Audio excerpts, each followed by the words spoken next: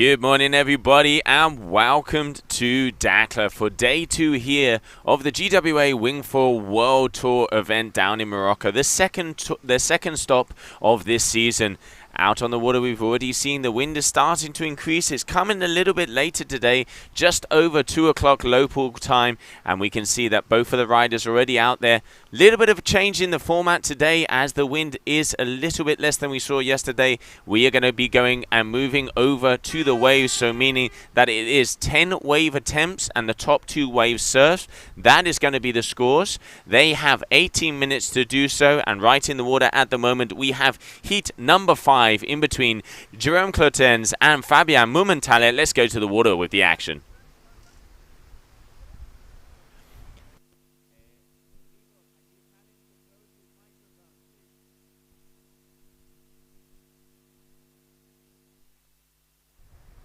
Okay, so we are waiting. We do apologize for the graphics there. So now at the moment it is Jerome Clotens versus Fabian Mumentale, heat number 5, round number 3 of the men. So both of the boys out there on the water, they have 18 minutes of fun and action. Top 2 waves are counting.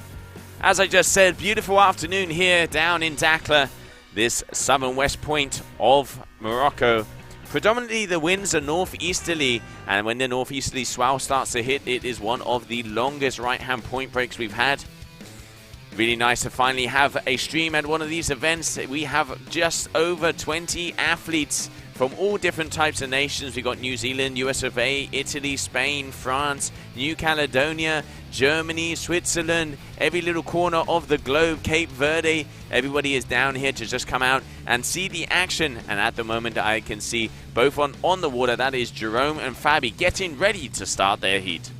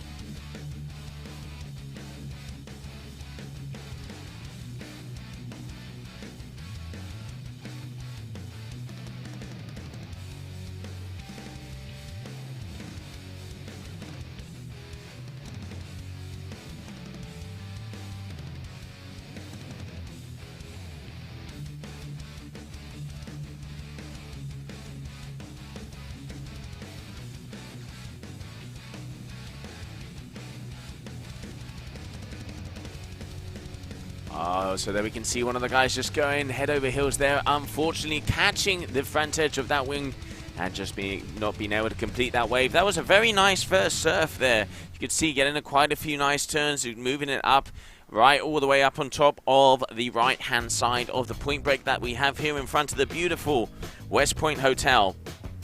And that was Jerome coming down the line, a 277 there for him. So at the moment it looks like he has a 3.0, so excuse me, I made a mistake there. So a 3.0 for that last wave.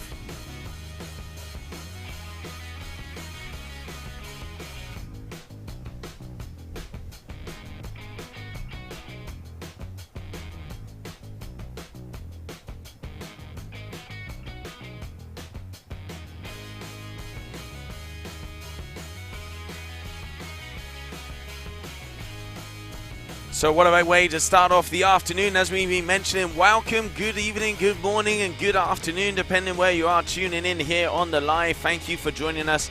Let's not forget, you hit some comments up there if you want to know things about the rider, the equipment, anything that you guys need, we'll be able to answer there as much as possible. Conditions are good, wind is increasing. We've already seen 3 to 4 foot wave sets coming through, so bear with us as it looks like we're going to have an action-packed afternoon.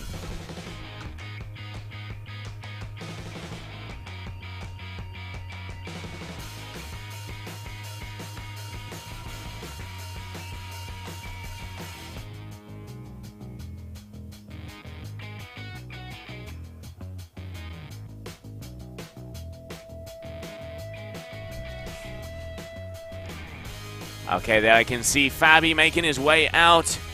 He has also got a wave, well, an attempt of a wave there with a 0.77. And just coming up on those 14 minutes and a half left of this heat.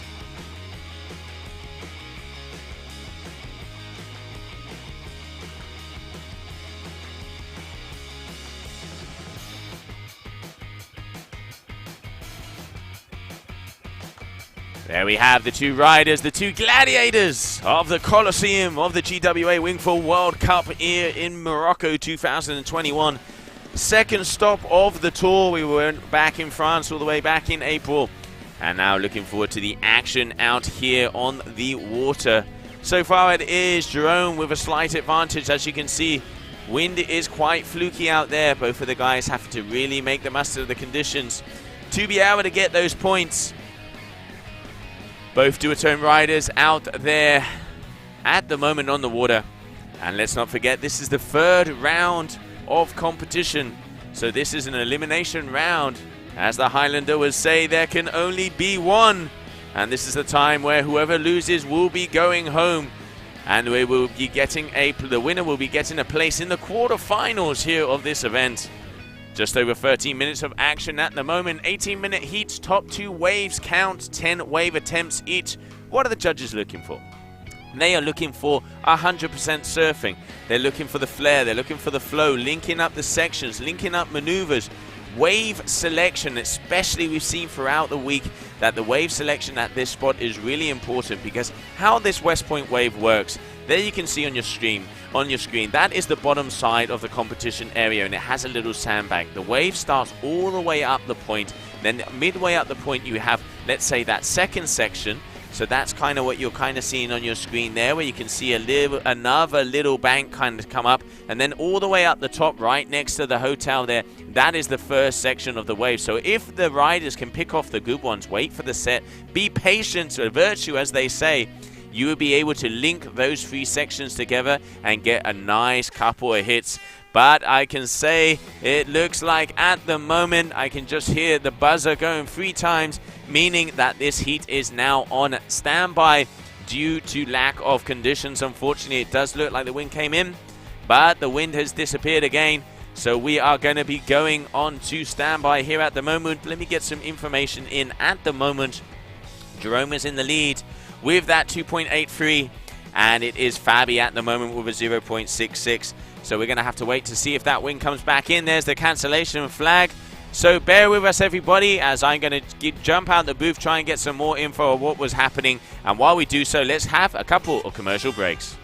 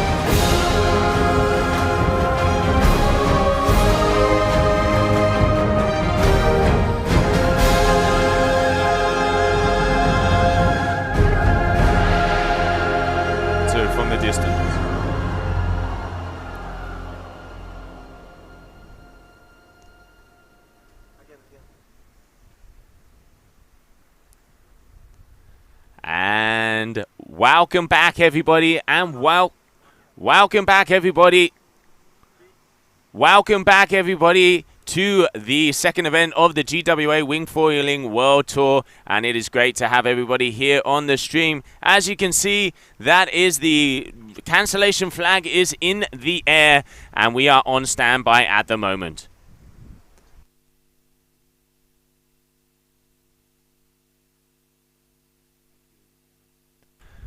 So information in just ran out there for a second to see if we can get that info from our head judge there, Alvaro and Eva. What we have is, unfortunately, the wind is not enough. You see the wind has dropped off the gain, so the guys are not able to go through are not being able to get out to the back of the competition area, and they are not able to keep on going on the wave. So we're going to have to go on standby. But while we're doing so, let's have a little look at what went down yesterday. Yesterday we had a full day of competition, made it all the way through to the middle of round number 3. And to do so, let's have a look at the highlight video from day 1 here in Dakar.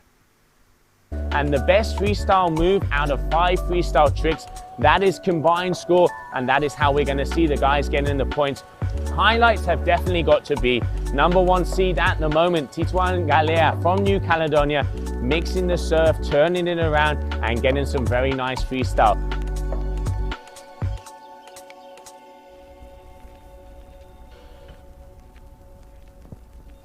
Also, we have to have standouts. Orane, the F1 rider from France, very stylish.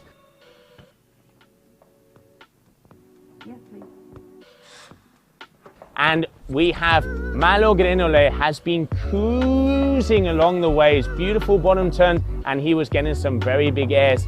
Action is looking great for day number 2. We are going to have skippers meeting at 9:30, and the first sponsor will start at 10 o'clock. Make sure to tune in to all of the social channels, as we are going to be going live first thing in the morning.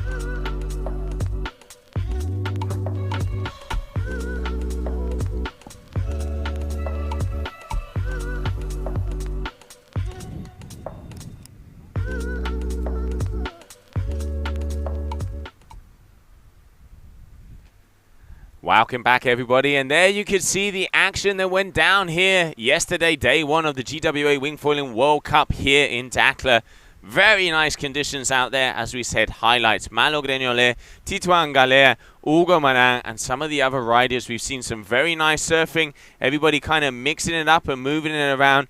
At the moment, day number 2, we got off to a start, but unfortunately conditions aren't quite there yet. So we are on standby, so bear with us, as soon as we are going to be going back to the suitable conditions, we will start going back with the action on the water. Also, we're going to be bringing some riders in, getting some interviews, having a little tech talk, so make sure to stay with us, as we are going to be continuing going live, and hopefully the wind will start flickering in very soon and we will have action out on the water.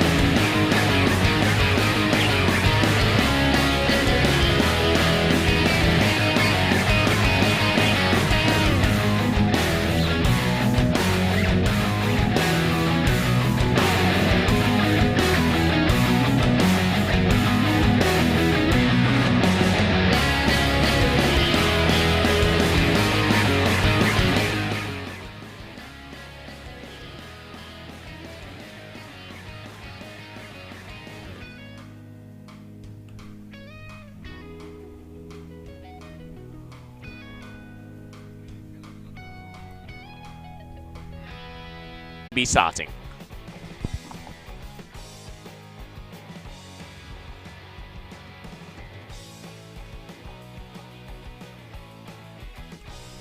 So out on the water, we are going to have the Brazilian Miso riding for F1, and he's going to be going up against Clement Clomas from France. Two very talented young. So Clement making his way back up to the point, and this is looking like a very nice open wave. A little bit of a carving hack now. He's going to be going backside off the top, lets that wing go around, sets the foil. Good speed throughout, not using at all the power of the wing. He is completely using the power of the ocean, as they would say. Back to the O-foam ball, making sure he can keep up that speed.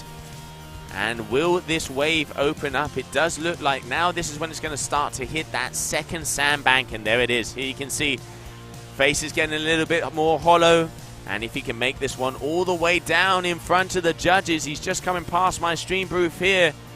Almost as close that we can give him the old high five and double shaka. Here we have Clement. Very nice wave. What a way to start off his heat. Just under 16 minutes to go, and that is a good start for the Frenchman.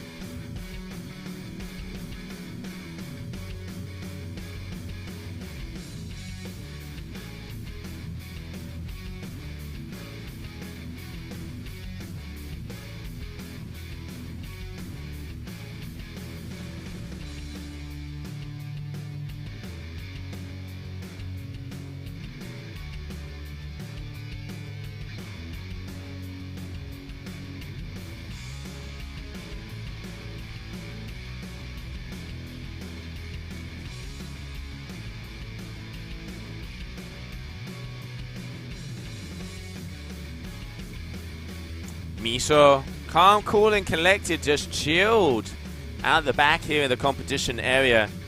Miso coming all the way from Brazil, hanging out a lot in Jericoacoara, also a very beautiful location in the northern province of Ceará in Brazil, where there is a similar wave to this. Hopefully maybe one day we'll be able to go out to that part of the world and have a Wingfoil event.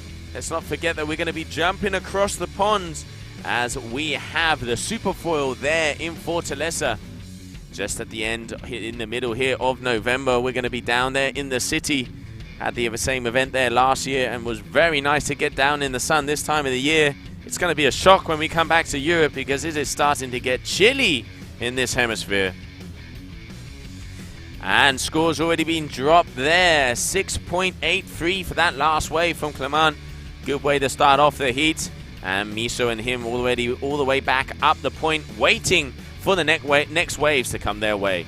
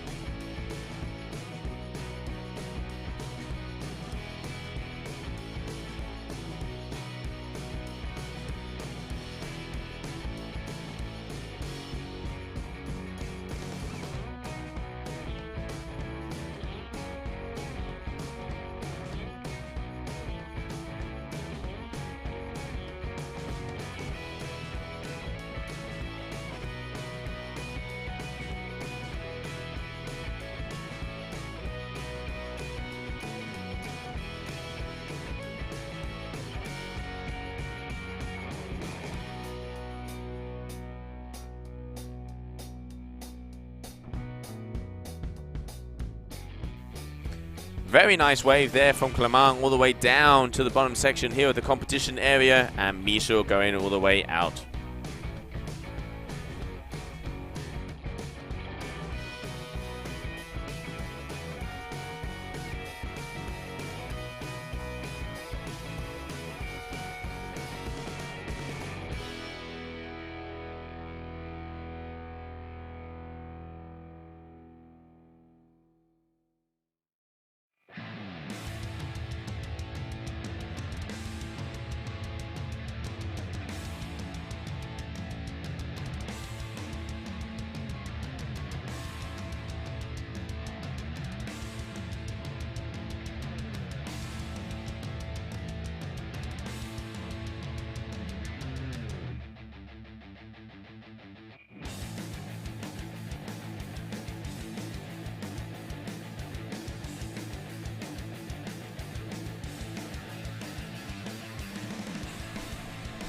Okay, so here we can see Clement keeping himself busy out there. Yet another wave.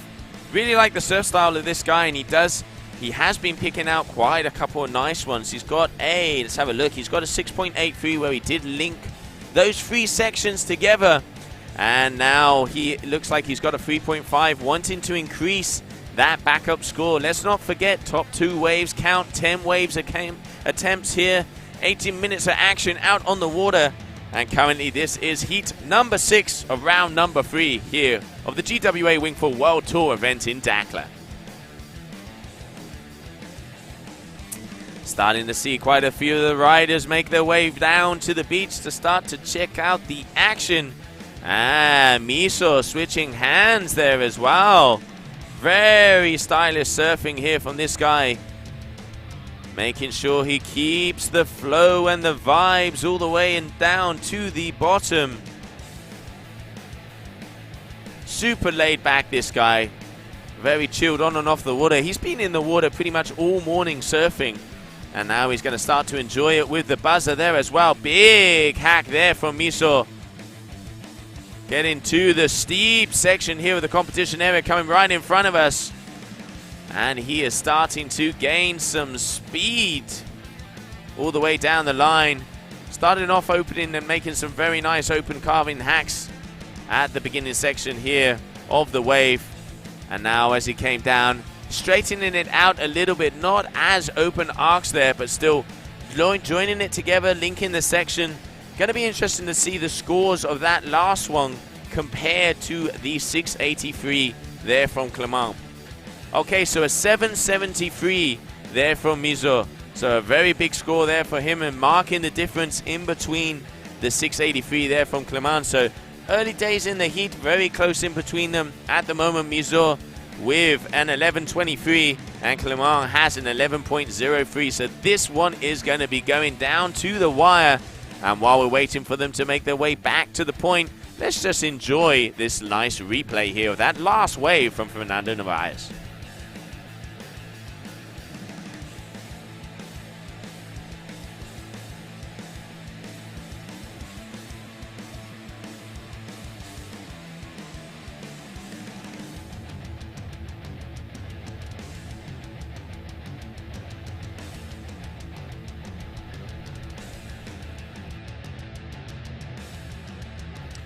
Okay, we're just under 9 minutes to the end of this heat. So at that halfway time, the Ecuador, the Meridian, still double the amount of action out there on the water.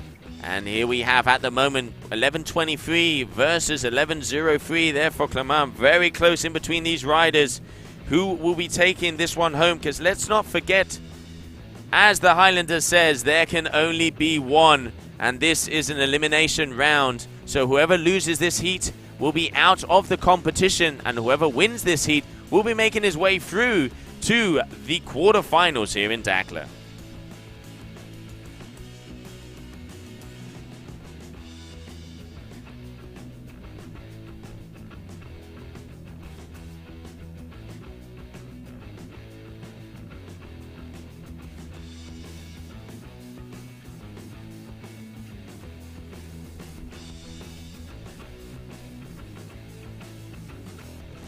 One more time.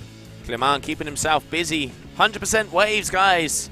Let's not forget, we're just looking for the surfing out there. Judges looking for the turns, looking for the hacks, looking for the slashes. And looking especially for those riders that are linking it together and using the power of the foil and not of the wing. Obviously, if you want to be doing airs and you want to be making a little bit of innovation and joining it up there, using that wing as an extension to improve your surfing is more than welcome. But at the moment, we still haven't seen anybody doing that. Saw some nice airs out there yesterday. Who is going to be getting the highest scores? Because Tituan Galea yesterday had a high 8-point ride for one of his surfing waves. And at the moment, it is Miso with that 773, setting the bar for this mid-afternoon here, day 2 of the Dakar event.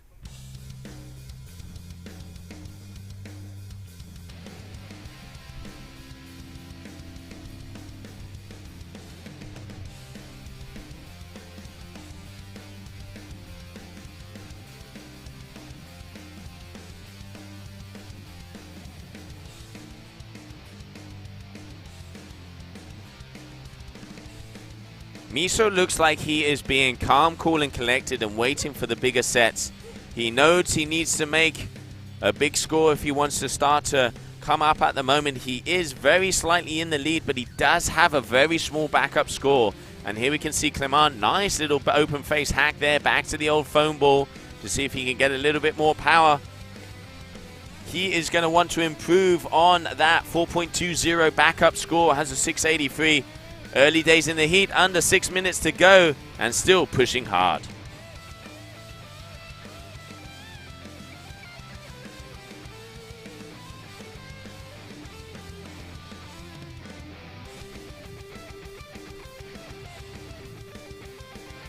Nice replay, very nice little hack there, mid-face for Clement. As I mentioned before, keeping himself busy, and there it is, there's that second backup score.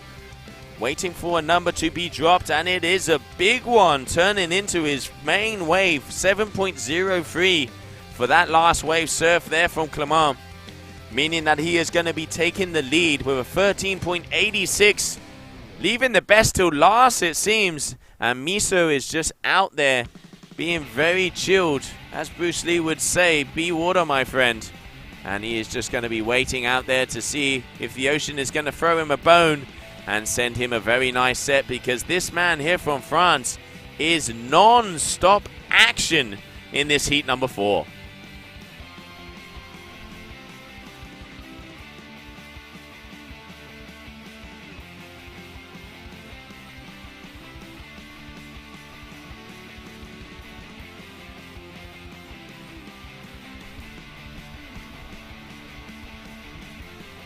And Miso, okay, looks like he's decided to take on a very nice backhand outside roller.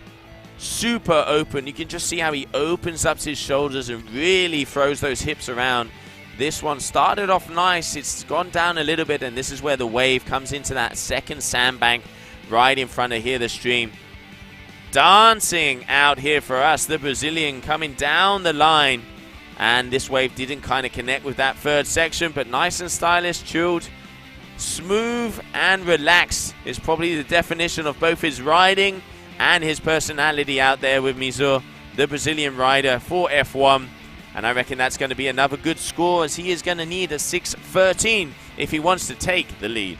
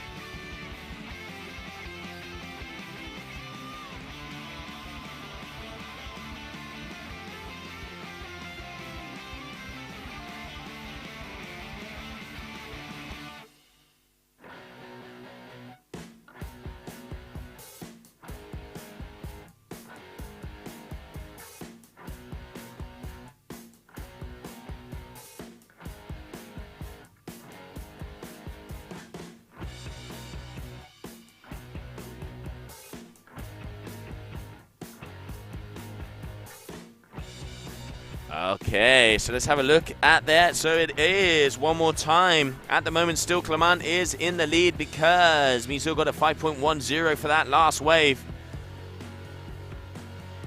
Coming in on the closing minutes of this heat. Just over 2 minutes left of action out here on the water.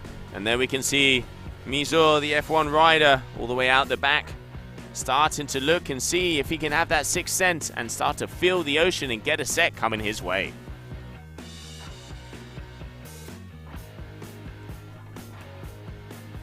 There we have Miso one more time. Okay, this one does look like he's got a little bit of a bump. Let me tick my head out the old stream booth here.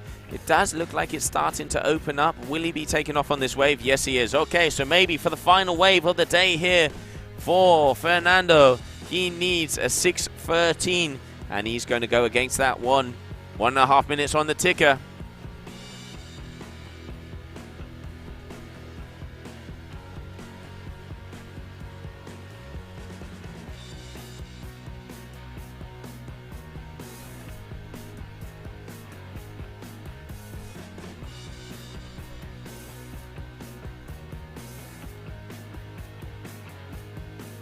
And Miso out the back, tacking around. Looks like he's seen something, wants to be getting on it. Okay.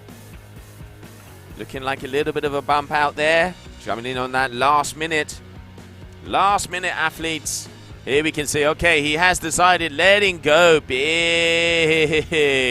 open face hack there for Miso. This wave is looking like it's going to start to open up very nicely. Needing a 6.13 if he wants to take the lead. And will he be able to pull that one off? Coming all the way down. Going against it in the last minute. Risky move there from the Brazilian, as he does need that score. And maybe he saw something that we can't quite see from all the way out here. But it is 20 seconds until he will be starting again. And there we have Miso turning on what looks to a bump. If he is on the wave before the buzzer, it will still count. So, okay, here we go. So this is definitely the final wave here for the Brazilian.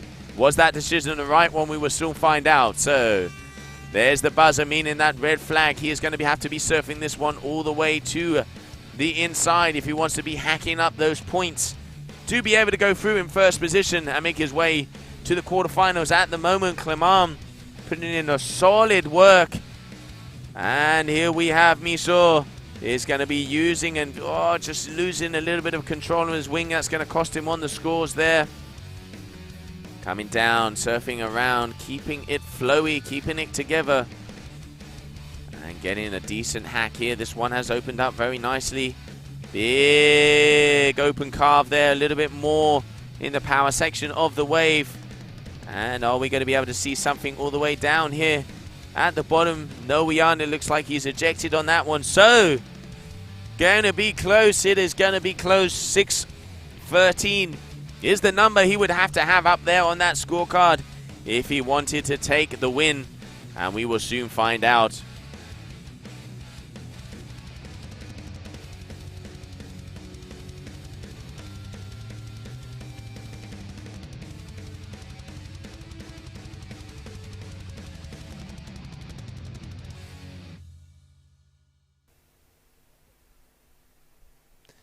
Okay, and there we can see Miso coming out of the water after that heat. Still waiting to see those scores to be dropped. But while we're waiting, let's grab a short commercial break.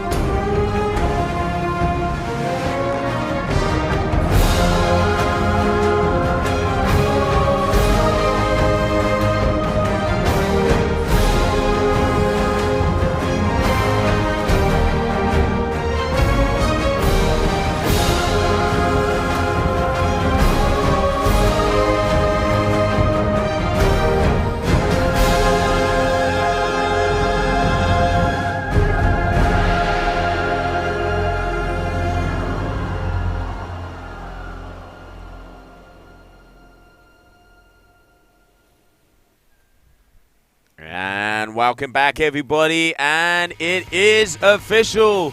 The winner of that last heat coming from France, Clement Colmas. Congratulations. That man that you have out there on your screen, he is the winner of that last heat.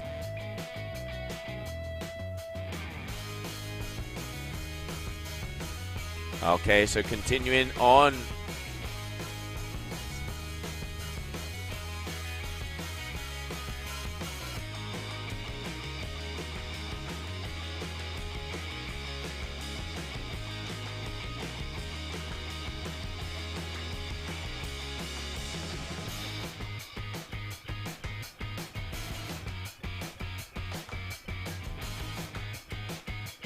Okay, so excuse me there one moment. Give me a second because it looks like the information given to me might not be correct. So do give me a minute. I do apologize. Do not kill the messenger here. So, a mix-up there. I do apologize from my side. It does look like, yes it is. So it is 100% official. Miso, Fernando Narvaez with that last wave is going to be making it through to the quarterfinals and moving on in the competition.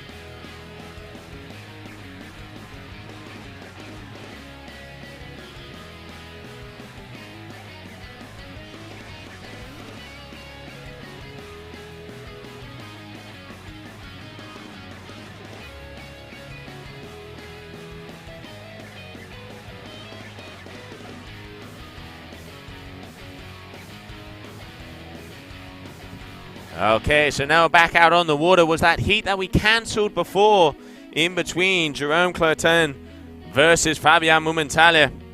So 18 minutes of action on the water.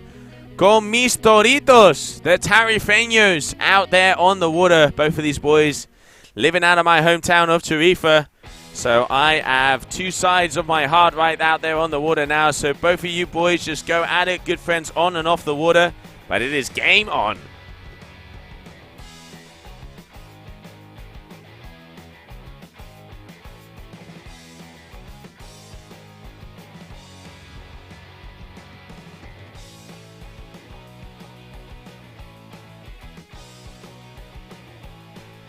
Okay, so there we can see Jerome, and unfortunately it looks like when he was going out to the back of the competition area here, his foil went completely through his wing. And there you can see right there at this moment, his wing one side is completely destroyed, but he is going to be going up against, and he is just going to try and make the most of what he can do. Almost like a meter left. Maybe someone down on the beach is going to be able to get him another wing. We will have to soon find out. But at the moment, Jerome is having to push very hard and just go as much as he can here with heat number 5. Well, as we wait for both of these guys to get back outside to the... Waiting for those scores to be dropped there from Jerome. Let's go down to the beach because I can see Gemma is ready for the interview. Yeah, thank you so much, Joe. I'm down here with Fernando. You're just advancing to the quarterfinals by a fraction of a point. An incredibly close heat. How did it go? It was fun. The conditions are amazing. I'm super happy to be able to go to the next round. Clement is a phenomenal rider, so I'm super happy with it. How do you find the conditions today compared to what we were looking at during yesterday's heats? Well, yesterday there was more wind, but the waves were not as good. Today I think the waves are a little more powerful, longer period as well. The wind's lighter, but it's still amazing to ride. And how do you feel about the new format that we're riding today without a freestyle trick, pure wave format? Do both. Absolutely. Well, I wish you lots of luck and good luck for the upcoming quarterfinal. Thank you very much. Thanks a lot. Back to you, Joe.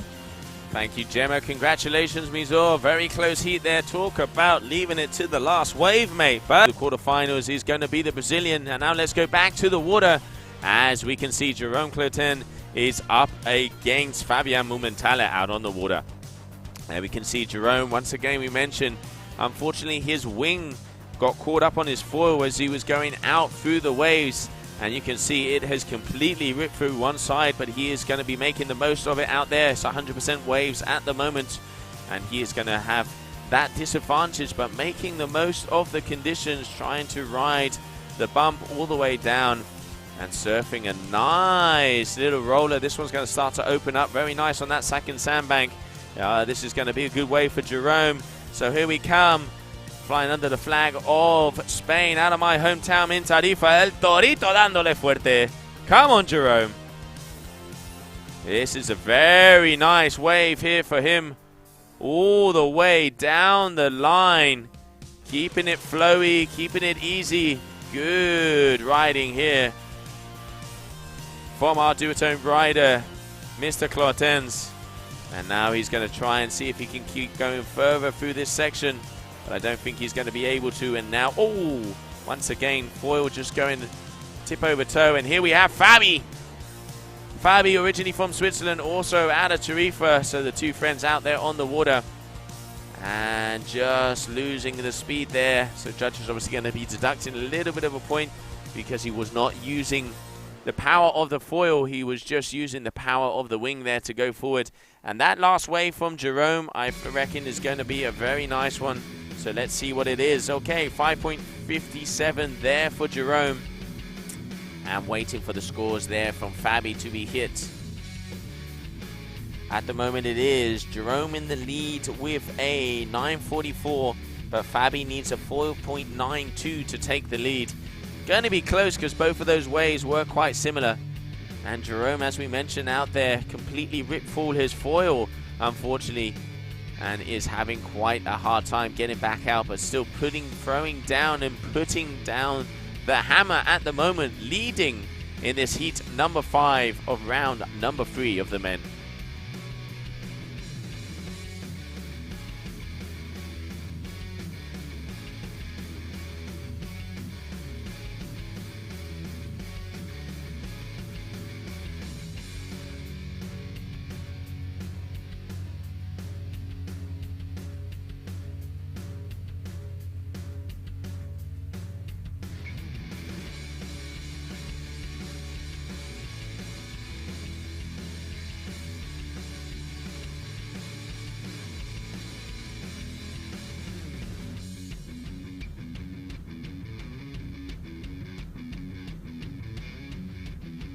Oh, Fabi getting low here on that bottom turn.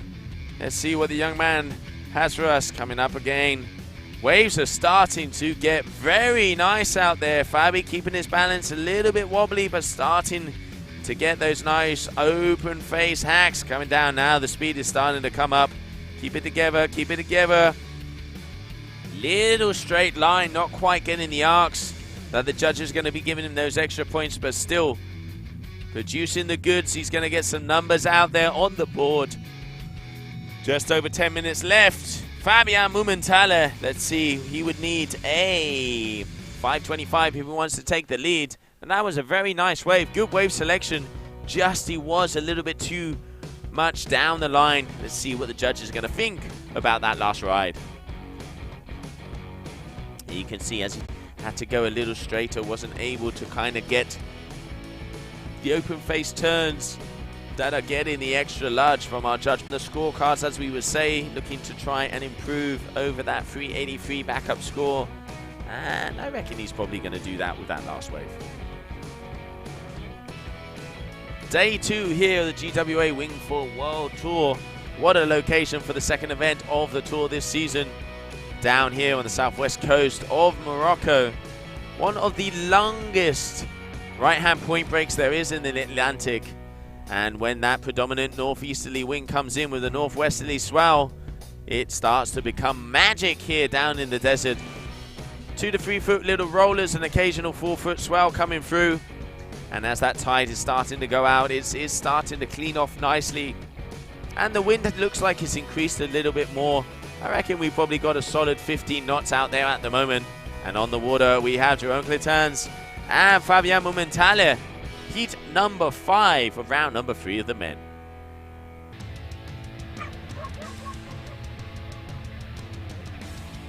Locals getting a little bit frisky down here in the studio. I've even got dog protection. Here we can see Jerome coming in on yet another wave, looking to improve over that 387 backup score.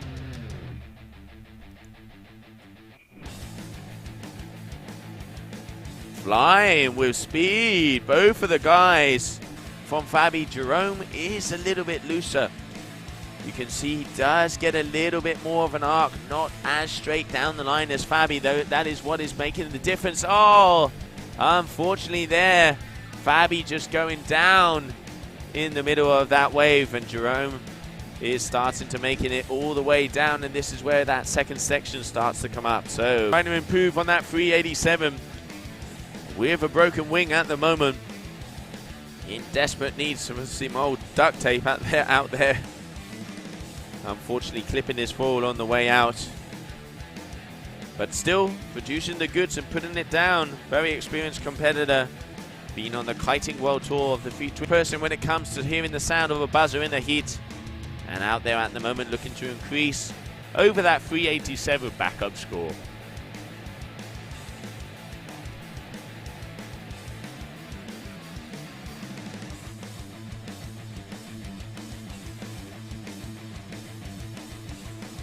There we can see Marcela Wyde, F1 rider coming out of Brazil. Just waiting to see us. Let's not forget we will be moving over to the ladies very shortly as well. And there we can see some of them just getting ready. Let's not forget we have 3-time world SUP world champion here, Fiona Wyde. Such an inspiration, this young lady. Suffers from diabetes type 1 and really does huge things for the community of getting people involved in the water sports, making sure that you know that you can continue through and keep doing the sports. One of the most strong.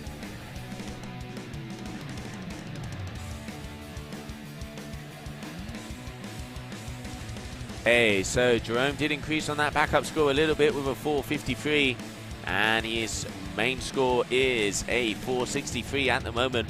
Marking the difference, slight difference in between these two. Jerome seems to be getting a little bit more open arc turns.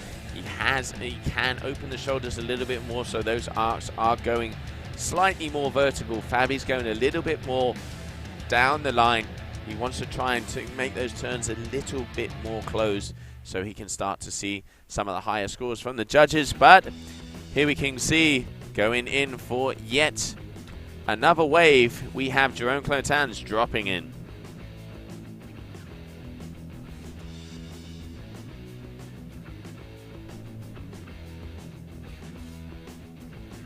Okay, very nice. So you can see he opens up that shoulder. Now he's going to be going back to the foam ball. This is where the wave kind of flattens out a bit until it hits that second sandbank. You have to be patient. And Jerome pumping away because this one is looking like it might open up, but it's going to be quite small if it does.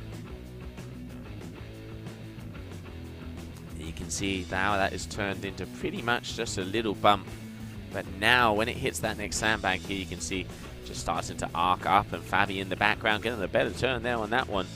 And Jerome just deciding to pop out of the wave, ending on his feet. Judges are going to be giving him kudos for that one. Here we have Fabi also coming in. Very calm. Mr. Mumentale pushing out on a couple of those turns, but he's going to have to hit up, put another gear in, a hip up a notch if he wants to be getting those higher scores. Needing a 5.96 if he wants to take the lead. Jerome putting in the work early, and Jerome just increasing as well on that backup score, going to a 4.53.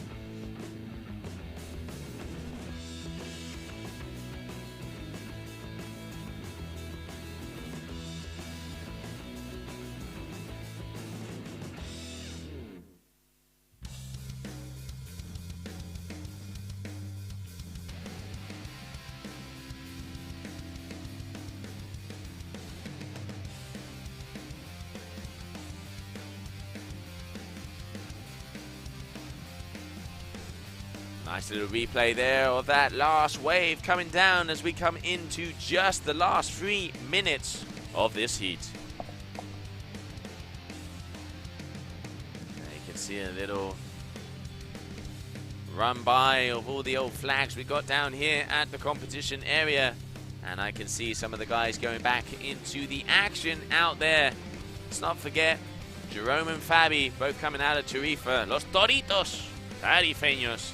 Two very good friends of mine. Pretty much seen both of these guys grow up, and it is great to see them competing here together, friends on and off the water. But it is game on at the moment, and it is Jerome who has the upper hand. Had an unfortunate thing out there with his wing. Just lost half of his wing with the fall as he was going out. But keeping it together there, you can see a little bit of a chunk missing there. And it looks like both of these guys have got a very nice set coming their way. And here is Fabi Mumentale pushing around, starting to come. Oh, just unfortunately losing balance there on that last section. Starting to get close. 5.96, he needs to take the lead. Yesterday they did get some of those numbers when they were surfing, so anything can happen. Very close in between these two riders. And we will have to see who will be making their way through to the quarterfinal in between these two.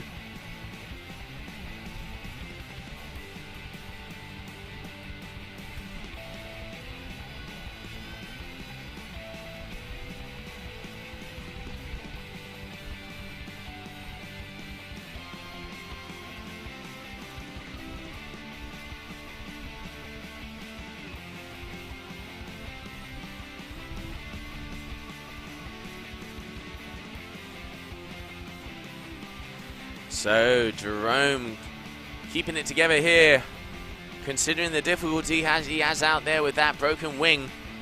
Now coming on to the last minute and has the advantage here at the moment with that 10.16.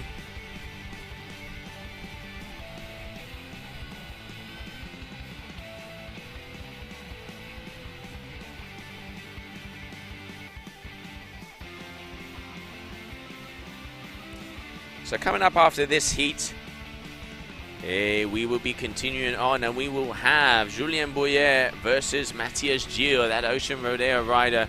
Very stylish guy. Love him in the freestyle. I'm really looking forward to seeing him out here in the waves.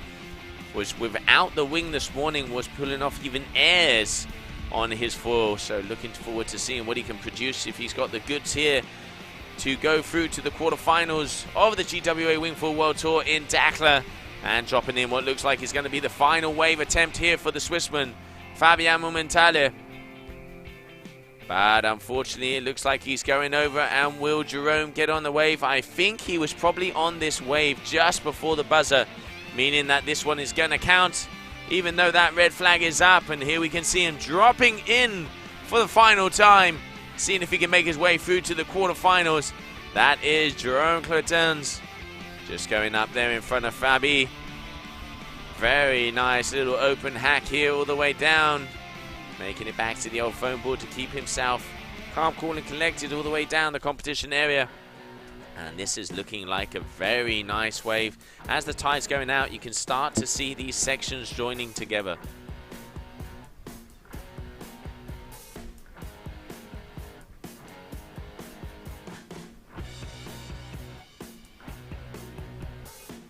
Nice move there.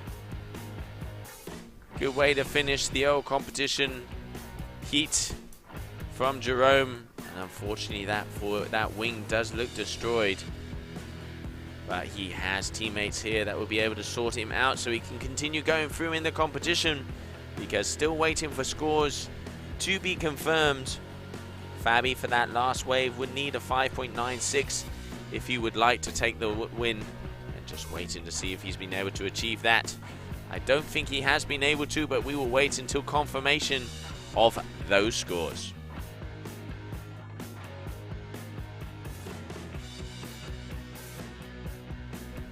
Okay, well, here you can see Jerome coming off of the water. And until we can get those scores confirmed, let's go to a short commercial break.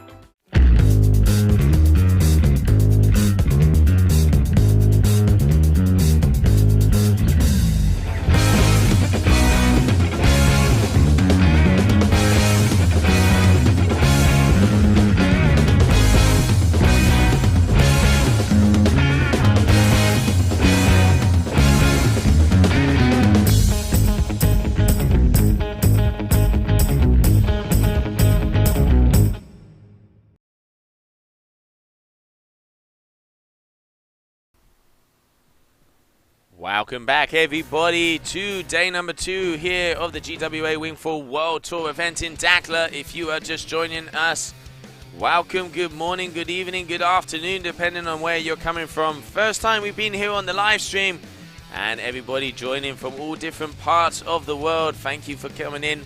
Get out there on the comments, show us some love.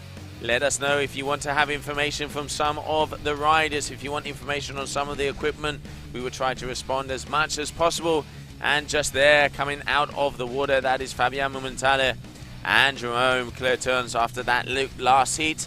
And it is confirmed, it is Jerome is going to be going through to the quarterfinals. So congratulations for him.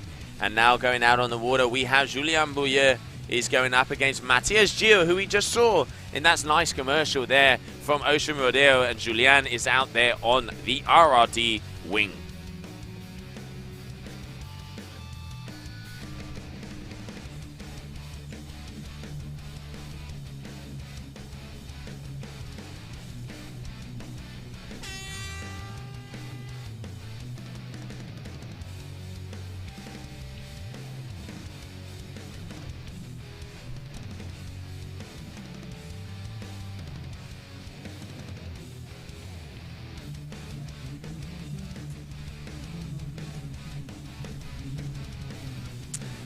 So 18 minutes of action on the water there. You can see Ocean Rodeo rider there. That is Matthias Gio, such a talented freestyler. I'm really looking forward to seeing him in the waves because he was ripping out there surf-foiling this morning. Now we can see the combination of that. And Julien Bouyer from the two Bouyer brothers. Very, very talented young man. And we've been seeing him in the first rounds of this competition throwing down Now let's see who is going to be going through to the quarterfinals, because elimination round is here and looking like gaining with some speed. Airing into this nice set wave. That was Julien. Just unfortunate with the old double up there. Went front foot forward. And now we're going to have to see if Matthias is going to be able to also jump on one of these waves of this first set that looks like is coming through the competition area.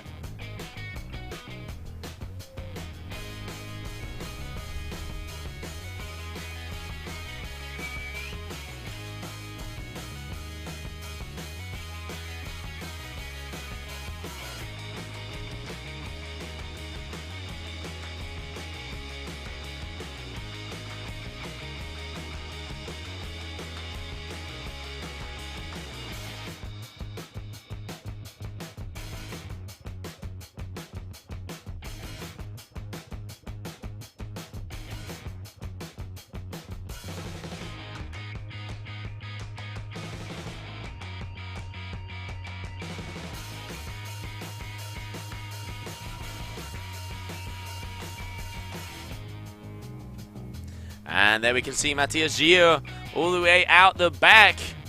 Having a couple waves there at the moment, waiting to see some numbers to be dropped. 18-minute heats, top 2 waves are the ones that count. And we will soon find out. Let's not forget, we just saw that the last heat out there on the water has just been confirmed. It is going to be Jerome making his way through to the quarterfinals. And we're waiting for both of these guys to go down there. Gemma, ¿cómo está mi torito? Yeah, Jerome. Not bad riding there. The whole heat with half a wing. Tell us what happened. Yeah, just on the yellow flag, me and Fabi were getting out on the red flag, and then we saw this huge set coming in. I told Fabi, hurry up, we're gonna get caught, And he just passed that wave, and I got caught on the inside. And yeah, first wave I managed to keep my full far from the wing. Second wave I got straight into the wing, destroyed it in half, and yeah, I lost half of my wing on that wave. And then it was yellow flag, look at the beach. I mean, my teammate is Fabi, so he's the one to give me another wing, but he was in the water, so I had no other way to do it. I was like, all right, I'm just gonna go for it, and if I don't make it, I'll just have to make it. So how exhausting is it to do a whole heat with just half a wing? It was exhausting to my arm, because I had to keep it up with one arm and pull the other one in, because it kept on going downwind. But yeah, thank God I had a big foil, a big front wing of the foil, so I managed to pump my way up and my way down. If there was no waves, I would not be able to make it, but I was trying to keep pumping up and then getting the wave down. Got quite lucky, and yeah, I managed to get 2 waves in. Impressive skills there. You're advancing through to the quarterfinals. Do you have a material solution for your next round? Not yet, no. I'll figure that one later. I still need to figure that one out. Well, you have a little bit of time. I'd get a move on and make sure you find a solution, and we'll see you after the quarterfinals, I hope. Thank you. Let's see if there's any Moroccans that can help me out getting all the wing fixed. It'll be cool. Good luck, Jerome. Good luck. We'll see you in the next round. Thanks a lot. Back to you, Joe. Thank you, Gemma. Thank you, Jerome. Jerome, all I can say is I have a roll of duct tape in my room if you need it. Well, hopefully he'll be able to sort out his win. But there we can see coming down the line, that is Julien in the back with the orange and Matthias in the front. Very nice linking turns there from the RRD rider. Both of these guys coming under the flag of France and mixing it up. Synchronized surfing here down in Dakar. Matthias unfortunately just going down there. And Julien keeping it. Oh, beautiful style here coming through.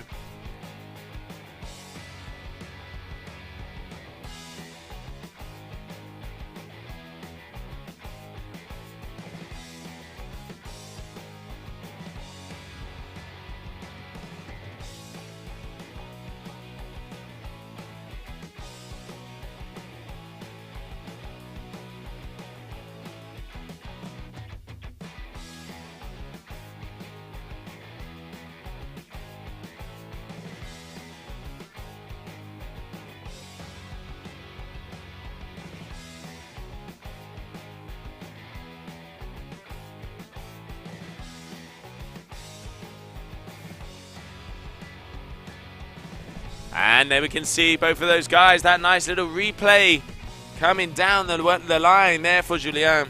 And just waiting for number 2 to be dropped here for that last wave from him. Looking like it's going to be around the 6. Oh, and that beauty. Small little air kind of keeping it together, but just unfortunately they're losing it on the final section. So there we can see the competition ladder. Jerome Clotin's making his way through, as you can see there, 1 and 2 making it all the way through. So quarterfinals, Chucho Nono, Camille Bouyer, Francisco Capuzzo and Hugo Marin. And now also going through, we have Jerome Clotin is going to be going up against Fernando Narvaez.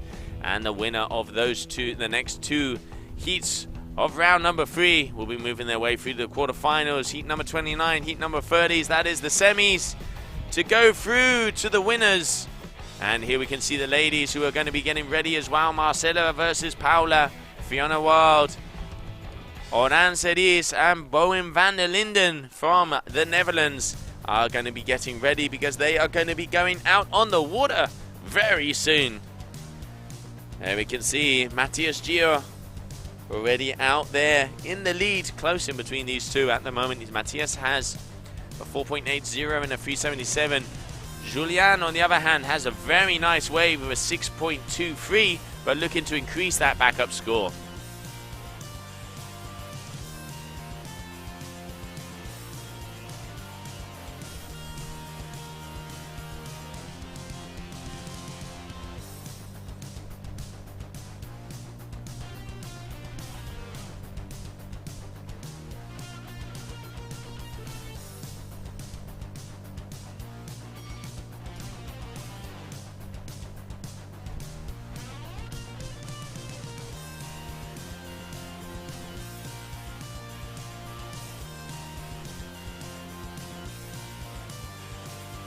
Matthias one more time, just losing a bit of control there, having a fight with his wing, but still in the lead at the moment. 6.23 and a 1.50 there from Julien, but it is Matthias who has the better average.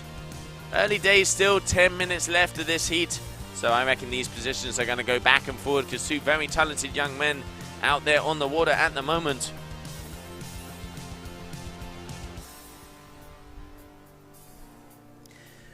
The day has woken up a little bit chilly down here today in the desert down here in Dakhla, as the conditions really do go up and down, and sometimes the wind is nice and warm, sometimes it's really cold, and today is a little bit more of one of those chilly days. And oh, foil going right into that wing. I hope that doesn't happen the same as it did there with Jerome. The foil is disappearing from underneath Matthias. We're going to have to make his way back. He's going to have to be swimming quite a lot if he wants to make his way all the way over there. And that is Julien out the back, circling like a shark, waiting to smell a drop of blood in the water to start hacking away at some of these right-handers. Currently in second position, but has the highest wave score of the heat.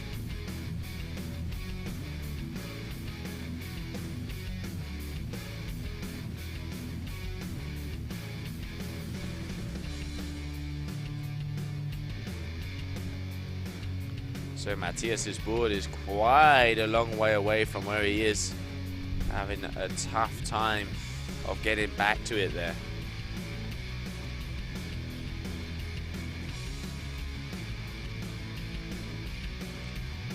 Heat number 7, round number 3 of the GWA Wingfoil World Tour event here in Dakhla, second stop of the year.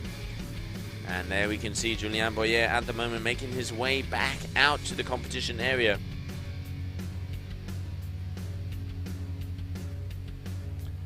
So far with the highest wave score of this heat with a 6.23. And looking to increase on that backup score of that 1.50.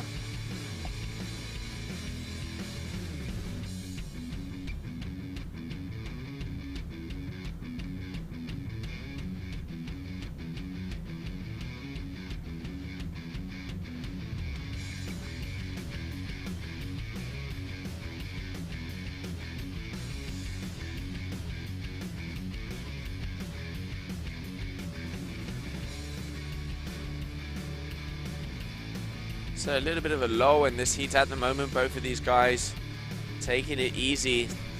Julien all the way back out. And Matthias Gio is finally, looks like he's making it there to his board. There it is. Meaning that he is ready to go. Looks like it's all in one piece. So back out to the action. Currently in the lead. And Julien just waiting to see if he can increase on that backup score. Because I think he'll be able to do that. So there's definitely going to be a few trading of places in between these two riders yet. And hopefully we'll be able to keep on with the action down here. Day 2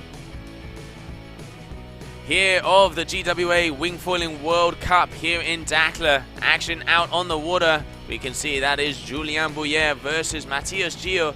Conditions are looking good. Tide is starting to come down a bit. But hopefully we'll be able to see some more waves coming through, as sets are very far and few between. But we got all the gizmos, all the gadgets, we got the talkers, we have the heat scores, we got everything going. So hopefully we'll be able to get all the info for you as it comes down. Welcome to the live stream, everybody. And it is great to be here, finally down here in Dakar.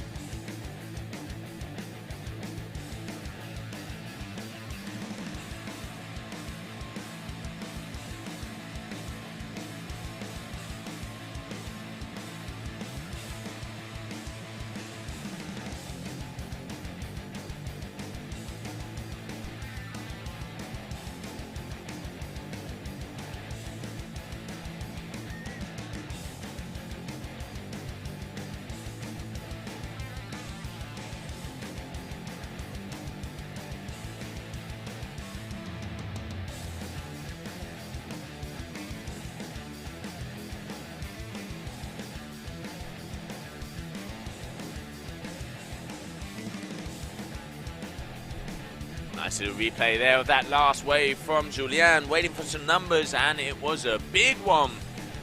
Excuse me.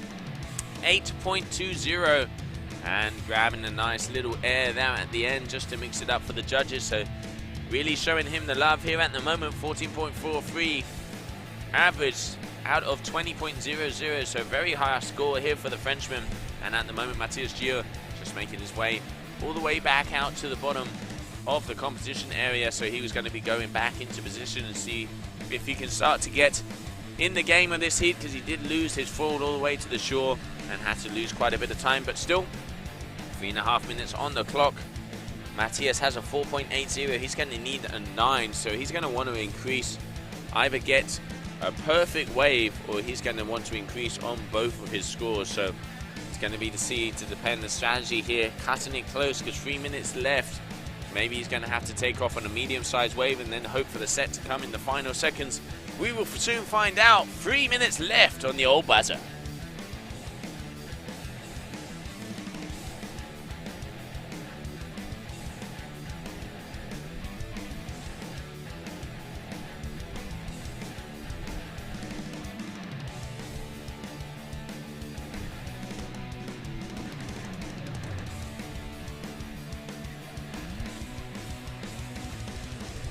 And that is Mr. Gio himself coming in. Looks like he's going to be dropping down on this wave. Starting off with a big air. Keeping it. Oh, getting caught up again, unfortunately. Similar situation we saw the last time. If he can land it, definitely that is going to rack up some points, because he's adding the element of a jump in there with the beginning of the wave, but as you can see, just goes down, hits that board front foot heavy, and there just went head over foil.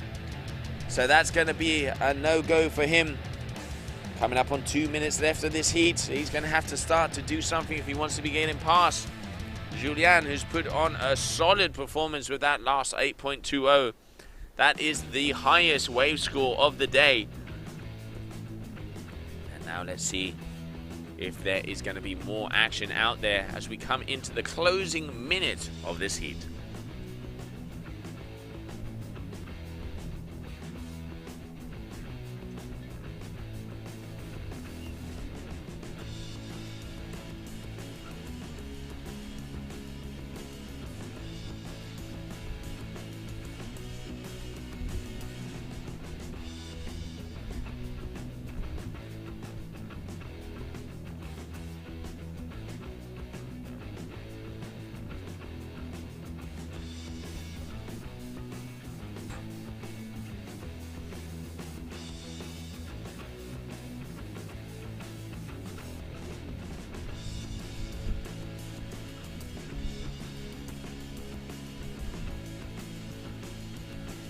And Matthias Gio jumping in on another wave, needing a 9.63 if he wants to take the lead. This is going to have to be a very good wave if he wants to achieve this. Nice open face hack there, going to be sticking close to the foam ball because this one is quite close to the inside section of the wave. Definitely not going to be getting those numbers there. He's going to have to be hoping for a set wave to come through, as it is Julien Bouyer in the lead with a 14.43 at the moment.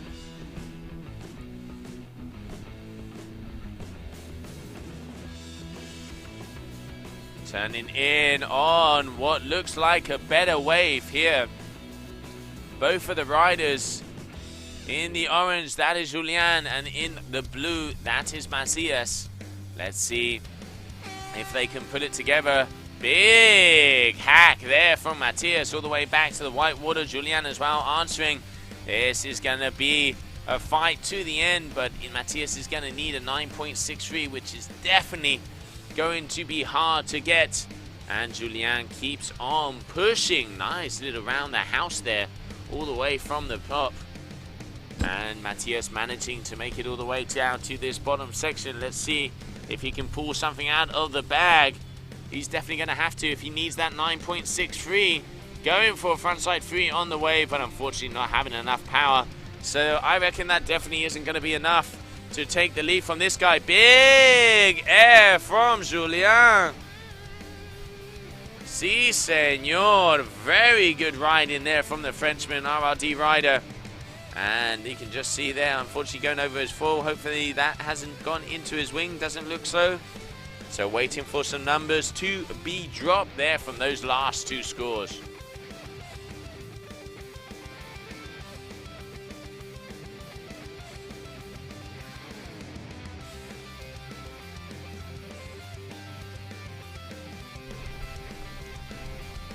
And what a nice last air on that last wave there from that man, Julien Bouyer, who we are just waiting for confirmation to come through, has the biggest scores at the moment on the scorecards. But while we're waiting for those numbers, let's have a quick break and go to some commercials.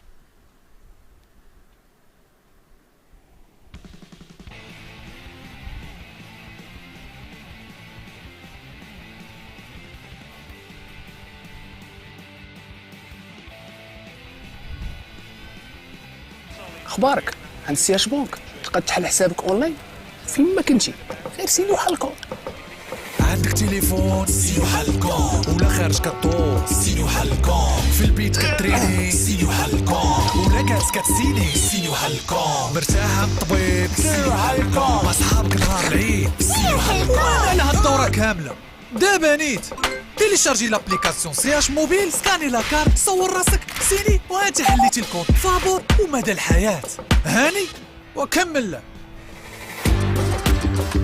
سيني حلكم عند سي اش بون سيني حلكم سيني وحلكم سي اش بون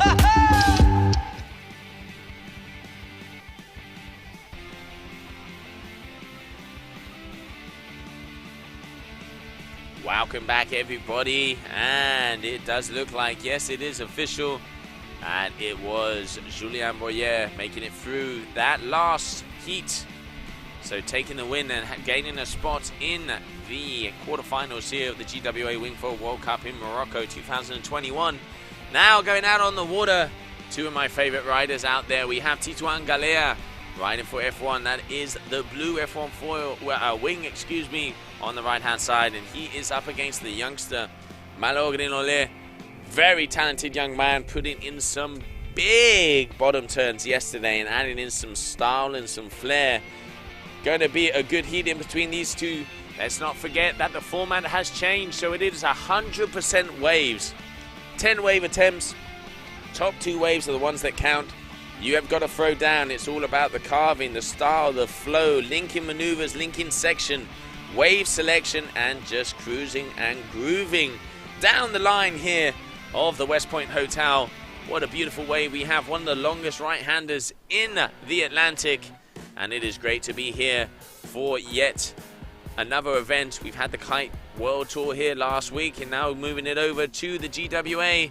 And there we can see that yellow flag going down, meaning only one thing. 3, 2, 1, go, go, go. Green flag, guys.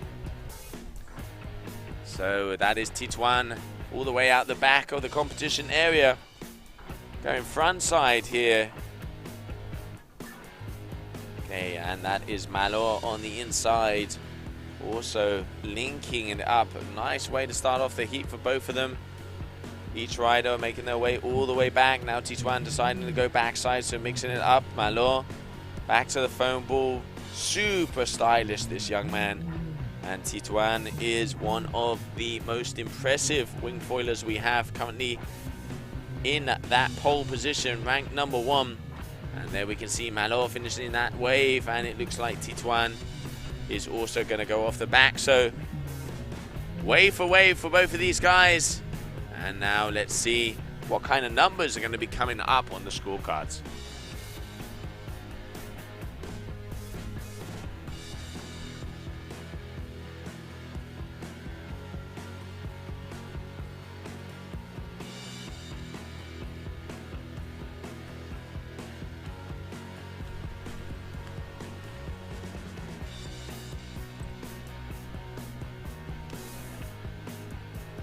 Titouan riding for F1.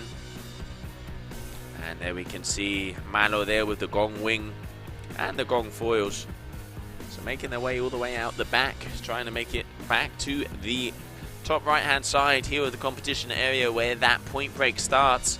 As we've been mentioning, there's kind of 3 sections. You have right against the rocks over in front of the hotel, where you can see that first kind of little bit of a hollow section flattens off, goes down to the second sandbank, where if you can link those two together, judges are definitely showing you the love. And then all the way down here in front of the competition area is section number 3, where it really does hollow off and the judges can pretty much see the whites in your eye. Already see some above 8-point averages here on the waves there we just saw from Julien. And Titouan going sky high as he drops in to this right hand open roller. Switching up the old feet, so going from front side to back side. Here from the man from New Caledonia. That beautiful paradise in the old Pacific.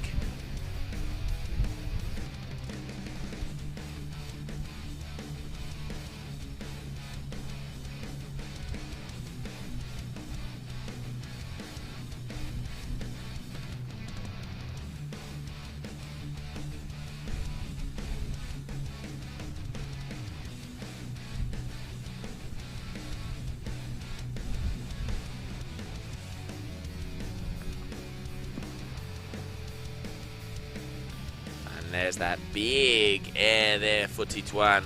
So Titouan at the moment has a 5.50 and a 3.03. And then we can see Malo has a 6.37. Titouan in the lead, but Malo has the highest wave score at the moment for that last wave surfed all the way down. Let's not forget 100% waves, top 2 waves count. 10 wave attempts for each riders. And now we can see Titouan and Malo out there pushing it.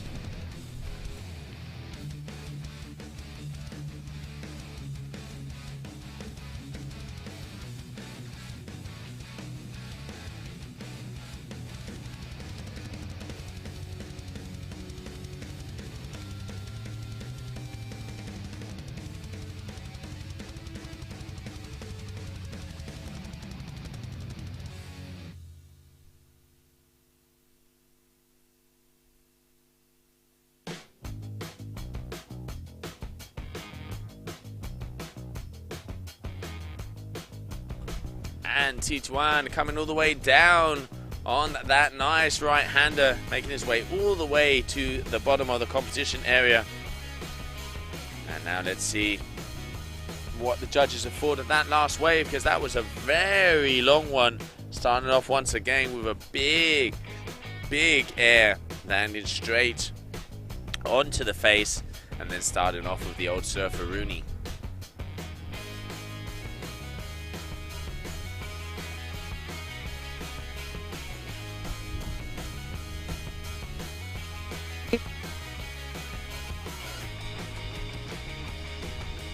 Here we can see Malo hacking it up here. Not as much size in this wave, but it does look like it started off nice, but no deciding against it. Intelligent move, I think, there. You know, he knows if he's going up against somebody like Tituan, he's going to be needing to hit the bigger scores. So he's going to make sure that he is in position for when those set waves come through.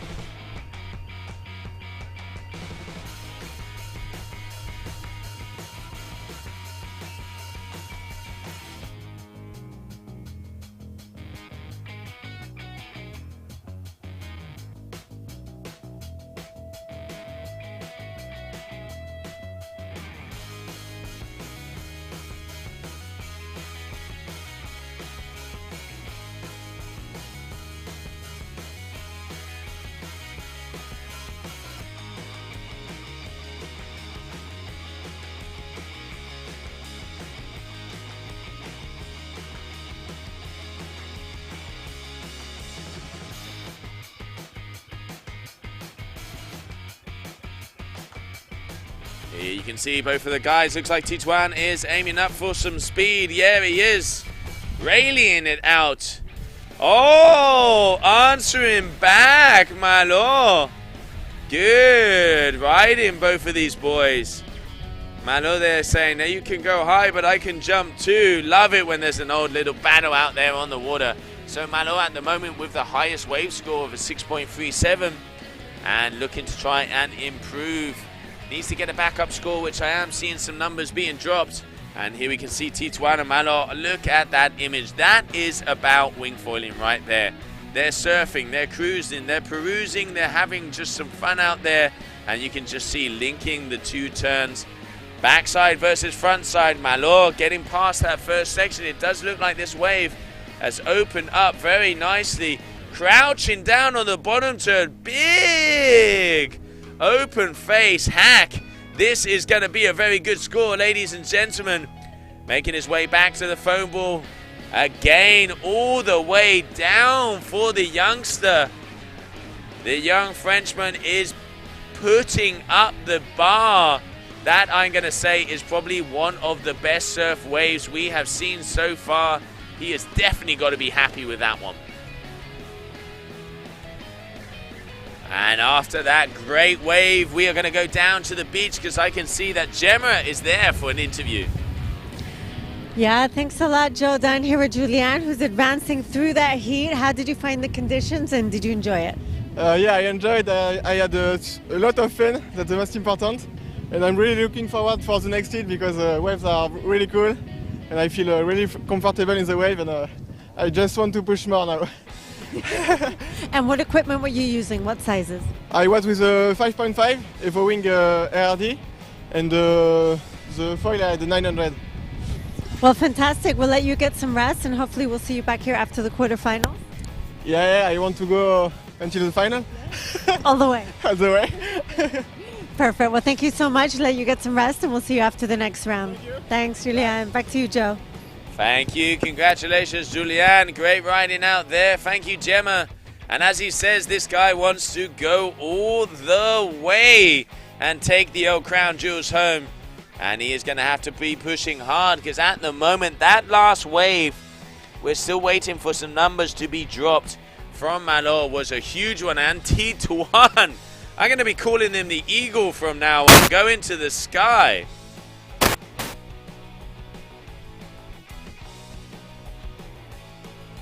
Tituan now going front side, switching it around all the way to the back side, showing that he can do both sides. Showing the diversity to the judges. He's definitely going to be getting extra points for that one.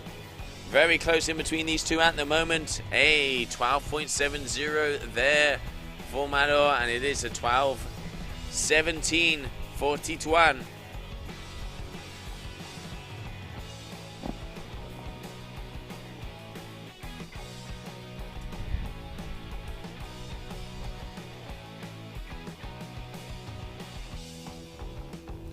Eight and a half minutes on the clock of this 18-minute heat, so just coming by that middle point, the Ecuador half time of heat number 8, round number 3 of the men. This is the deciders to see who will be going through to those quarterfinals, to see who will be going through next.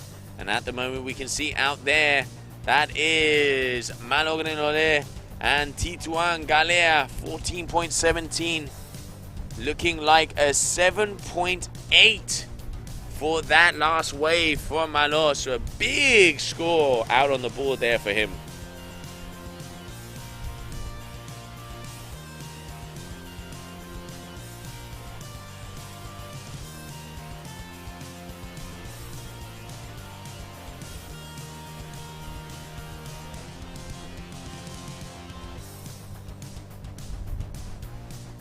And also waiting for some numbers still to be dropped because they are trading places here at the moment. But it is Malo as we come on this halfway point through this heat number 8, who is in the saddle at the moment. And there we have him on the right hand side with the gong wing jumping into yet another section.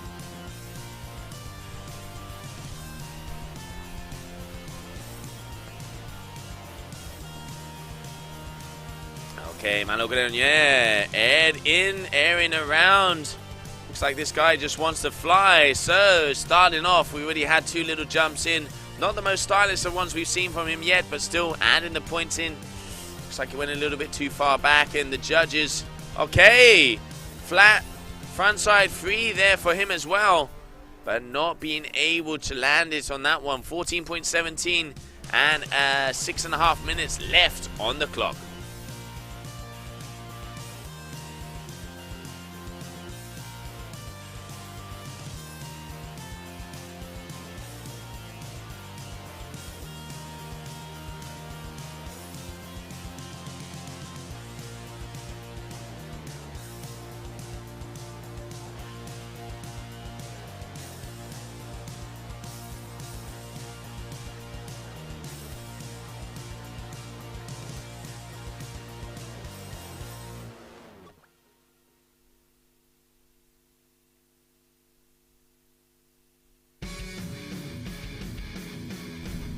Tituan, very nice wave coming in here. One of the things I love about this guy is he just keeps the speed and keeps the power. Opens up the shoulder, really goes down on the faces. And here you can see him just hacking away. Great riding here from Mr. Galea from New Caledonia. Needing at the moment a 7.51 if he wants to take the lead. So more than achievable. Already has a 667 up there. And he is pushing it down here in Dakla. 5.5 minutes left on the ticker, but at the moment, it is the youngster, Grenole, who is in the lead of this heat.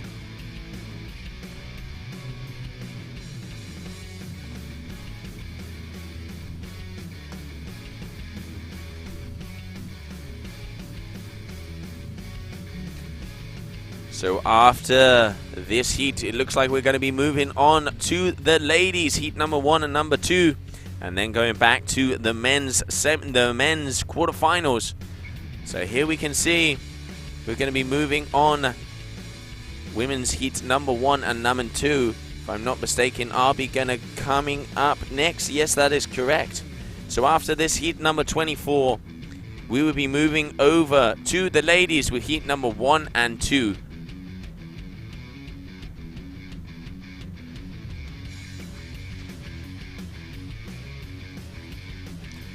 And there you can see big switch stance tweaks out air there from Tituan to then come down on the wave and surf it all the way in.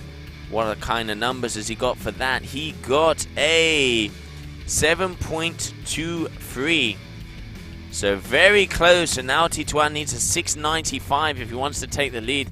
There definitely is, I reckon, enough time for one more set to be coming through. And it's going to be interesting to see, because there you can see that replay of that last wave from Tituan. Close in between these two guys, but at the moment it is Malo really putting it together there for putting it down. And at the moment in the lead so far.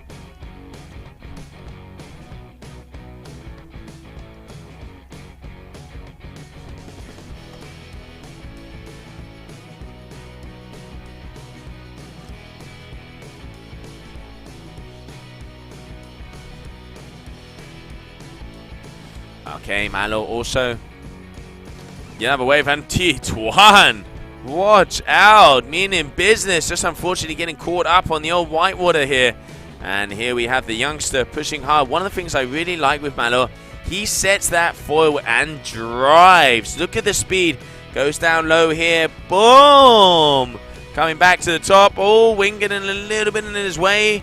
Now he is opening up. Look at the shoulders. Oh, beautiful roundhouse. This is looking like it's going to be another good score here for Malo. And looks like he's going to try and get past this section. Yes, he is. He is going to be able to get past that first big section coming through. Looking to improve. What's his backup score? On a 637. He has two solid numbers already out there. 2.5 minutes left on the ticker. Tituan is going to be starting to feel the pressure.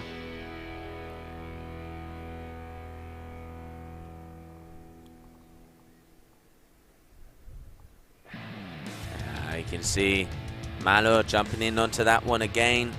Waiting to see some numbers being dropped for that last wave. It was really nicely ridden, like you can see here. The wing did get mixed up with him a little bit, so judges obviously going to take that. But look at the flow. Look at the fluidity throughout those turns, and almost going complete round the houses on every single cutback. So good work there from the youngster. Now just waiting to see what scores the judges are going to be giving him for that one, because at the moment he is in the lead. 14.33 versus a 13.90. 1.5 minutes left on the clock.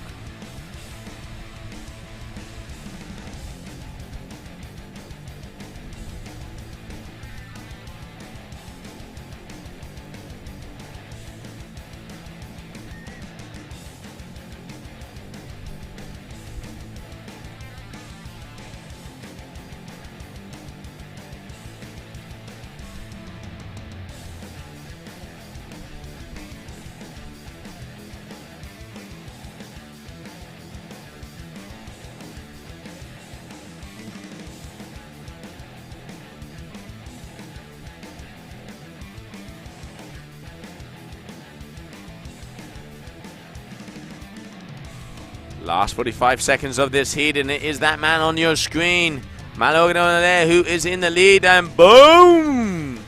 Going for a big air to then come down on this wave, and starting off with some speed, flying down the line here in Dakla. Switching the wing around there to try and stay on that wave. And trying to get a little air as he comes back to the old whitewash. That is not going to be a bigger score for him at the moment. 7.80 and a 6.53. Tituan does look like he was taking off on that wave. I reckon this wave is going to count, and we are going to watch it all the way down to the bottom of the competition area, because it is his last chance, because he needs a 7-11 if he wants to be able to be taking this heat home and continuing forward in the competition.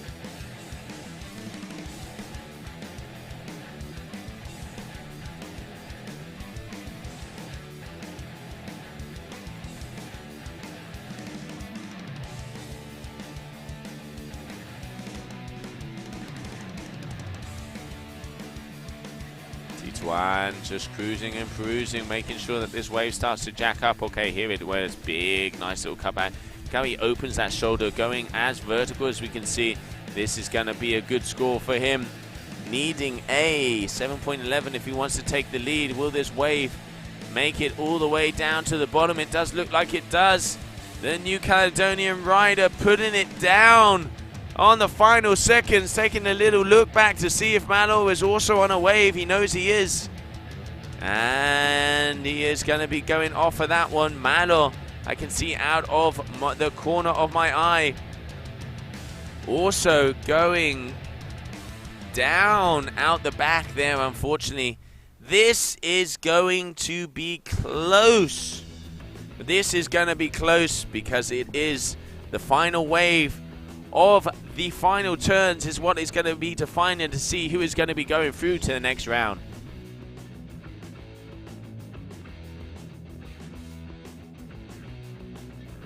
Okay, well there we can see Titouan making his way out. We're waiting to see some numbers to be dropped for that last wave caught. Wasn't enough. It was a 7.11 that he would be needed. But while we wait, let's take a short break.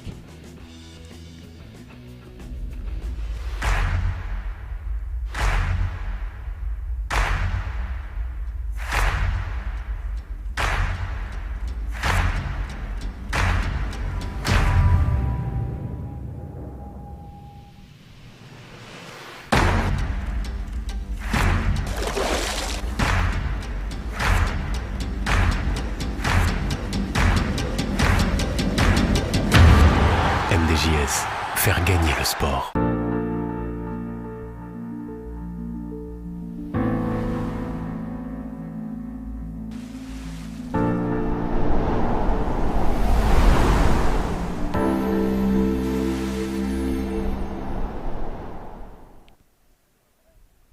And welcome back. Just waiting for those scores to be dropped, but it is time to change over to the ladies, and those two ladies are going to be going out at the moment. There we can see Marcela Witt from Brazil is going up against Paula Novotna from the Czech Republic.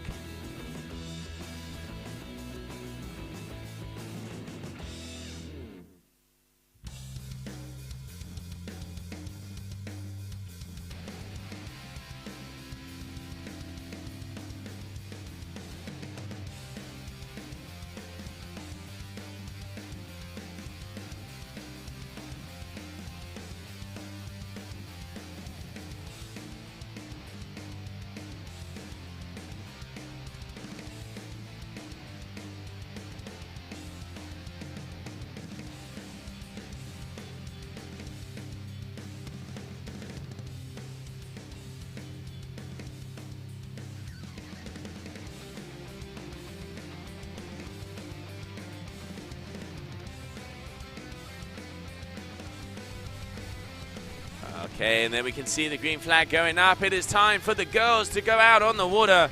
Marcela Witt on the left with the F1 orange foil, and Paula Novotna on the right with the duotone blue wing. So those are the two ladies who are going to be battling it out. 18 minutes of action. Top two waves are counting. 10 wave attempts for each rider. They have to perform 100% surfing. Judging criteria, they're looking for linking maneuvers, linking section, pure surfing down the line. If you can add it in and join in some moves, join in some airs, and use the wing as an extension to improve your surfing, you're only going to get the extra kudos from the judges. And now let's see what both of these ladies are going to be able to produce here as the first heat of the girls for the GWA Wingfoil World Tour event here in Dakla, the second stop of the tour.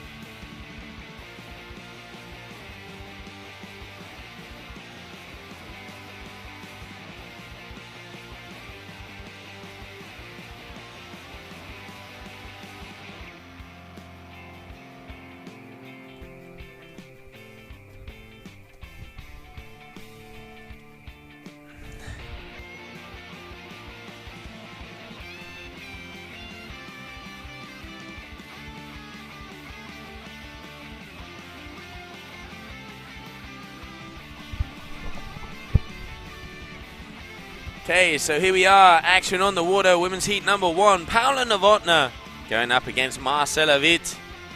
Let's see what both of these girls have for us, as it looks like it is going to be Paula who is going to be dropping in down the line for the first time here of the competition, and a very nice set wave coming her way.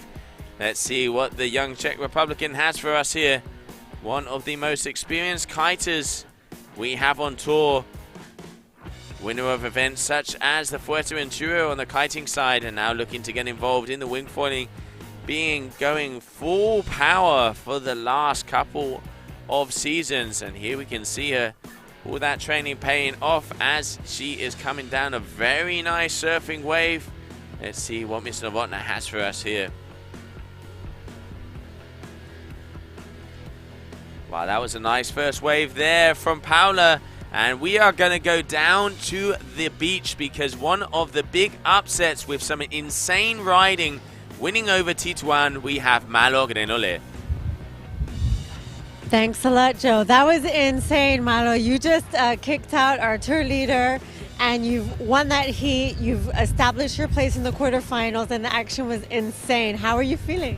I feel really good. Yeah. It was really stressful, this heat with Tituan, but really fun. Were you aware that you were ahead of him in points, or were you not sure if you won? Yeah, I think I won.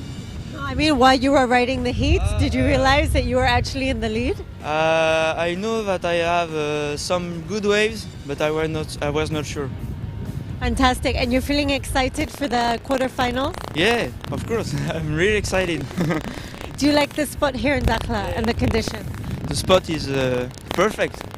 It can be more perfect, I think.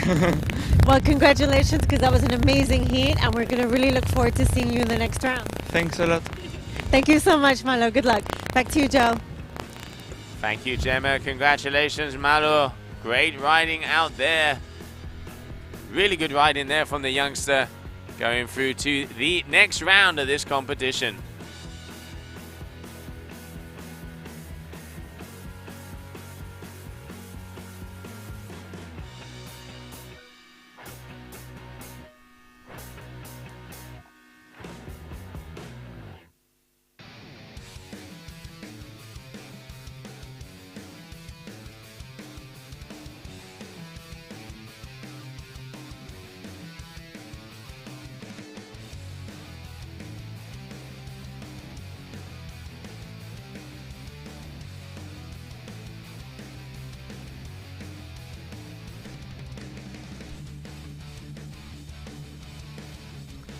Okay, so back to the action out here on the water.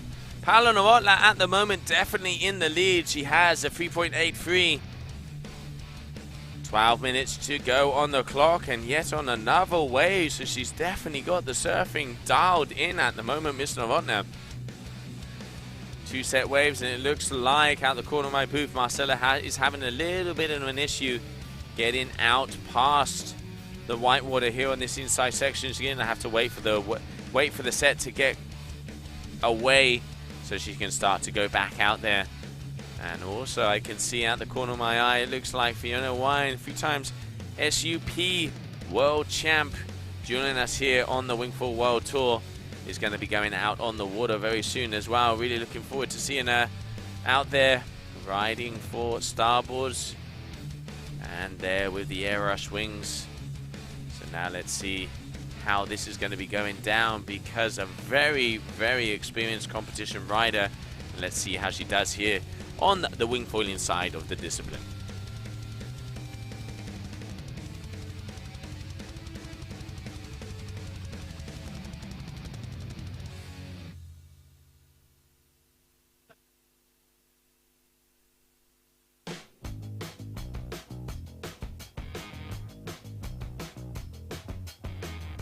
Okay, there you can see Marcela getting her way past that. It's really hard short break. We saw it with Jerome, you know, when it comes down, it does completely just leave them hanging there.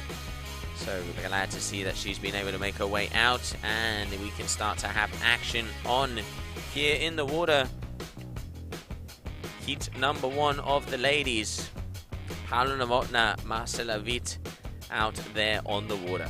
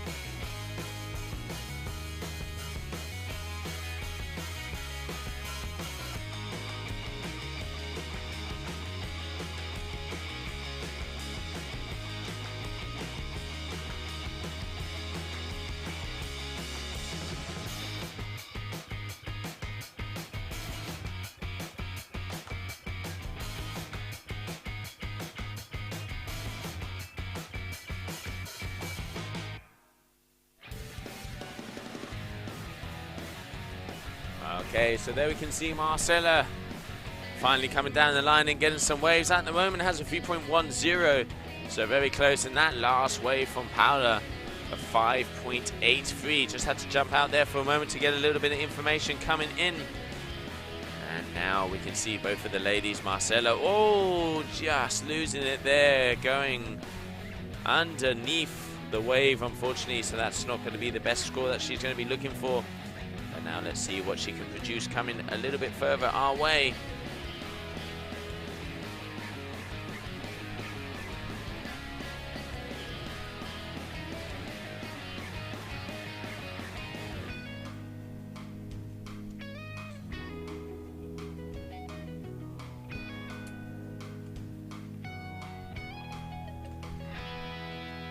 See Miss Novotna all the way out to the back of the competition area. 7.5 minutes left of this heat, so far in the lead with a 9.66. Let's see what is going to be happening out there at the moment. So Marcella needs a 6.56 if she wants to take the lead. Anybody's heat. Waves, probably sets are in between 5 to 6 minute intervals, so we got about enough time for at least 2 to 3 sets depending on the heat. And we've been seeing some of the riders really making the most and linking up those 3 sections. Just saw a big upset, and that can be mixing up the general rankings on the world tour there, because Malo Grenole has overtaken and kicked Juan Galea out of the competition with a very solid performance there from the youngster. So big congratulations to him. We have to see how the competition develops. And let's see who is going to be ending up on the top position of the podium at the end of the season here. So let's not forget the last event is going to be going down in Brazil. So now, who is going to be our overall champion here also of the Dakar event at the moment on the water? So here we can see Marcella. We have a 5.23, so a very good score there. Now she only needs a 4.44 if she wants to take the lead in this heat. 6 minutes to go, and it looks like she was trying to go on a little bump, but just not quite coming up against it there. Oh, okay, so coming down on the, yes, she is coming up on the fall, keeping the balance. No, deciding to go against that one. Just not quite getting that fall under control, but still, loads of time still left on the ticker. And at the moment, out on the water, that is the Brazilian Marcella Witt, and she is going up against Paula Novotna.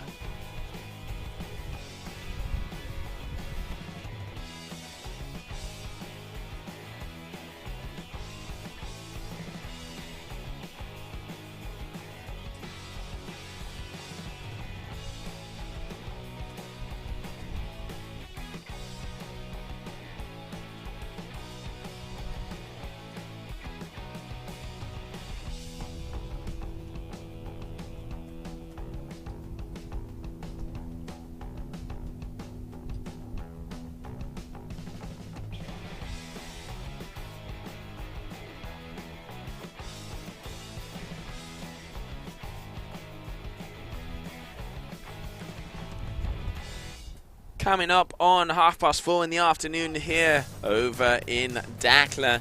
Sun starts to set around 7:30. Yesterday the wind started to disappear around 6:30.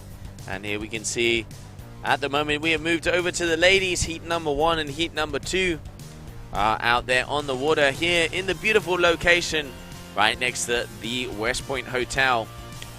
Wind is probably about 15 knots, and we can see 2 to 3 foot waves, occasional old 4 foot set coming through.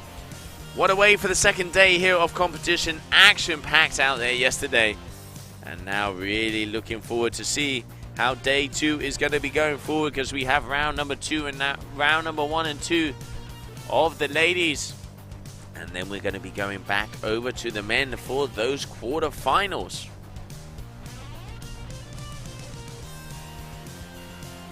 So Paula circling, keeping herself back up in position.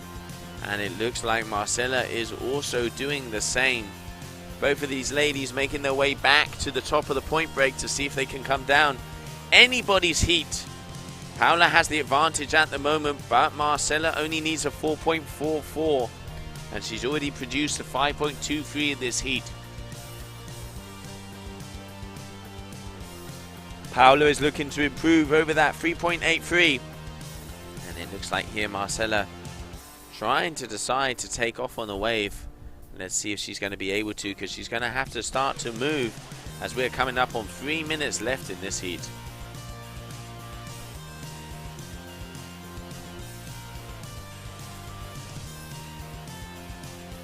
Okay, this one is opening up very nicely. Marcela Witt from Brazil dropping in down the line.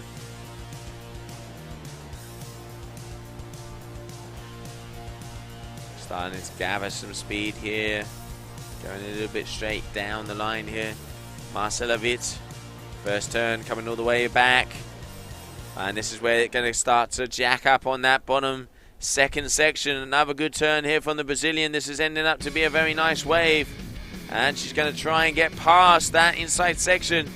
And here we have Miss Novotna one more time picking off some of the bigger set waves. She is really riding very well in this competition so far. And starting off with a bang. 9.66. And waiting for that last score there from Marcela. Looking to increase over that. 3.10 average. Needs a 444 if she wants to take the lead in this heat.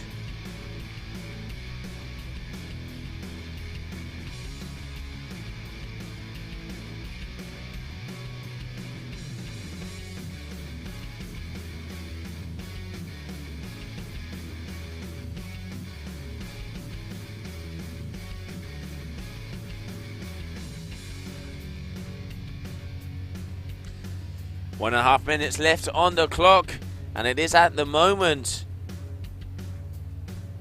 Marcela just missing out. We're still waiting for that last score to be dropped. Paula Novotna 966, 5.83 and at 383. And Marcela a 523 and a 3.10, and just waiting for that last wave score to be dropped. Both of these girls all the way out in the front of the competition area. I don't think they're going to have enough time to make it back to the point to maybe engage on yet another section. But we will soon find out. 1 minute, guys. 1 minute.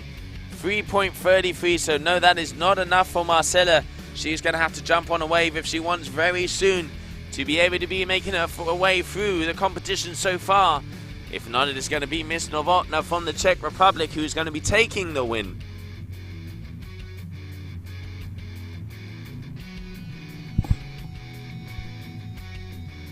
That is Paula on your screen right now.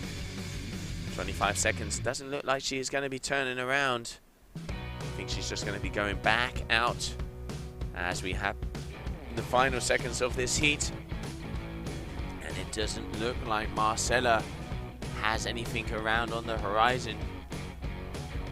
Sticking my head out of the competition stream booth here to see what is going down. But no, it doesn't look like there is any ways for either of these girls so far. So that means that going through to the next round is going to be this lady here, front and center, Paula Novotna.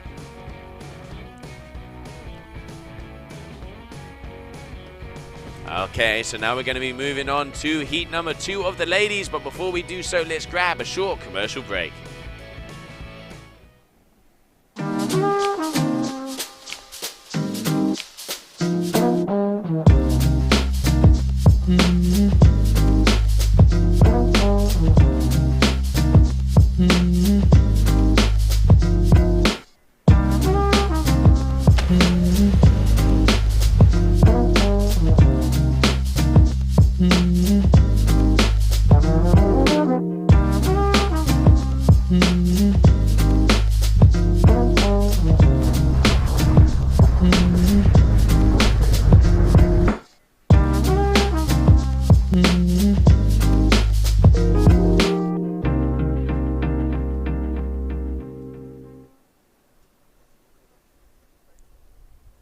And welcome back. What a nice laid back old video there from the F1 Wing team. Beautiful scenes around the world. I can see Prayer, Jerry just cruising and perusing And that is what this beautiful sport of wingfoiling is all about. So welcome to day number 2 here of the GWA Wingfoil World Tour down in Dakar. And now it is time for heat number 2 of the girls, who is going to be going back out onto the water very shortly. Let's not forget 18-minute heats, where the top 2 waves are the ones that are going to count out of 10 waves attempts. So let's go to the water, because it looks like we're going to be having more action out there very shortly.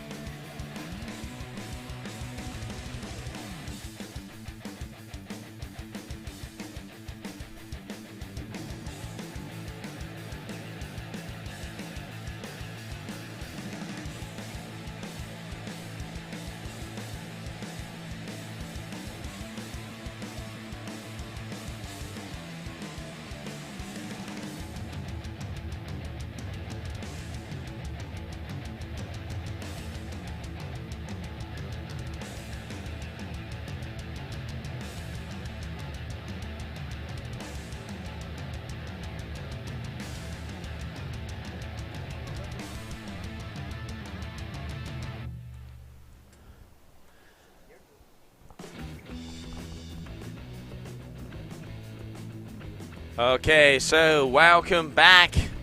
There we can see starting off heat number 2 of the ladies. There we have Fiona, Wyde. We also have, excuse me there, graphics are gone. Guys, please can you put those graphics back on? And we can see who's continuing on in this heat. Thank you very much. So we have Fiona, Wyde, Orane, Cerise, and Bowien, Vander, Linden. Very free, very talented riders out there. Bowien, Vander, Linden, regular on the tour, winning one of the events, and also a very talented freestyler. Been seeing some very good things from her. We saw her in Lucat, and now looking forward to see what happens out there. And there we have also that lady on your screen. She is 3 times SUP World Champion, coming out of Hood River, Oregon.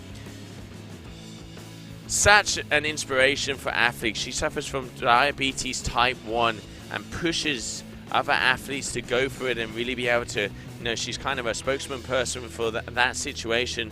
And she has come from one of the greatest kids SUP programs hosted by Steve Gates over there in Hood River. Such a talented athlete on and off the water.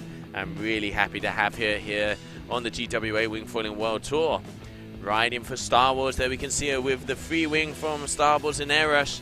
And let's see how she's going to be doing. Already starting off very nicely with a 6.87. So waiting for some more scores to be dropped, but it is Fiona who's going to be starting to throw down the hammer at the moment. 6.87 on the scores. And I'm going to go as saying I think that might be one of the highest wave scores we've had of the competition so far.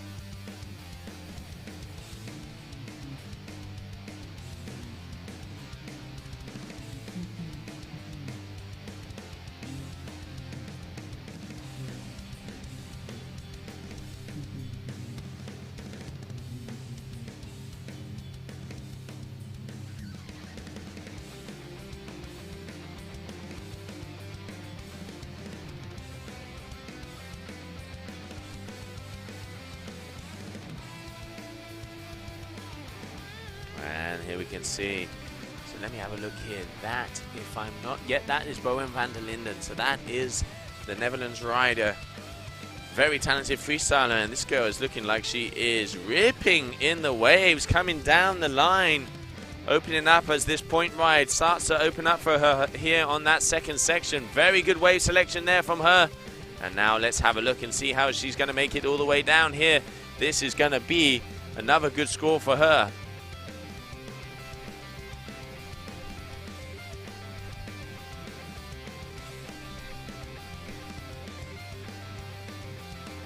And while we're waiting for Bowien to make her way all the way back up to the competition area, we're going to go down to the beach with Gemma as she has an interview there with the last heat winner. Thank you very much, Joe. I'm down here with Paula Novotna, who just won the first women's heat out there today. I know you've not been feeling great today, and you still managed to get out there and put on a really good performance. So how did it go? I'm so happy. I'm so happy that I advanced to the third round. I was food poisoned this morning. I was the whole morning in the bed. So I'm so stoked that I made it. Woo! What's your secret? How do you manage to get up, get out of bed, pump your wing, go out there and still win a heat when you're really not feeling well? I had to switch off my mind that I'm sick and just put into my mind that I can do this, and my body just followed, kind of. Mind over matter, there you go. That's the best advice from Paula Novotna. Now you can get some rest, because I think you're not going to be doing that round today. Awesome, I think I'm going back to bed. I hope tomorrow I'm feeling better. So we wish you lots of luck, get some rest, and I hope you feel better. Thank you so much. Thanks, Joe, back to you. Thank you, Gemma. Thank you, Paula, and congratulations. Hope you are feeling better. Get yourself back in bed and get those energies up so you can continue on through this competition. Out there on the water at the moment, it is looking like Bowien van der Linden is in first position with that 7.34. And just mixing it up one more time. So changing of positions just as we were talking there. There we can see Fiona with yet a 6.90. So increasing on that score, put it in two very big numbers to start.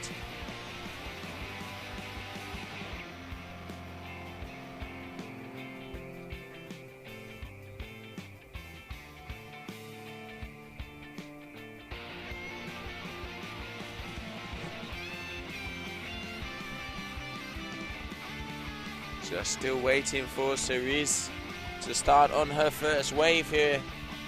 And let's see what they can make of it. Still 11.5 minutes on the ticker. So there's still a lot of time in there. You can see that is Cerise all the way out the back. Tough conditions out there at the moment. You can see the wind is a little up and down in the midsection of the competition area. But a lot of the girls being able to produce the goods here, and we've already seen a very big combination score there from Fiona.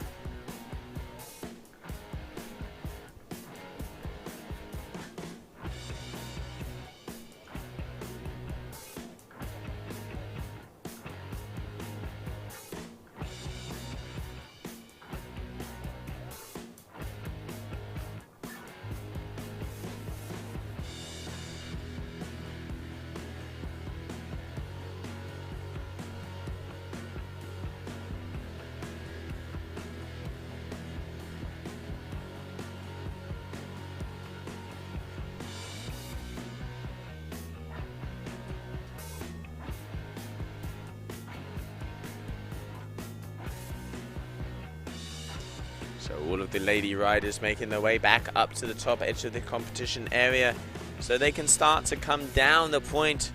Some very solid scores already in between Fiona and Bowien van der Linden. Looks like these guys are going to be trading punches as we continue through this elimination.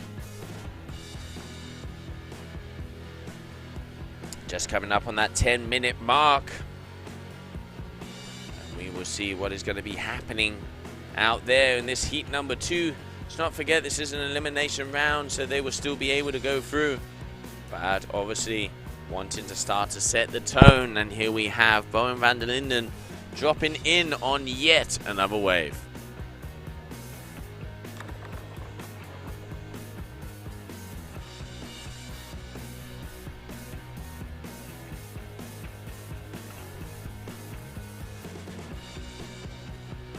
Bowien, a very nice wave all the way down. She is picking off the good ones.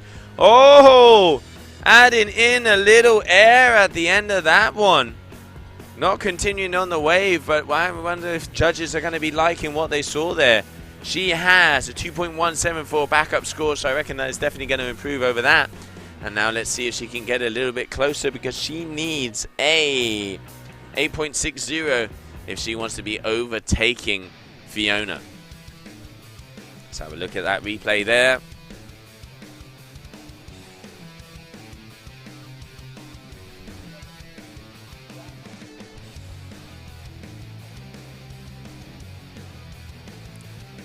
Very nice wave there from Miss Bowien van der Linden.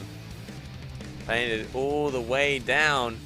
And now it is time to keep on going as we are continuing over here in this heat number 2 of round number 1 of the ladies.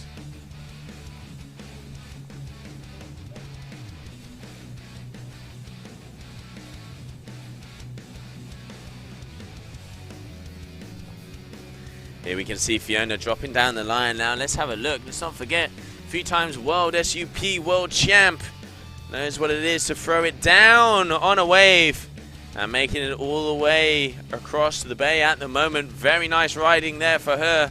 Here we can see her linking up the turns, linking up the maneuvers. This is what the judges are going to want to see. And pumping that wing to be able to join in on the bottom section. Now she's going to be gyring back around. So great ride in there for Fiona, and she is looking to improve over a 6.87 backup score.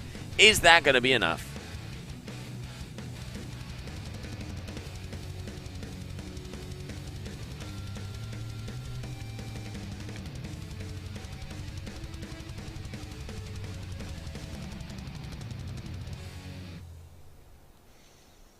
And it is looking like I'm seeing some very big numbers just about to drop.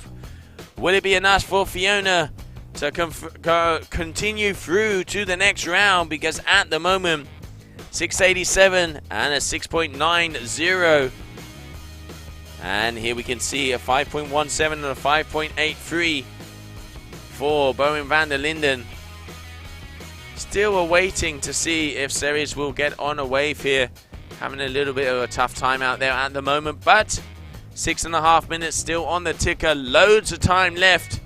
Only top 2 waves are the ones that count, so she can get 2 set waves and completely destroy it in this heat. But at the moment, just having a little bit of a tough time keeping up with the other 2 riders. But early days, early days. And then you can see front and center on your screen. That is Fiona.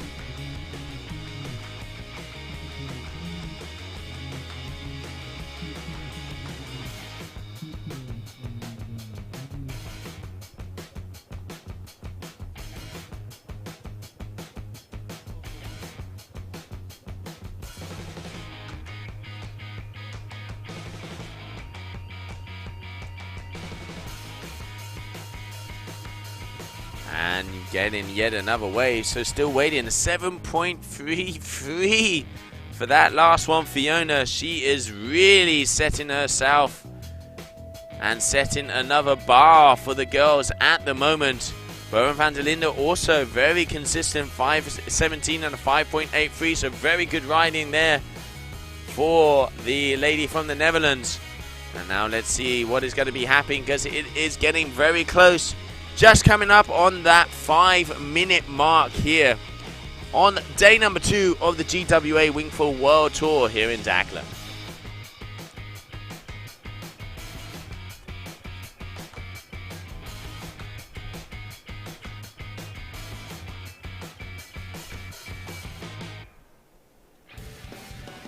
There's a nice replay of that last wave there from Fiona Wyde. Keeps it consistent, moves the board around, turns, open hacks. Nice little roundhouse back there to the foam ball. Judges are liking what they're seeing, and that is why she is getting the love at the moment. Just coming under 5 minutes left of this heat out here on the water.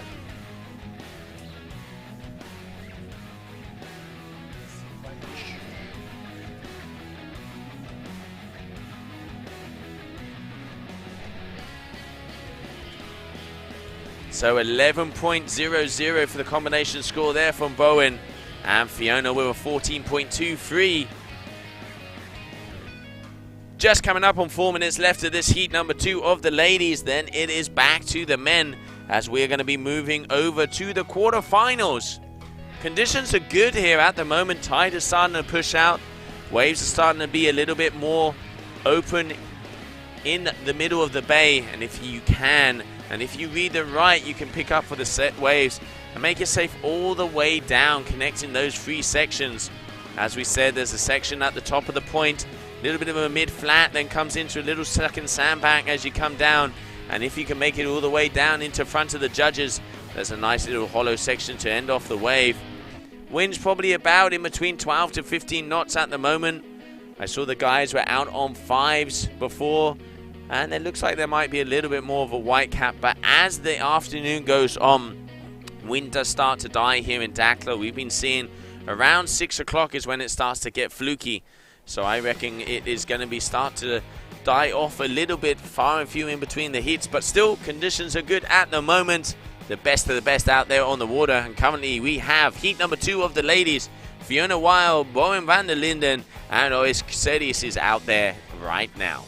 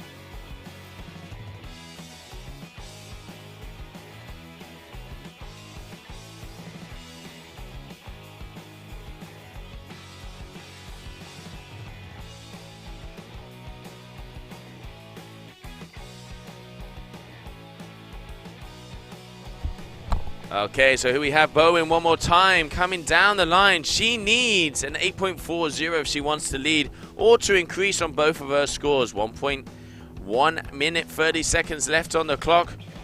Riding well here in Dakar for day number 2, and has been picking out some good waves. Having a hard draw at the moment, coming up against Fiona first out. But I reckon we're going to be seeing some good things here of the Dutch rider. And going for a little air. Can she keep it together? Yes, she does. Almost until the end. I reckon she was getting very close to the shore there. So good job she did let go of her foil. If not, she might need a skateboard for it.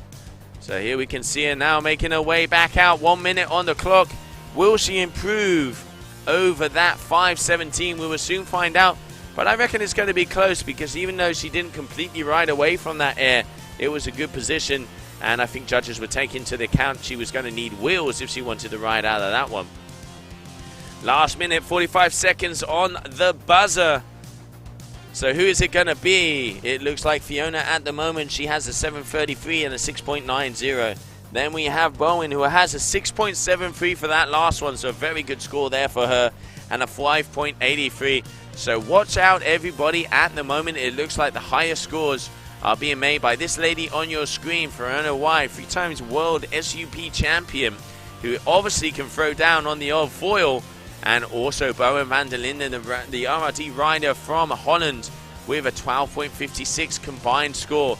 Great riding from both of these ladies, and just taking a little victory lap here at the end, where we can see Fiona coming down the line towards us here at the competition area.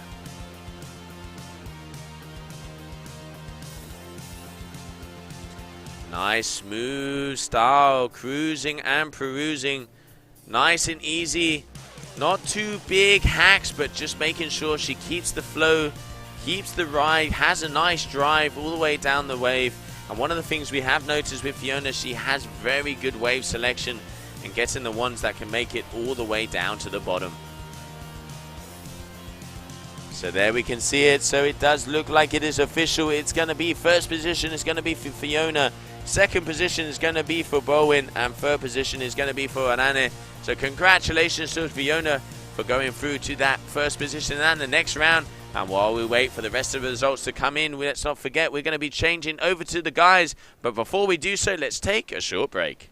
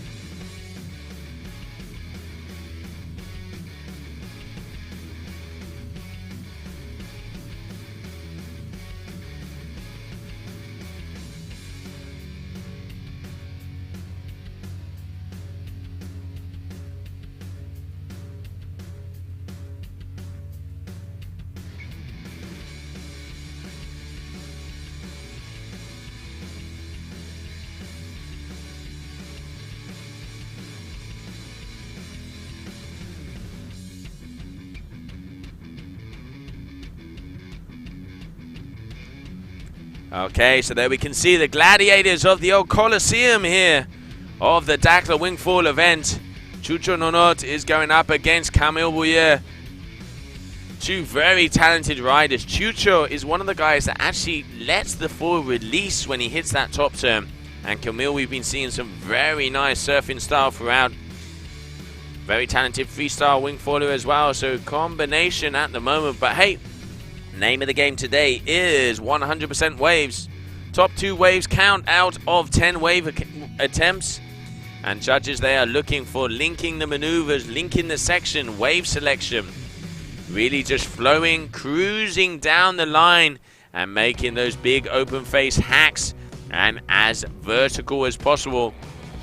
We could see there at the moment of that last heat, Fiona just won. And now it looks like we're going to have Nunut versus Camille.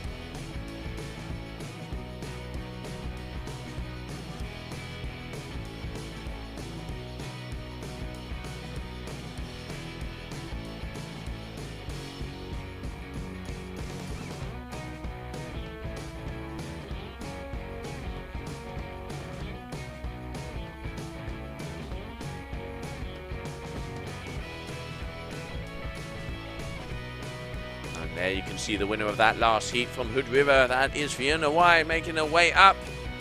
As I know she's going to be coming down. And she is going to be grabbing an interview down here on the beach. 3 times world SUP champion.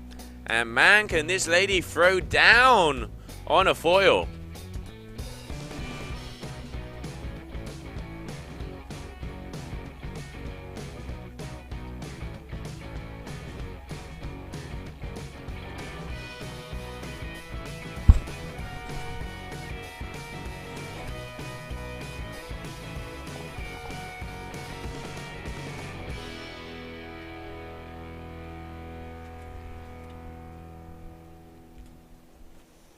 So it looks like there we can see the green flag has been hit in the sky, meaning that Chucho Junod is going up against Camille Bouyer.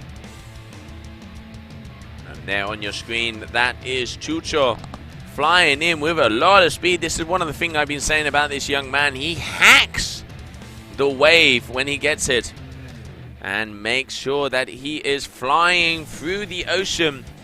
And not an easy heat out there because Camille Bouyer of the Bouyer brothers, a very talented freestyler, and has been ripping on the wave so far.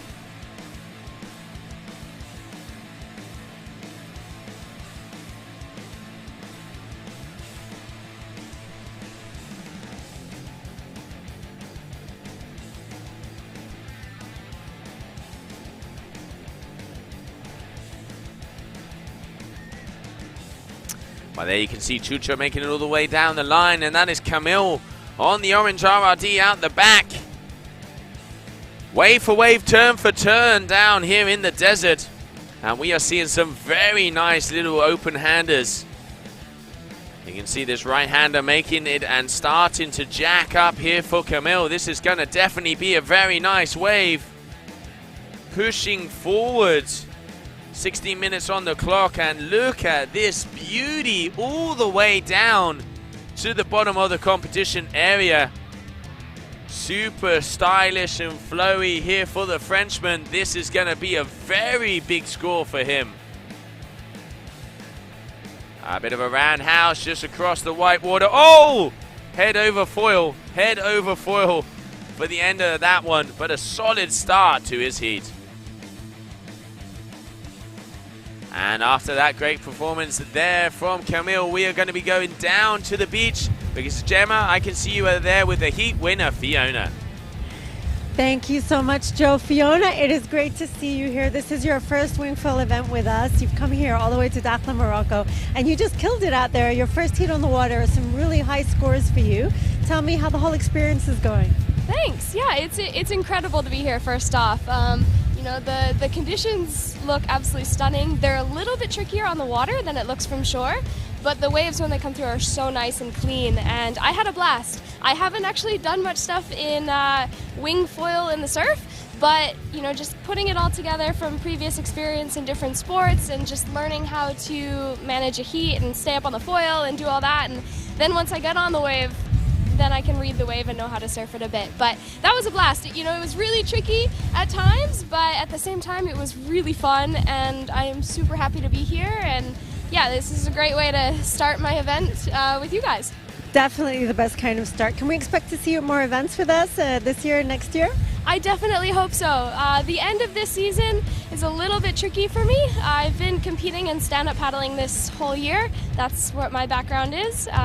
I actually won 2 world titles this year for paddling. Congratulations. It's great to see you. So many people crossing disciplines and coming over to wingfoiling. So it's a really nice way to see the evolution of the sports mixing together. Absolutely. We come from all different places, and it's, you know, we come together for a passion of being on the water and enjoying wind and waves and everything that all these sports have to offer. So I'm super happy that I was able to make it here to this event, and I'm just going to enjoy it as much as I can, and definitely next year I hope to do a lot more too.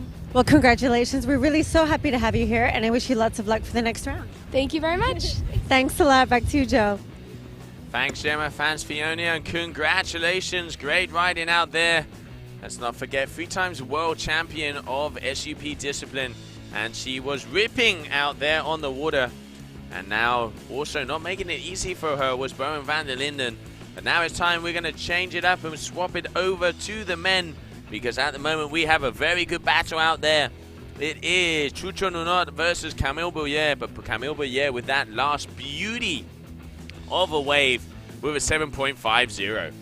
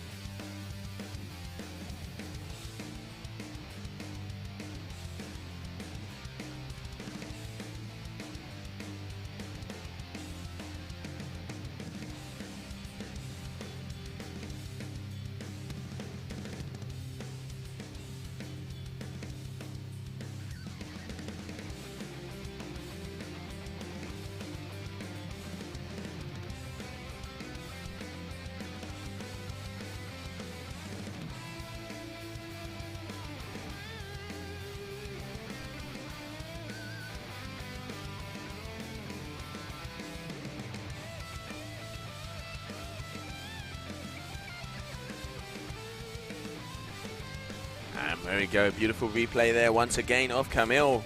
Already putting 2 shocker of the scores up on the scorecards. 7.50 and a 7.53. Consistency is key for this young Frenchman. And very, very talented rider. Showing that he is dominating in the waves. I reckon it is going to be very good to see a heat in between him and Malo. At the moment, those are the 2 guys that are putting the biggest scores up there at the moment. And it's with moves like these and flow like that they are getting them. And little air there on that last wave as well. Really joining up all the sections. Dotting the I's and crossing the T's on the old judging criteria is going to give you those extra points.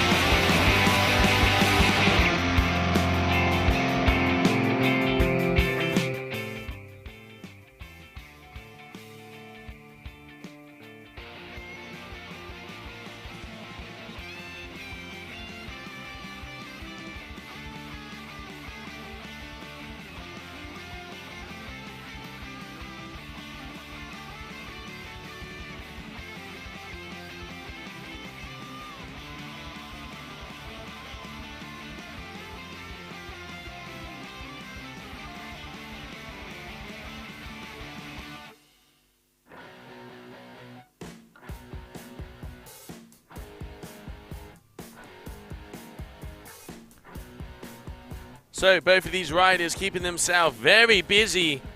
And Camille looking to get that air landing perfectly. At the moment still has the upper hand with a 15.03. Chucho needing an 8.7 if he wants to take the lead. A very good ride in there from both of them. Who we can see that last wave. They are trading every single set. One of them's on one wave, one of them is on the other. And I reckon this is going to be a battle to the final seconds of this heat. 7.5 minutes to go.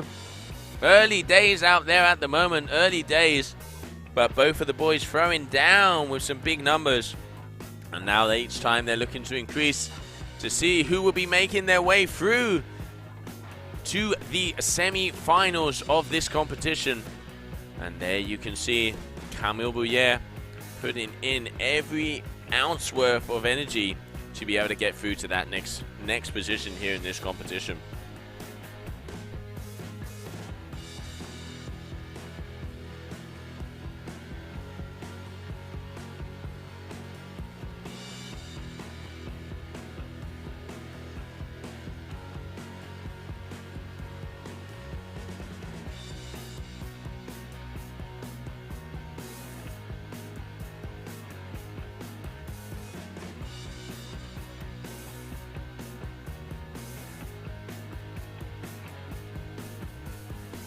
And there you can see the tide starting to drop off quite a bit, and you can see some of the waves that are going out further across into the bay.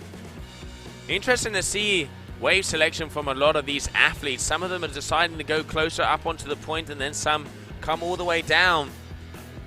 The inside sections of these waves are a little bit more hollow and a little flatter out the back, but if you can pick off the right ones, far and few between, you are going to be able to link up all those three sections here of the West Point wave, and then that way you can get those higher scores. We have seen there Camille already with 2 mid-7s in this heat. And we can see Nuno also with 6.33 there as his principal and a 5.83 as his secondary score. So big numbers are being dropped by both of these riders. But hey, you know this is the quarterfinals and this is the decider to see who will be going up into that semi-final of the GWA Dakla Wingfoiling World Tour event.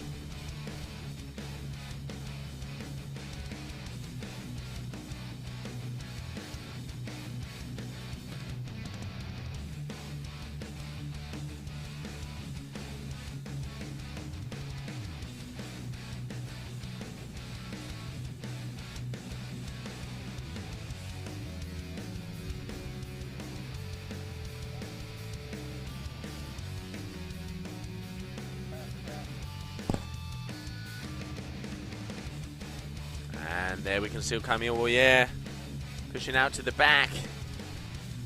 4.5 minutes left on the old buzzer, and both of the boys are making their way up to the top right-hand corner, looking to go for those set waves. They know that they have to take the bigger waves of the set if they want to be improving on their scores.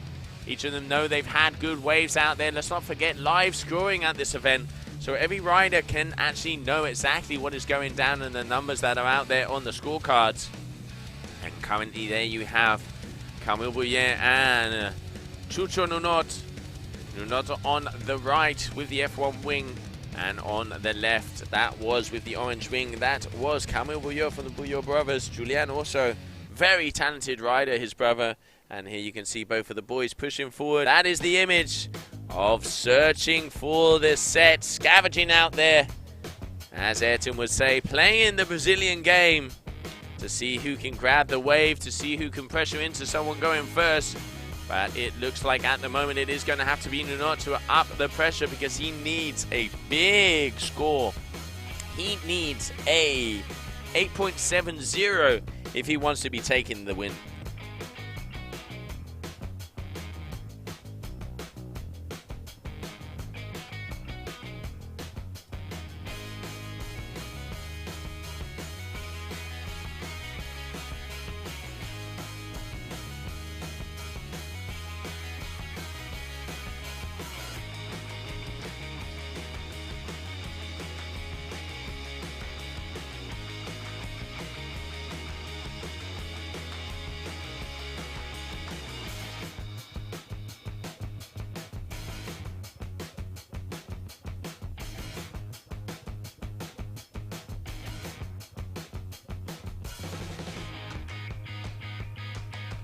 There you have Camille coming down another section, and this one is all the way from the top. And looking out of my stream booth, it looks like it is opening up very nicely.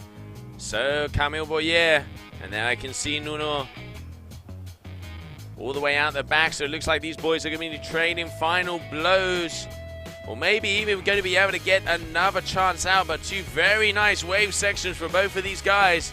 Look at that surfing from both of them. Camille, such a laid-back style, and this wave has opened up. Managing for it. Oh, airing across the section, keeps the speed. Watch out, ladies and gentlemen. This is going to be a very big score. He has the speed. He's going back to the sweet spot, and now he's going to make his way all across. And look at Chucho airing out there at the bottom as well. Knows he has to put it all down on the line. And also getting past that one. This is one of the best sets we've seen all day. And both of these guys riding it. Nice little roundhouse there from Nunot. He had the air earlier on, and now he's going to be trying to make it all the way down, because he knows he has to hit a very big score of a 8.70 if he wants to be taking the win on that one. And that was a very good wave. Waiting to see the judges and what they thought about that last ride.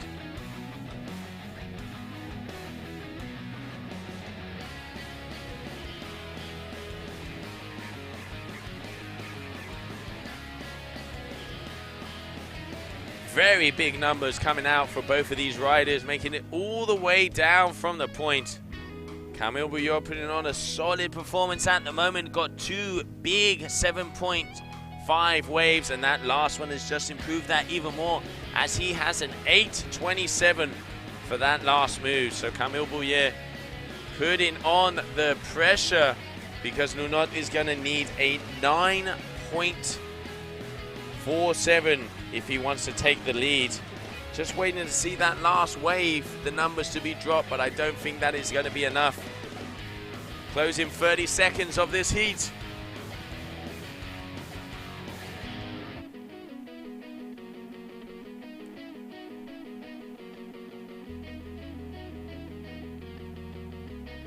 And last 10 seconds, guys. Last 10 seconds. And it does look, yes, it does look like unless Novotna gets on another wave, just doesn't like he is going to be able to. It is going to be going through to the semi-finals here of the GWA Wingfoil World Tour event in Dakar from France. Camille Bouyer, congratulations to him. An amazing 8.27 ride there on that last one. Very good riding there from the Frenchman.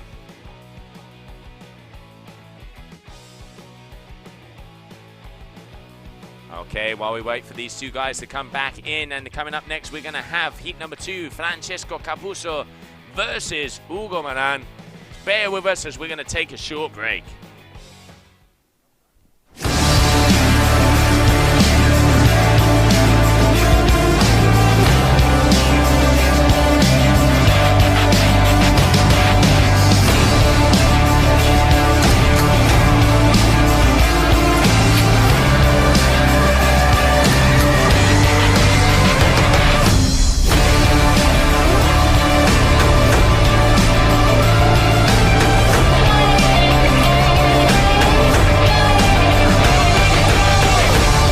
Bunch of runaways, but we only run into the ground.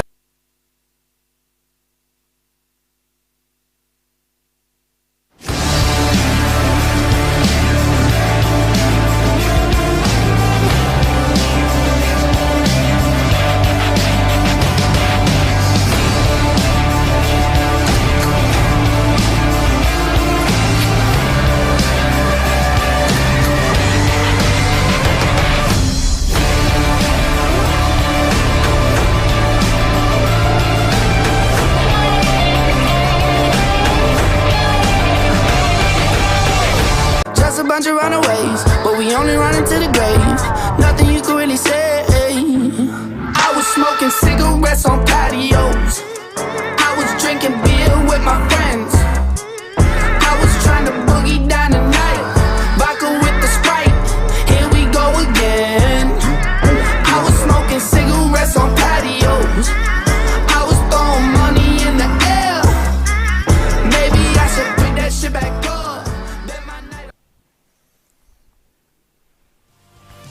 Welcome back, everybody, and going into the water now. Coming up next, we have Francesco Capuzzo is going to go up against Hugo Marin, as it looks like we are going to be continuing on with the men's competition here.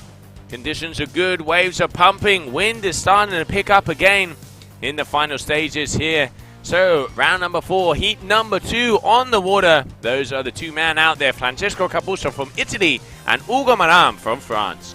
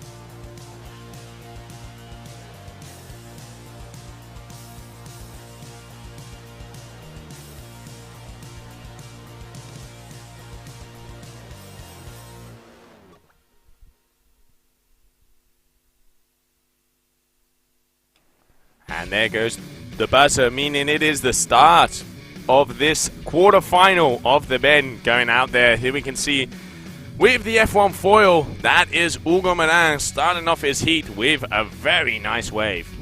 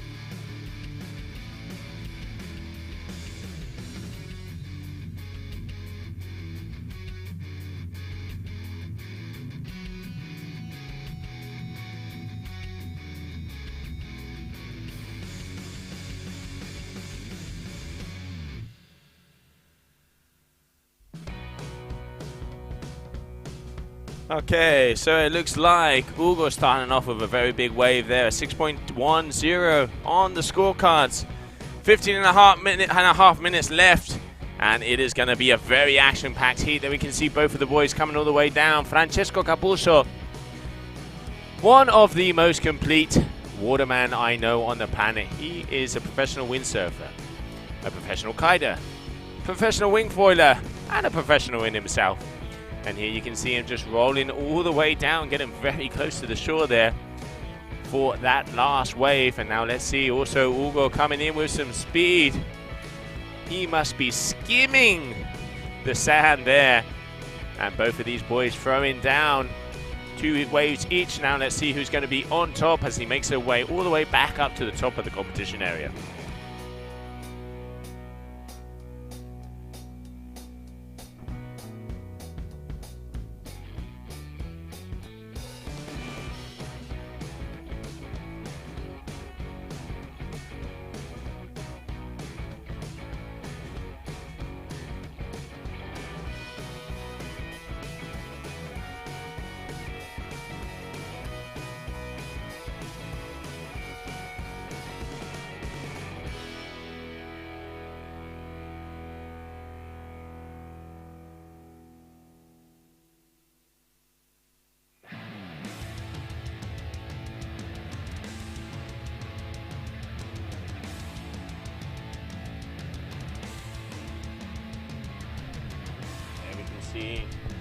The French F1 rider making his way down on another right-hander all the way from the back. Picked it off a little bit earlier. I can see Francesco's deciding to make his way a little bit further up.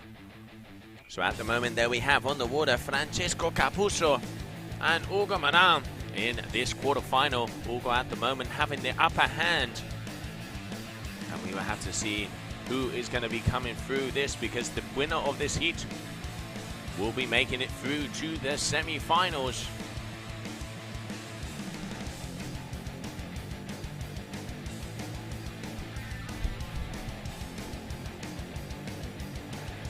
And there you can see Francesco coming in with a lot of speed all the way down to the competition area. This is going to be a very good wave for him.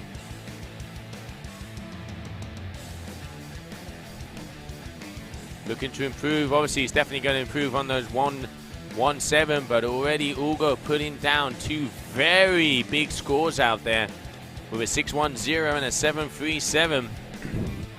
Putting in the work early, the Frenchman. And now you can see them both out there on the water. Who's it gonna be? Who's it gonna be? Making it through to the semi-finals. We will soon find out. At the moment in that last heat, it was Camille going through. And now let's see who is going to be doing that on the men's side. Here in between Hugo Marin and Francesco Capuzzo.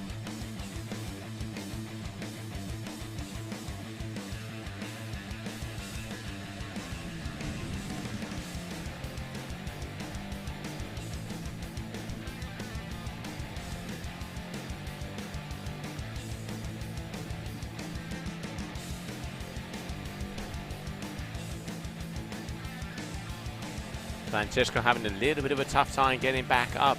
You can see there is a big low section there in the middle of the competition area, and he's just waiting to be able to pump that wing along to be able to get back up onto his feet. Hugo, on the other hand, making it all the way back up to the point and looking for yet another set wave.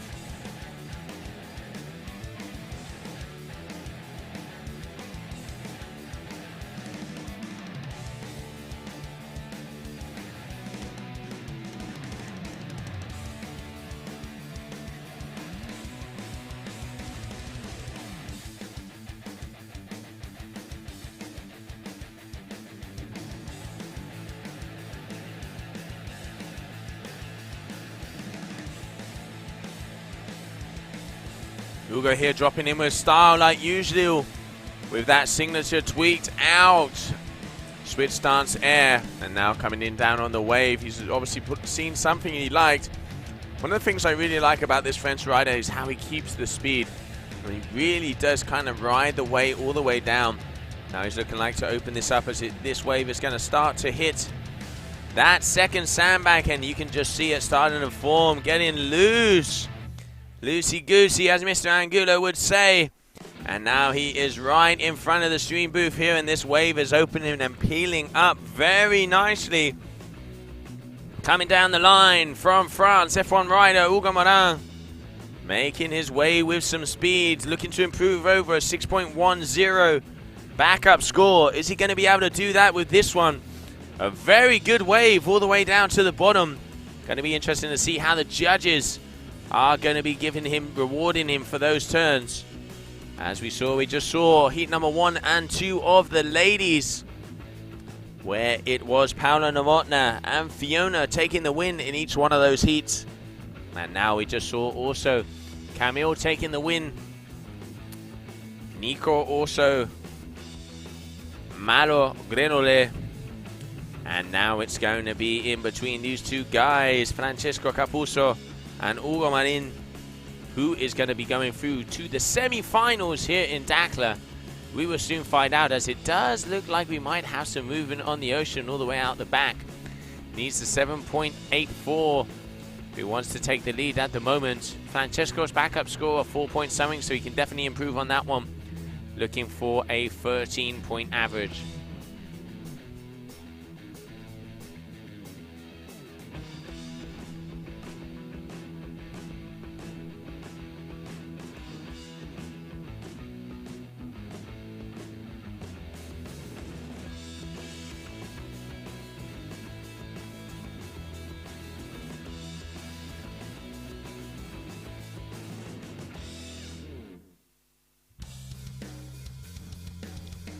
Francesco driving and cruising down this peeling right-hander all the way down right in front of us. RRD rider out of Sicily. If you're ever down there, make sure to check out his Center the Wind Resort. Oh, 360 to end off that wave. Not quite getting the landing to continue on the wave there, but trying to mix it up there, the Italian. 8.61 is what he needs to lead. And we will see what the judges thought of that last move from him. 6.87 for that last wave from Hugo. So jacking it up to a 14.24 total. And Francesco at the moment needing an 8.61 to take the lead.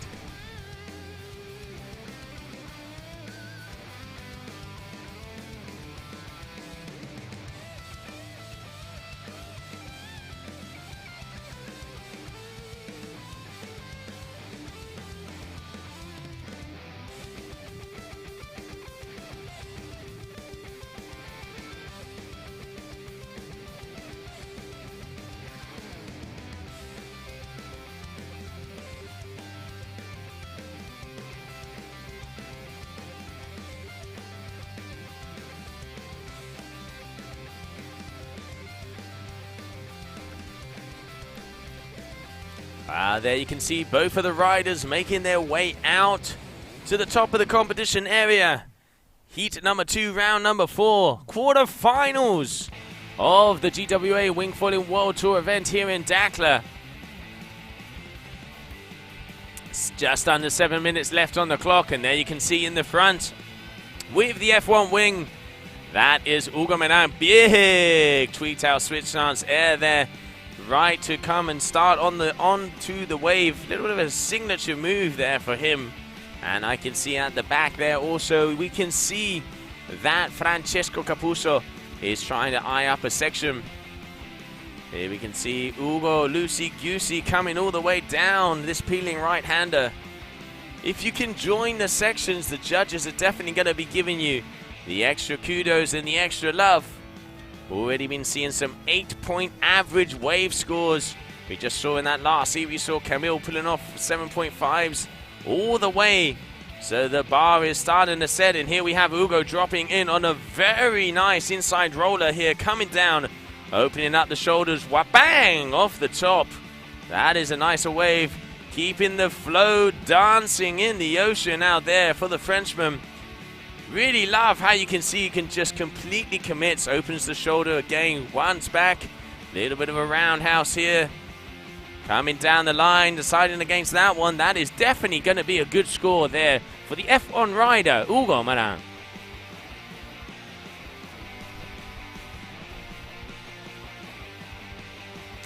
Okay, well, while we're waiting for Hugo to be going back out to the point, we're going to go down with Gemma, as she is just going to have an interview down there on the beach. Hi, Joe. Thanks a lot. I'm here with Camille. Camille, you are our first semi-finalist of this competition. How do you feel? Yeah, I feel super good. The wave was so nice, so I'm super happy to go in the semi-final, and let's go. How have the conditions changed? How have they evolved? Was it good out there for you? Yeah, the wind is a little light, but the waves are so good, so it's super nice to carving, and I love it. Can you tell us about your equipment setup, what you were using? Yeah, I was with a 5.5 Evo wing by RRD and 55 liters and RRD foil, so super nice combo. I'm ready for this competition. Ready to see you in the next round, our first semi-finalist, so we're looking forward to seeing that. Do you want to pass a message to anyone watching on the live stream? Yeah, the waves are super good. We are riding for you, and I hope you like the live, and let's go. Let's go, let's do it. Camille, congratulations, thanks a lot. See you after the next round. And for now, we go back to Joe. Thank you, Gemma. Congratulations there for Camille, going through as our first semi-finalist.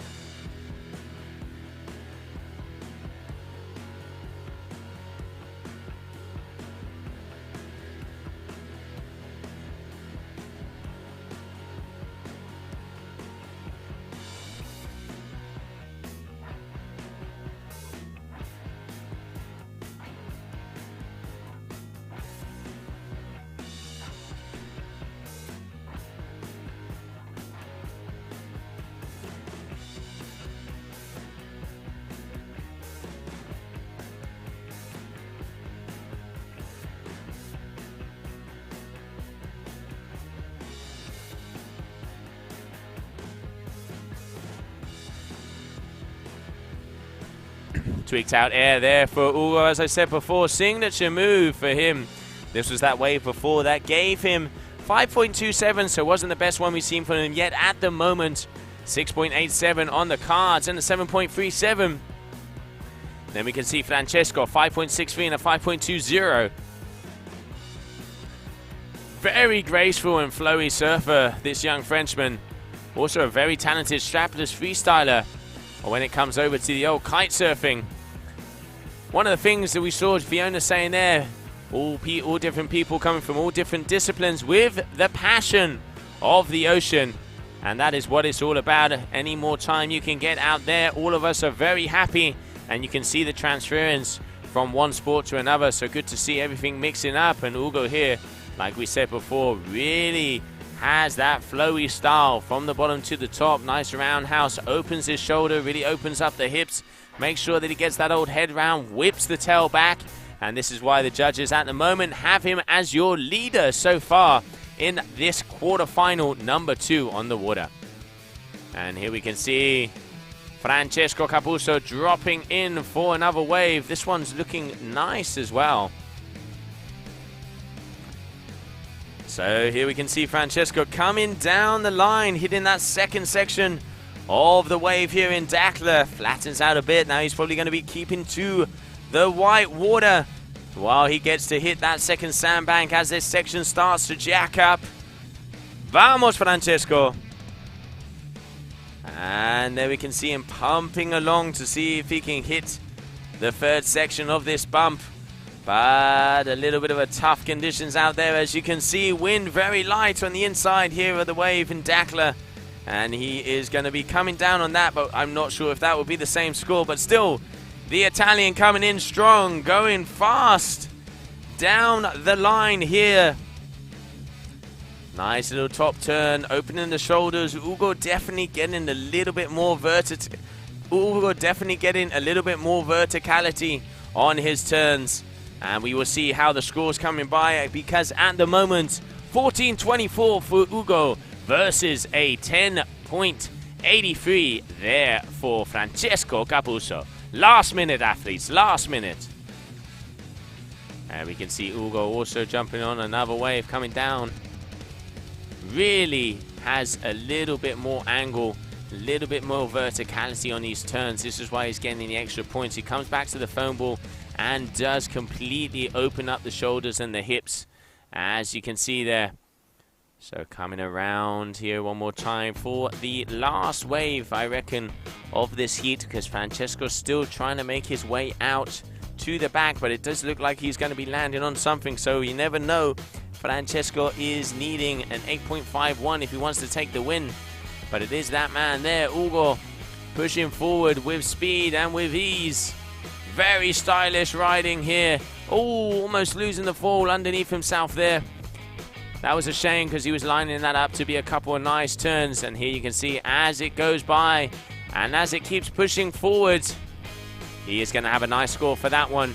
And I'm just going to have a look, because it looks like we have Francesco Capuzzo on another wave. Here we can see Francesco coming on yet another wave, needing a big score if he wants to be able to go past with an 8.51. Little toe side to air there on the inside section here of the Dakla West Point spot. Oh, 360 landing as well. Two big moves, and just unfortunately going head over fall on that one. Going to be interesting to see how the judges score those last two moves, as that was a frontside free, landed completely onto the wave. We're going to have to find out. It is going to be very close. This one is definitely going to come down to the wire. So as you can see there, Francesco, with that last one, looking to have an 8.51. I do not think he is going to be able to get that kind of score with that wave. But we are still going to wait to see the official numbers to come in. So while we're waiting for those numbers, I'm going to jump out and grab a small cup of coffee, and bear with us. We are going to have a short break, and it is back for the next quarterfinal, here of the GWA Wingfoiling World Tour.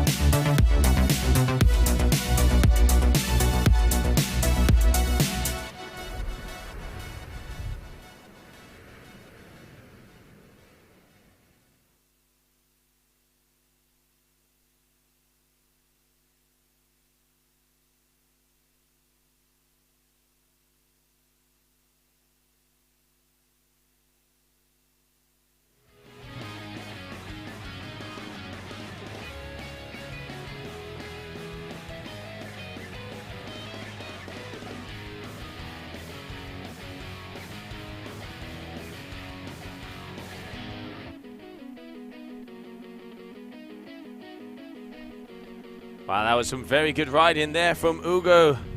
So just waiting for some numbers to be dropped. But I think, yes, it is official. It is Hugo Marin who is going to be going through to the semi-finals. And out on the water now. Two also very good riders out there. We have Jerome Clotens from Spain, originally out there from Belgium, living out of my hometown of Tarifa and Torito. And we can see also Fernando Novaes Mizo from Brazil, a very talented surfer. This is going to be a good heat in between these two guys. 18 minutes of action out there on the water. And we are going to be able to see who is going to be going through to the semi-final. Let's not forget, pure surfing here for this event. Top 2 waves count, 10 wave attempts. And with that noise of the buzzer meaning only one thing, it is green flag and time to rumble.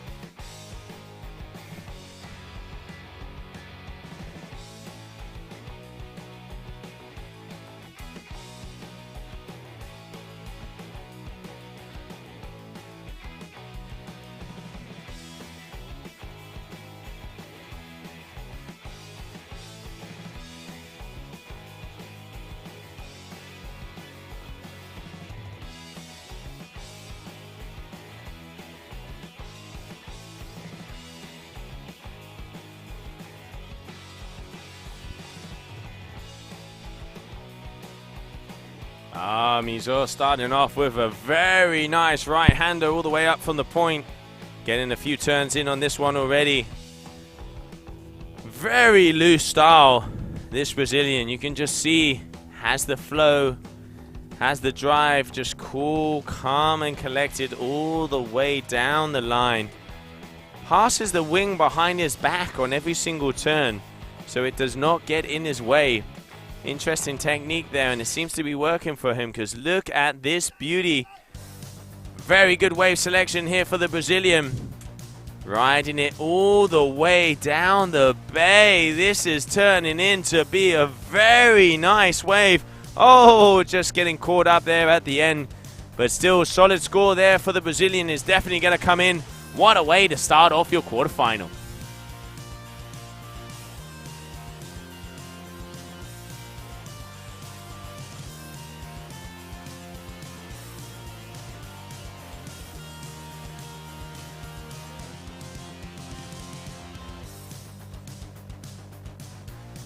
Here we can see the replay of that last wave. All the way from the top to the bottom section here. Brazilians starting off, putting the hammer down in Dakla.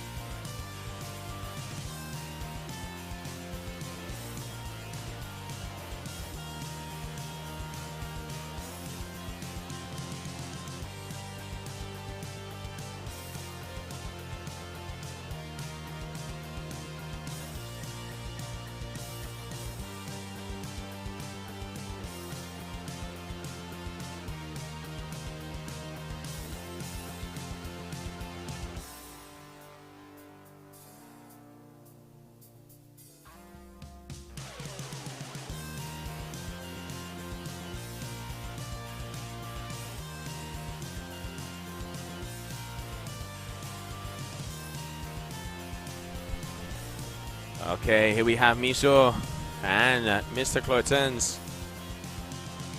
Jerome, toe side air, starting off on the wave there. And getting a 383. And Miso getting a very big score to start off with that beauty of a right-hander down the point here with a 7.83. So nice way to start off the heat. And the winner from that last heat also putting down some very big numbers. We saw Hugo Marin. So at the moment it is Camille, it is Hugo, and who will be coming through this quarterfinal number 4, we will soon find out, because I can see it looks like that is Jerome dropping in on a very nice wave.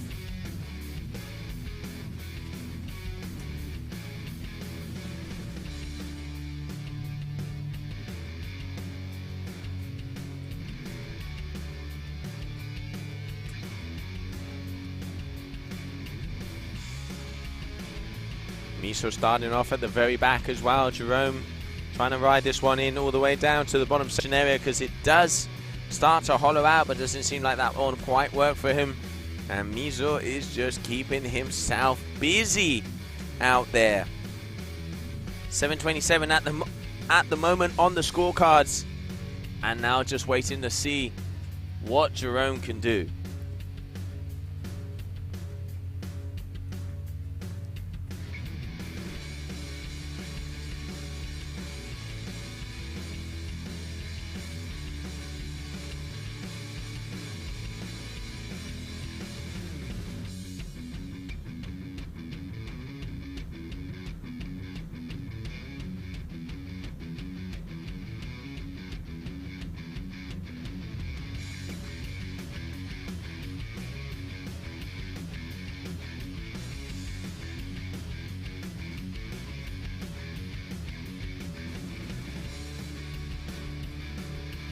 So Miso at the moment with a 7:27 and a 3.97. Jerome with that last one, a 4.67, starts to increase his scores on there.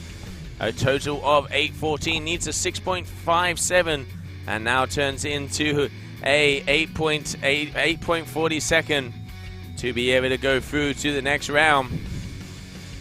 So there we can see at the moment, there it is, Hugo making his way back, Hugo. Miso making his way back out to the top second of the competition area, and let's see if he can maintain this lead at the moment, meaning he will be placing himself towards the semi-final of this heat. Para mi Torito is out there. Jerome Clotens riding very well for his first wingfoiling event, already here in the quarterfinals. It's still definitely got something to say, as there is 11.5 minutes left on the clock. Early days in this heat. Top 2 waves counting 10 waves attempts. There is still a lot of action to be happening here in the third semi-final of the day.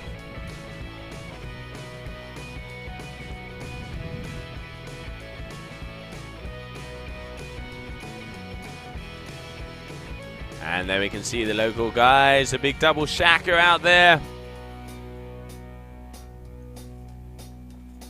Could not have this event without these volunteers, and helping the local crew is so cool. Up for anything and just help out. It is a team effort to have events like these come together. And now we can see Jerome dropping in on a very nice right-hand wave. Let's see, as he needs an 8.47 to lead, but he's looking to increase over a 4.67. But it looks like that one just did not have the face to it. He's going to have to go back out to the point, and it looks like he's going to be deciding and seeing something with this one that he liked. And let's see if this one opens up across the bay like we saw him do so in the heats before.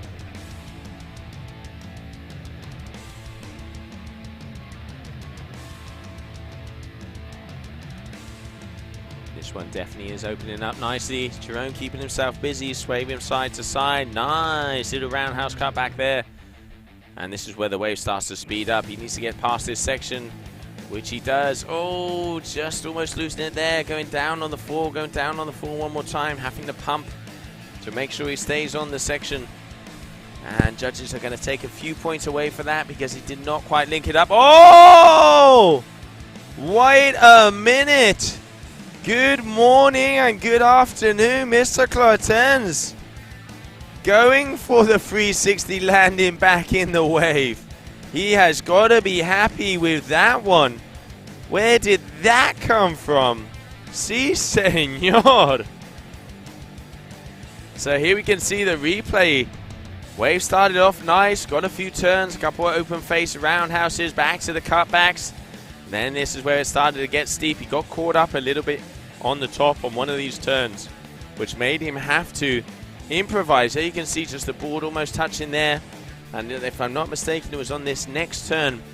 You can just see he kind of loses a bit of momentum, and it's with that mistake there where he has to start pumping again to make sure he's still back up on top of the wave. Racks the power of the foil, does stay on the section, and here decides to throw the old 360 whipperoo.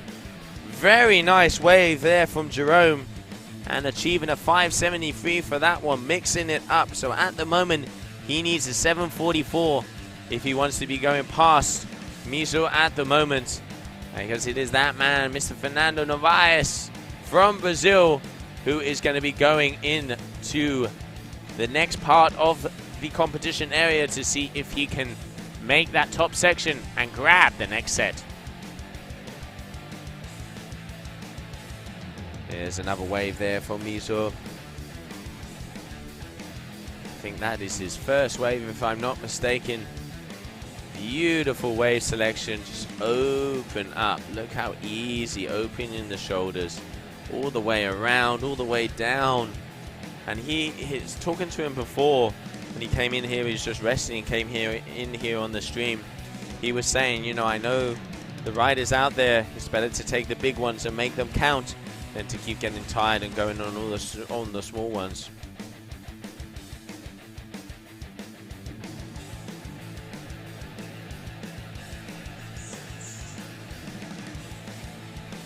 So coming up on that midpoint, the 7.5 minutes left on the ticker.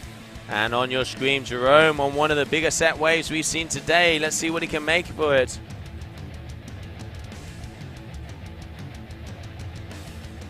Okay, going down the line. Very big open face carve there. Come on, Jerome, mix it up. Si, senor.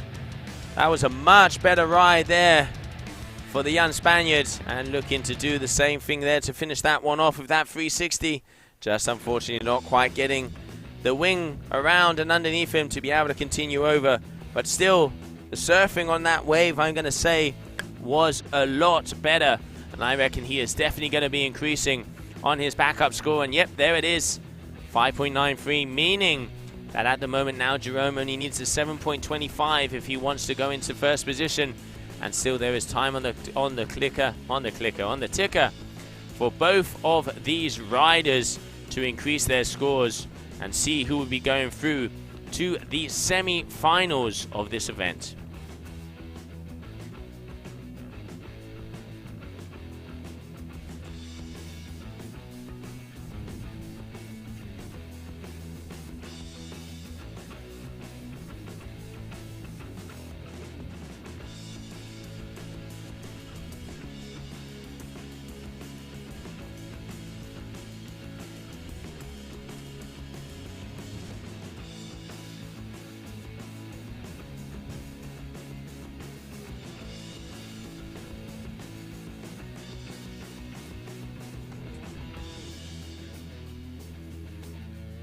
Looks like Fernando is going to be taking off on another set wave just as under 6 minutes to go. This one's opening up very nicely all the way around the point. Looks like we're starting to get some size as the tide is starting to fill in. Very big tides here at the moment in Dakla.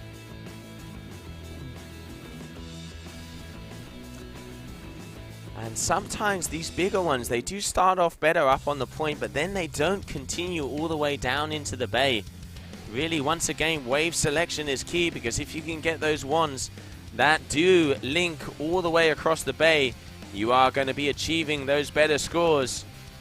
So at the moment, that was Miso on yet another wave, but that is definitely not going to be increasing over his 6.90. And now let's see what he's going to try and look for. 5 minutes left on the clock. Both of these guys out there trying to see who is going to be making it through to the semi-finals. We already have riders made it through there. We have Camille Bouyer. We have Hugo Marin. And now we're looking to see who is going to be continuing through to that semi-final here in Dakla.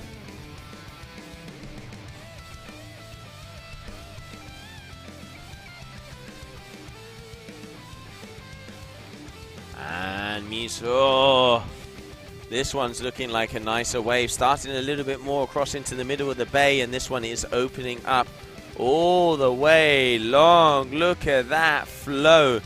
Board doesn't touch a single moment when he's doing those turns all the way back to the white water. Nice little grab there on the rail just to make a little addition of style.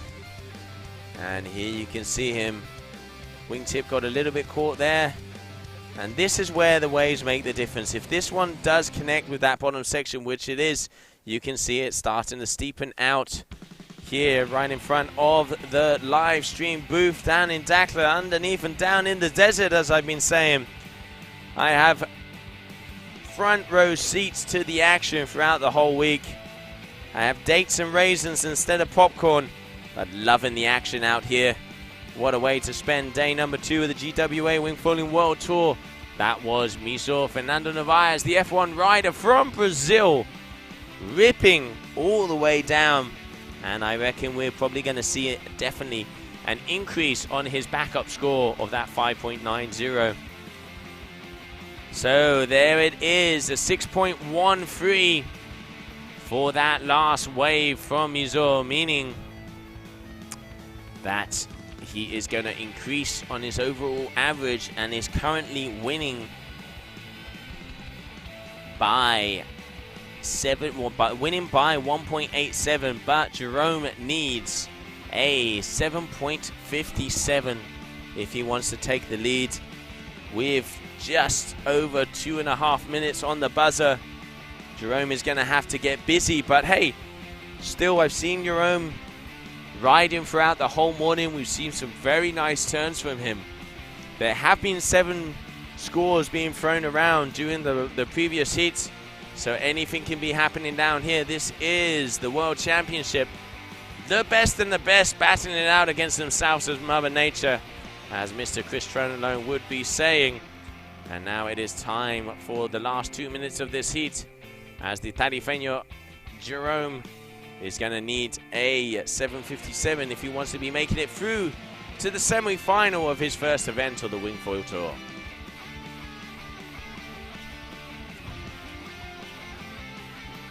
Okay, Mizo, switch stance, tweaks out, really to enter in on this section. The guys, as the tide is definitely coming down, you can see them starting more across the left-hand side of the bay. And if in those waves that start a little bit further out, seem to have a little bit more westing them, meaning that they do open all the way down to the judge tower. So you can pretty much end off the wave, giving the judges a high five. And here we have Mizo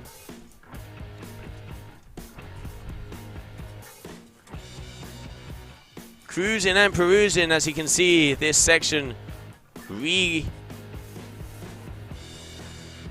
reaching all the way down, and now this is where the speed starts to come in. So here we can see the Brazilian big open hack going all the way back. Judges are going to be liking this. Stylish, not even touching the board. This is where the speed starts to happen. And Mizo jumping off the back of the wave there to go right back out to the sets. So last 30 seconds of the heat. Still trying to see, oh, big back roll there, or front side 3 from Mizo. Very nice angle, and there you can see him just tweaking out that toe side air, or toe side rayleigh. Now looking to see if Jerome is going to be dropping in on a wave before the end of this heat. Final 10 seconds, and I do see him, looks like he's on some sort of a movement on the ocean out the back. But is it going to be in time? I don't think it is. We'll have to see if he is actually riding on a wave there. Oh, it definitely looks like he isn't. So that means that making it through to the semi-finals here at the GWA Dakhla Wingfoil event, we are going to be having Fernando Narvaez, Mizo from Brazil. Congratulations, Mizo, and a big round of applause and congratulations to Jerome. Solid performance, first Wingfoil event, and making himself all the way through to the quarterfinals. And let's just enjoy this beautiful replay wave all the way down to the end, and then we were going to take a very short break.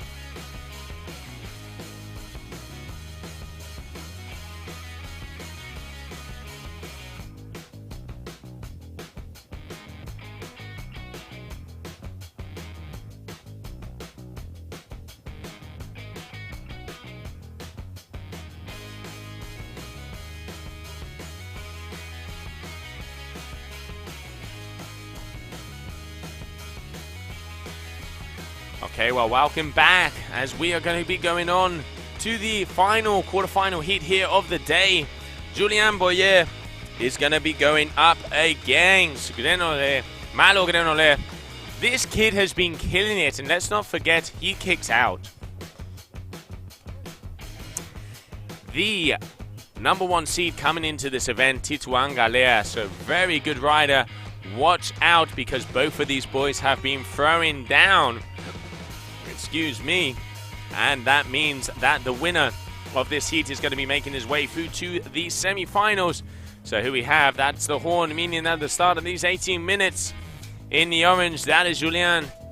And in the black and green gong wing that will be coming onto screen very soon, that is Malo Grenoble.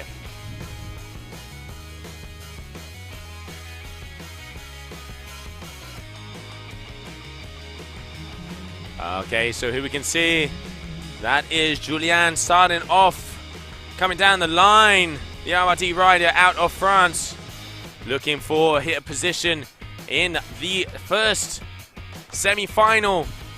So we are now in the last quarterfinals and see if he can come through into the semi-finals of this event.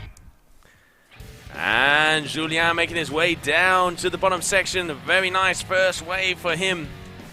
Let's not forget, last quarterfinal of the competition to see who will be making it through to the semis. And Julien, this wave is starting to come up very nicely as it hits that second sandbank.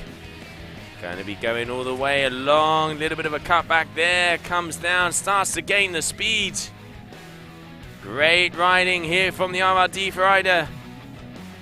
Linking up the turns. Big roundhouse cutback. Just unfortunately losing it there. But that was a very nice ride there from the Frenchman. And also here comes with some style and power. That is Malo. Pushing back into the whitewater. Gaining the speed. And this is also looking like this wave is going to be appealing. Little right-hander on the inside section here.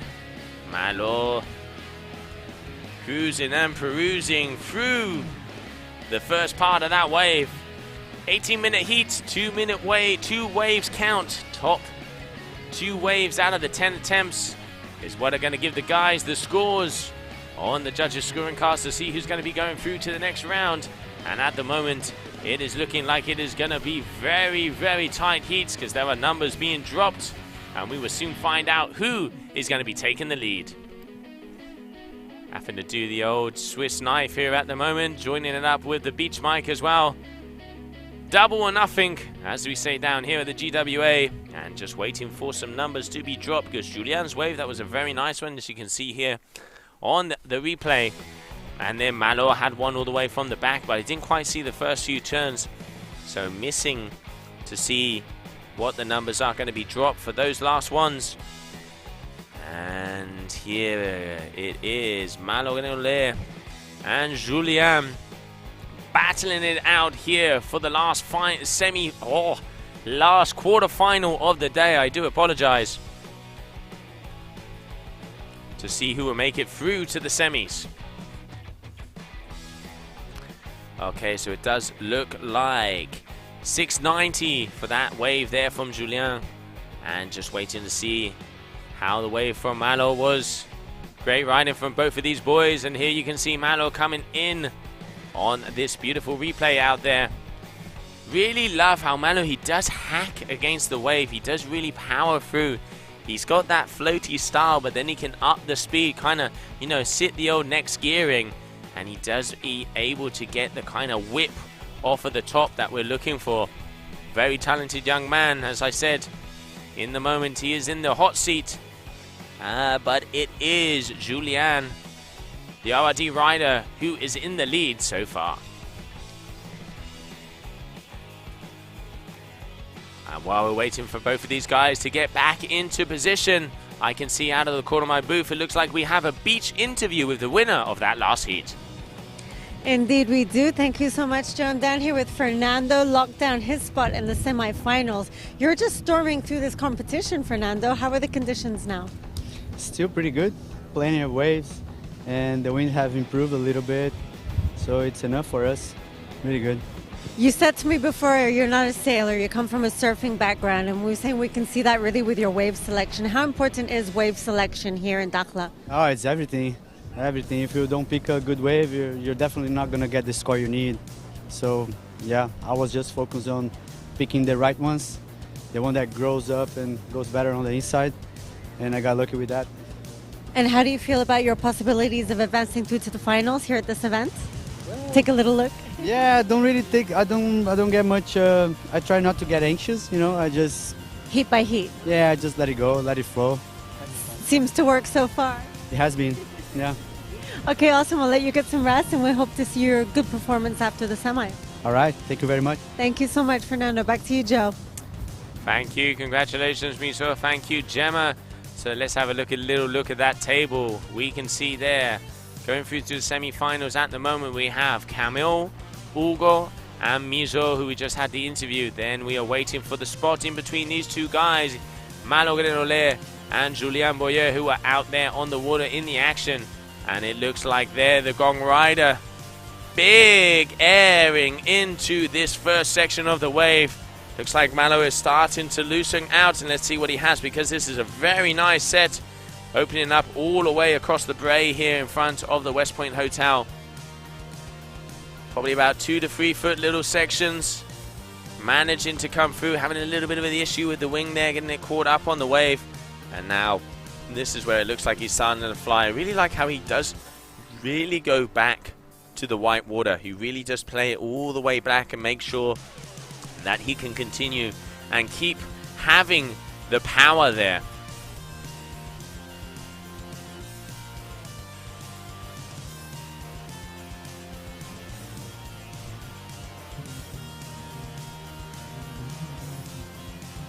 And again, Malo just keeping himself busy, so this wave still counts as one. And now this is where that inside section starts to come up, so let's see what he has for us. Big open face turn, opening out the shoulders, keeping the speed, going down the line. Now we're going to see an air. Oh, he was getting into it. No! I reckon he went against it at the final seconds, and he should have just go for it. Close in between these two at the moment. 8.74 Julien, 8.43 for Malo. And this last wave, I reckon, is definitely going to increase over that 3.33. But we will have to wait for the judges to come through, because that was very nice, starting off with that air. And you can see here, keeping the flow. Had a little issue with the old wing at the beginning, kind of dragging it along. But as soon as he got that right back into position, he was able to get a very nice score of a 6.20. So yeah, as I said there, you can see that Malo Grenole, a very nice score with a 6.20 for that last wave. Coming all the way down the line, but it is at the moment, Julien has the higher wave of a 7.07, but at the moment is going to need a 4.23 if he wants to be taking the lead in this heat. Both of the riders are out in the middle of the competition area, making their way back up to the point. Just under 10 minutes left of this last quarter-final to see who is going to be making it through to the semis. At the moment, we already have a few riders waiting anxiously to see who is going to be their competitors. And we will have to find out as we're coming to that time of the day, coming up on 10 minutes past 6. Sunset's around 7, quarter past 7, so still we have some action out there on the waves. And that looks like Julien is going to be taking off on another very nice rider. Take a look front and center with the orange R&D wing coming in very fast. Let's have a look at what the Frenchman has. And also right behind we can see Malo turn for turn, move for move down here in Dakhla. Yeah, both of the guys pushing forward. Oh, a little bit of an air there from Julien, not quite getting the height. And we can see Malo, both of these guys really pushing these ones. These are going to be very big scores for them. So Julien is going to need a 4.23 if he wants to take the lead. And at the moment, both of these guys pretty much turn for turn riding the set waves.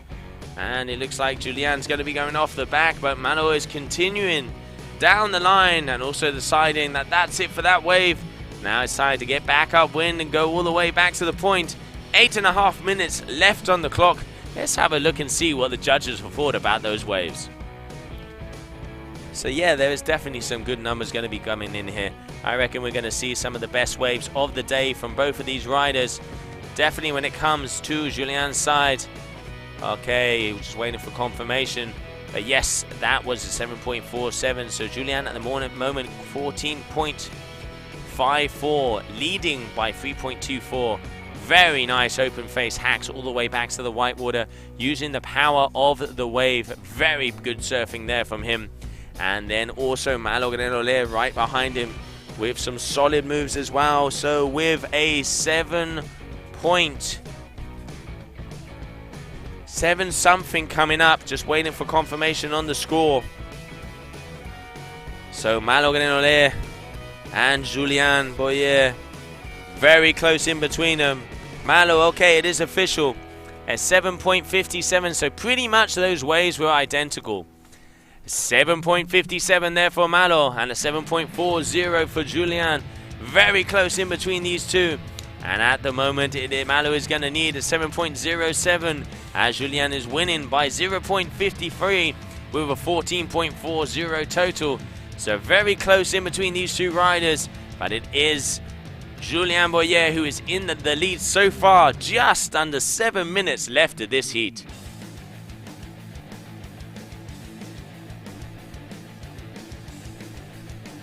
And that is Julien, the RRD rider in the orange, making it already all the way up. Super fast. Flying through the competition area to make sure that he does not miss a single set. And you can see him all the way out the back there on your screen. That is right in front of the point. As the tide is a little low, waves are actually starting to jack up there. They're starting to come in, and some of the riders are grabbing them a little bit further on the left because then they can be sure that it is going to roll all the way down to the bay. You know, sevens across the boards pretty much for all of these riders. You know it has to be a set wave if you want to be making it through to the future rounds, because the best of the best are out there on the water.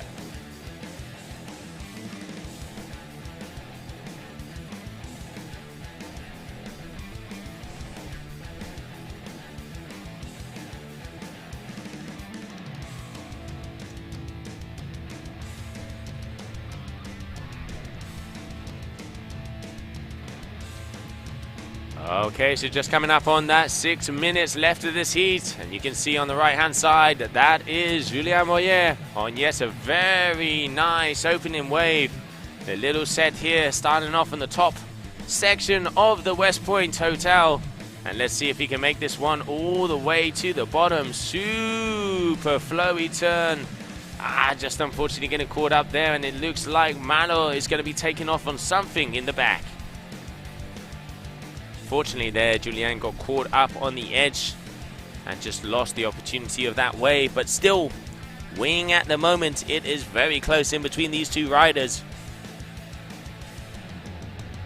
5 minutes on the buzzer.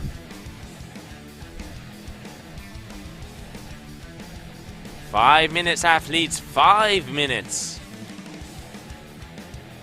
You gotta love a little bit of the old doubling up, beach mic and live streaming. Keeping ourselves busy here on the second event of the GWA Wingfoil World Tour. At the moment on the water, quarterfinal, the final quarterfinal of this competition to see who's going to be joining the rest of the fleet in those semis. Oh, Malo going for a big frontside free to see if he can land it on the wave and then continue surfing. That would be a very big score if he was managed to surf like he has. And starting it off with a move like that. So starting to mix it up. He knows he needs something big. 673. This young man is more than capable of producing the goods to get those kind of numbers. And now we're just waiting as there's 4 minutes on the clock. The time is ticking, and it is time to start digging deep. Because if you want to be in the semi-finals of this competition, both of these guys are going to have to pull out all the aces from their sleeves.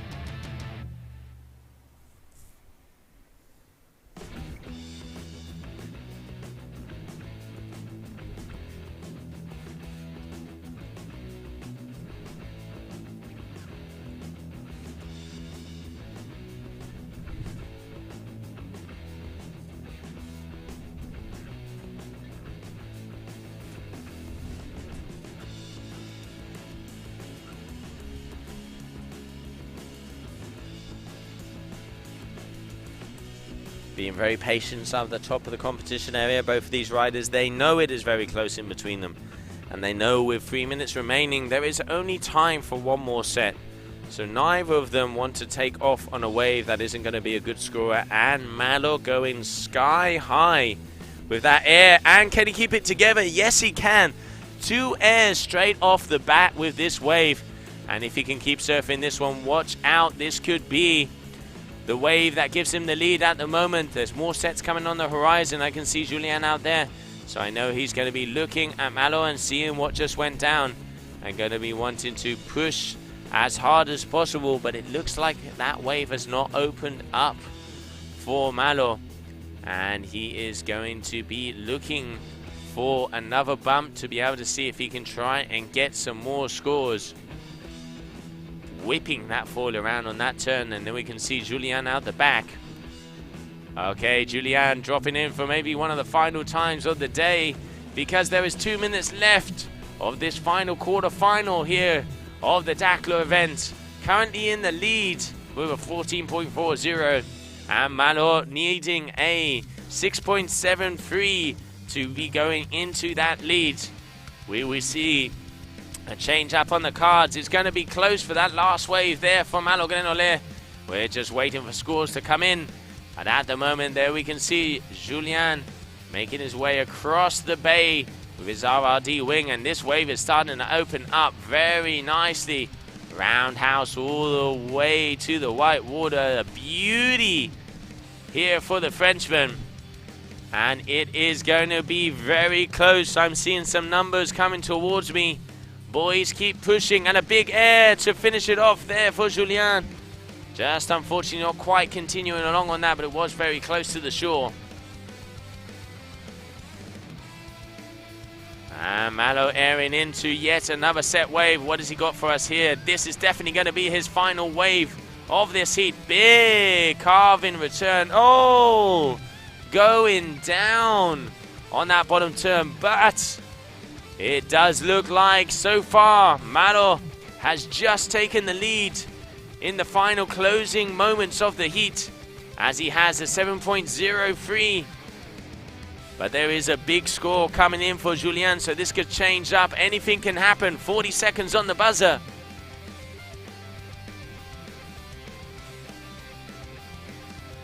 Coming on those last 30 seconds, waiting for some numbers to come in. Who will take the win? Who will be making it through to the semi-finals? We will soon find out. Will it be on your right, Julien Bouyer, or will it be on your left, Malo Grenouille? We will soon find out. Last 10 seconds, athletes.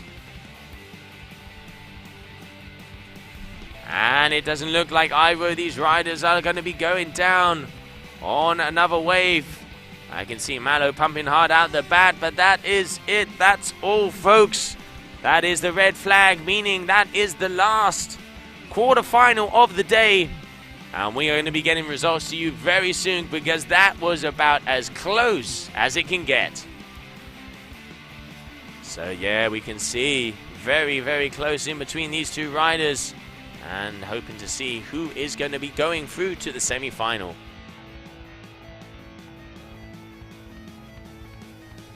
And we can see that is Julien just coming off of the water. Has Malo done enough to claim it at the final seconds of his heat? We will soon find out. But before we do so, let's take a short break with this commercial advert.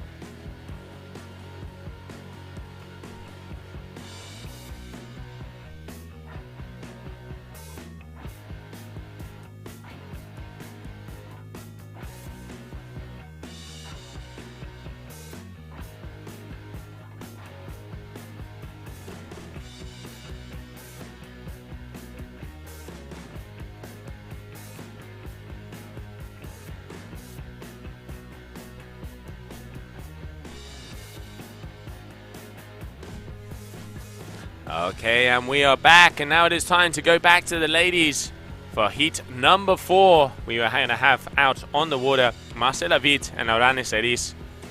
There we can see Marcela coming from Brazil, and Orane Cerise, if I'm not mistaken, she is coming from France. Who is going to be going through in the next rounds of this competition, we will soon find out. But those are the two ladies.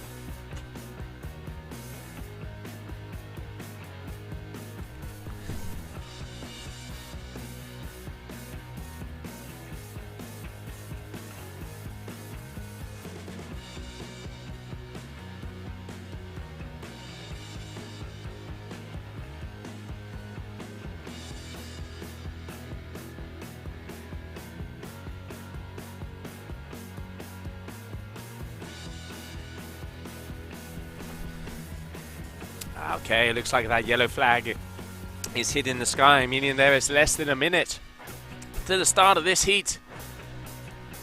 Heat number 2, round number 2 of the ladies going out in the water. Who is going to be going through to the future rounds? We will soon find out. Just coming up on 6:30 local time. 18-minute heats out there, so I reckon we got time for maybe 1 or 2 more heats. And then it was going to be a call it for today. Still waiting for results to come in of that last heat. We will know very shortly.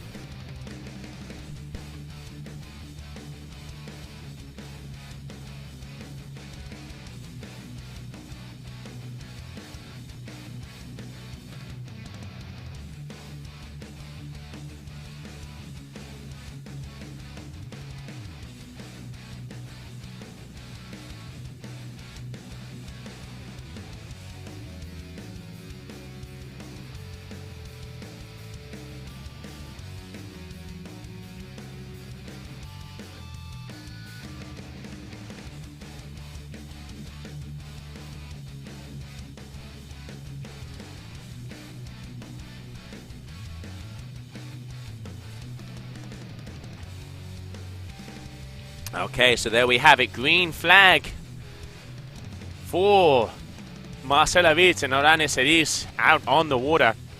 Here we can see Orane pumping on a wave already to start off. Nice little opener. I love it how the golden hour here starts to shine through. Such beautiful sunsets off here in Dakhla. Everything just starts to light up nice and orange. And out there we can see front and center on your screen, that is Marcela Wyde, and she is up against Orane Cerise. Still waiting for the results of that heat to come through in between Malo and Julien Bouyer. Still waiting to see who has taken the win and who is advancing through to the semi-final. As soon as I have information, I will get it right across the stream to you.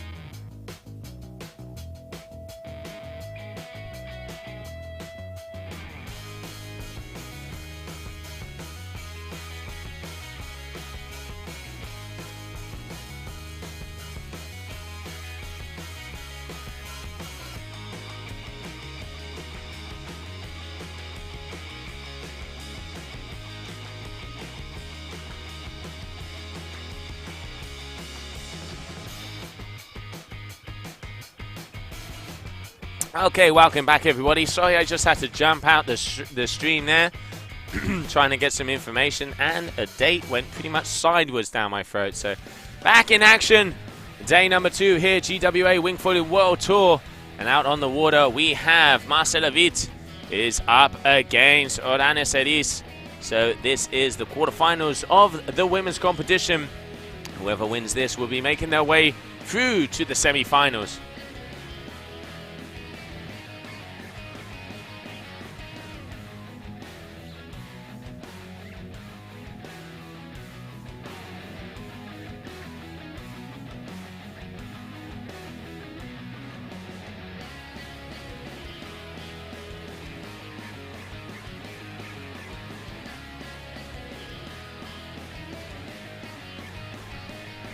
Okay, so we have information in. We'd like to give a big congratulations as going through to the semi-finals from France, Julien Bouyer. Congratulations there to Julien. And there we can have with the old beach announcement. We are going to go down and get an interview with him on the beach, as I can see Gemma is starting to look at me. Yeah, sorry, Joe. I was busy looking at the board. Julien, insane. That was very, very, very close. Came down to the final moments, but you're advancing through to the semifinals. Yeah, it was a super good fight with Malo. I think we took almost the same waves, and yeah, it was super good, and I'm super stoked to win. Now I'm in the second semi-final. My brother in the first one. So what's going to happen if you both end up in the final? Have you ever competed in a final together? Yeah, we did already. But now for sure there is one of us on the podium, so... So that's a great result. It's Juju Camp's life. Well, super good job, well done, and we'll see how far we can get. Hopefully we'll be able to complete the semifinals today if the sun allows. Yeah, we are waiting, and yeah, let's have fun. Good job, guys. Thank you so much. See you later. Back to you, Joe. Thanks.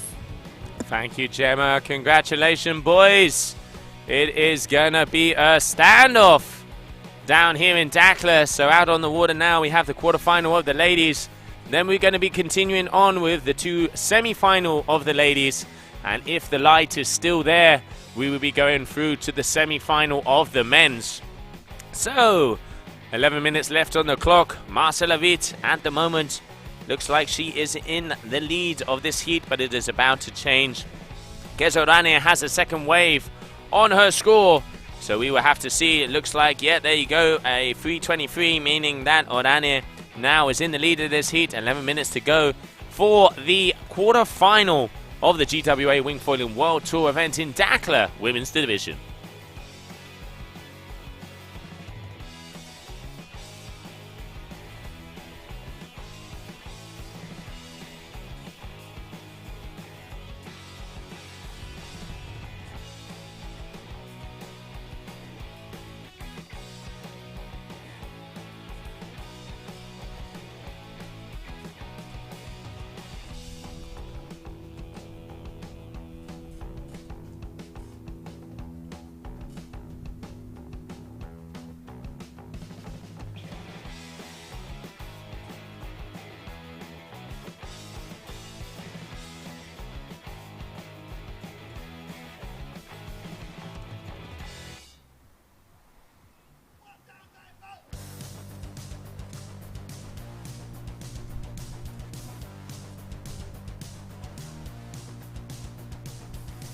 So both the girls all the way out the back, trying to see if they can pick up on some of those set waves.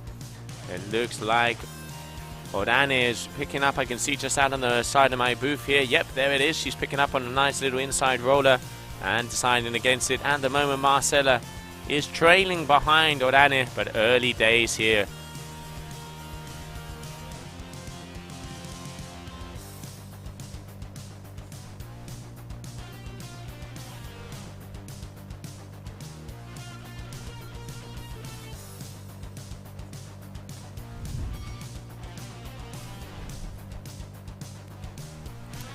So, quarterfinals of the ladies out there on the water.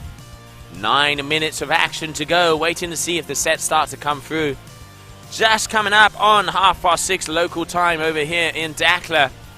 Sunset kind of comes around 7:15, 7:30, so I reckon we have enough time for maybe 2 or 3 more heats. The idea is that we do the semi-finals of the ladies, and then we'll be moving over to the semi-finals of the men. So we will find out how far we're going to be able to go through. What a day of action here at day 2 of the GWA Wingfoiling World Tour event here in Dakla. Stop number 2 of the tour. Already seen Malo Grenole taking out Tituan Galea. But then now in a very close heat, Julien just overtook Malo in the closing moments of that quarterfinal, meaning they are moving through to the semis. The two brothers, Camille and Julien, making their way through to the semi. Miso already in there as well, and looking forward to see who is going to be fighting it out for the win here in Dakla. So far on the water, 8 minutes to go. We have Marcela Witt and Orane Cerise battling it out to see who can make it through to the semi-finals also of this competition.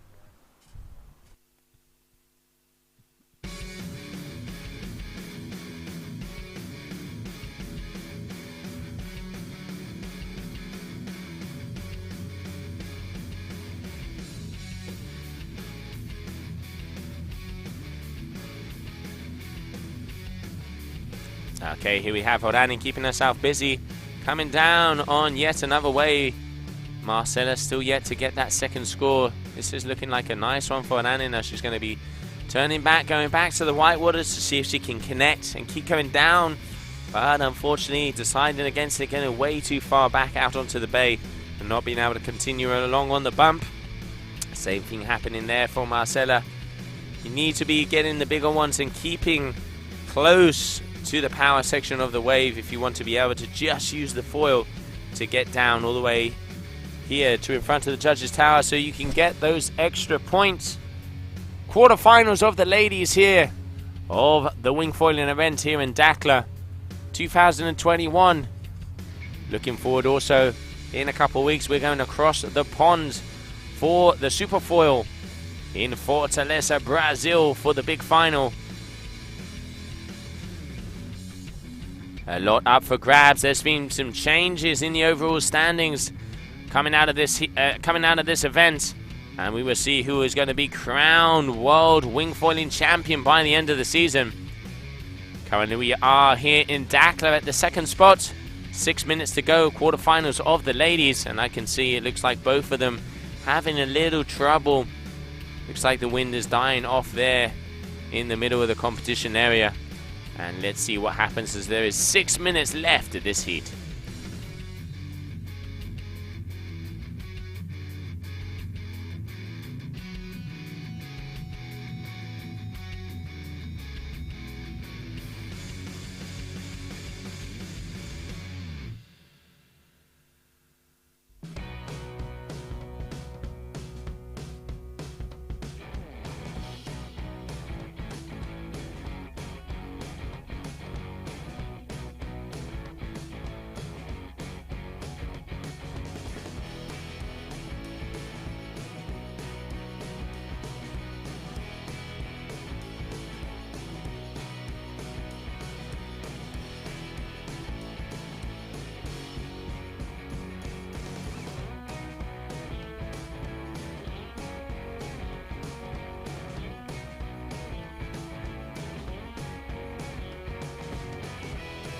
Yeah, it does look like it's a little light in the middle part of the competition area here. There we can see both of the girls trying to pump as hard as possible to get up on their boards. But it's looking like it is starting to die off. It is that time of the day, the 6:30 in the afternoon. Dakla Winkle, like clockwork recently.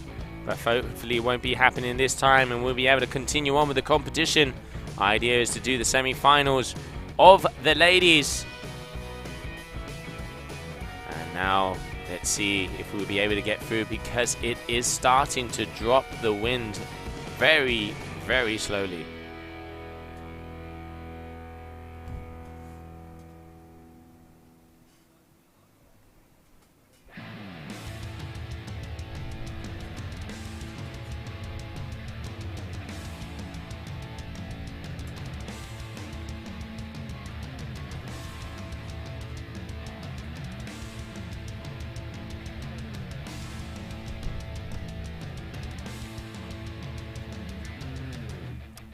3.5 minutes to go, and it still does look, I'm going to stick my head out of the booth because I can't quite see at the moment. It does look like both of these riders are not being able to stand up. So I'm going to stick my head out also of the booth to see what our racing team is saying about this, because it is looking very light out there. And it does seem like both of the girls are having a very hard time making their way back up the point. Telling you that Dakler 6:30 wing call has been going strong throughout the whole competition. And it does look like that is happening again today. Quarterfinal on the water at the moment. Orane Cerise with 6.13 in the lead. And Marcela Witt with a 4.97. Both of the girls look like they've got up. And now let's see if Orane can make her way back up to the competition area and is able to grab another wave. Because at the moment she is in the lead.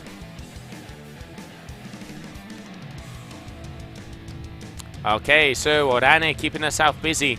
Intelligent riding, because if the girls are not riding on anything, what is going to happen out there? They're going to think the conditions aren't suitable and they're going to call the heat. She knows she's in the lead, so she wanted to push as hard as possible to see if they can continue on with this heat. But it does look like she's going to go down there, or is she continue riding? Marginal conditions on the inside. 2 minutes left of this heat.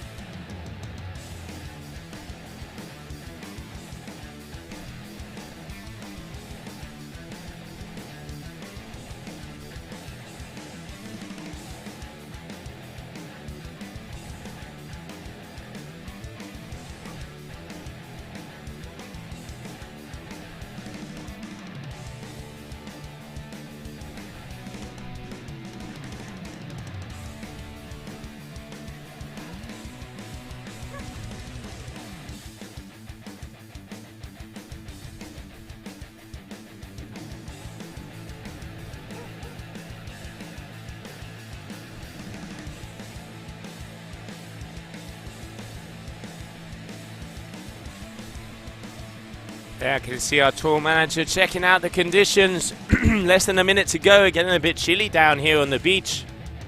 Desert temperatures go from blazing hot to freezing cold. And here we have Orane dropping in on the last bump for the afternoon. So that is Cerise. At the moment in the lead with a 6:13, and looks like she's going to be adding yet another score. So unless anything changes, I reckon she is going to be having the win here in this quarterfinal. We will soon find out. And keeping her balance, making sure she continues along this white water. Good amount of power, 13 seconds left. Coming up on the last 10 seconds of this heat. Who is going to be making it through to the semi-finals? We will soon find out. And powering down with speed. Boom! Just getting gobbled up by that one. Oh, foil up against the wing.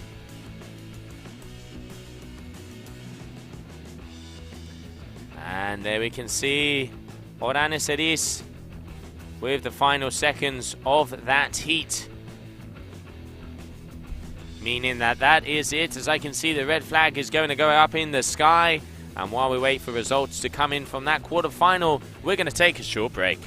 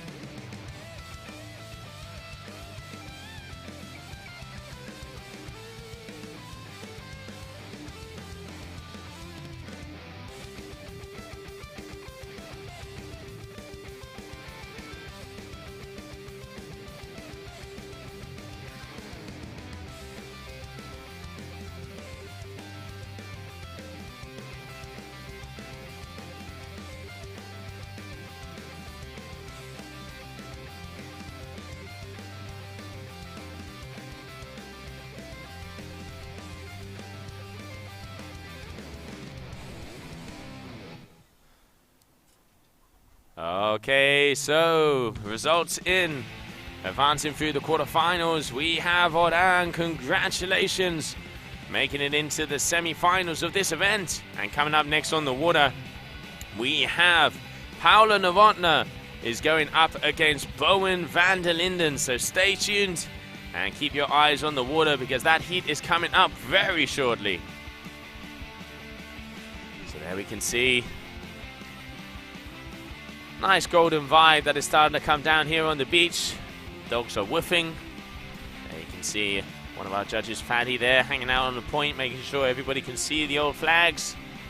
And it is that time of the day where we are going to be starting the next heat. In between Paula Novotna and Bowien Vander Linden. So bear with us as it looks like the yellow flag, meaning less than a minute to the start of semi-final 1 of the women.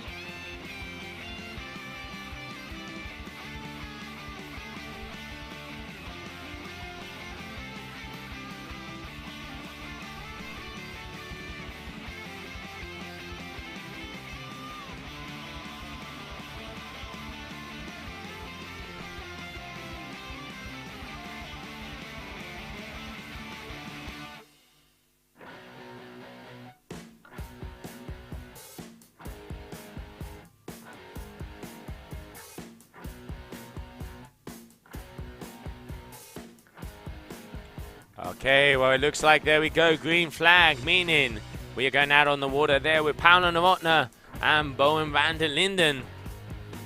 Two very talented young ladies going out onto the water.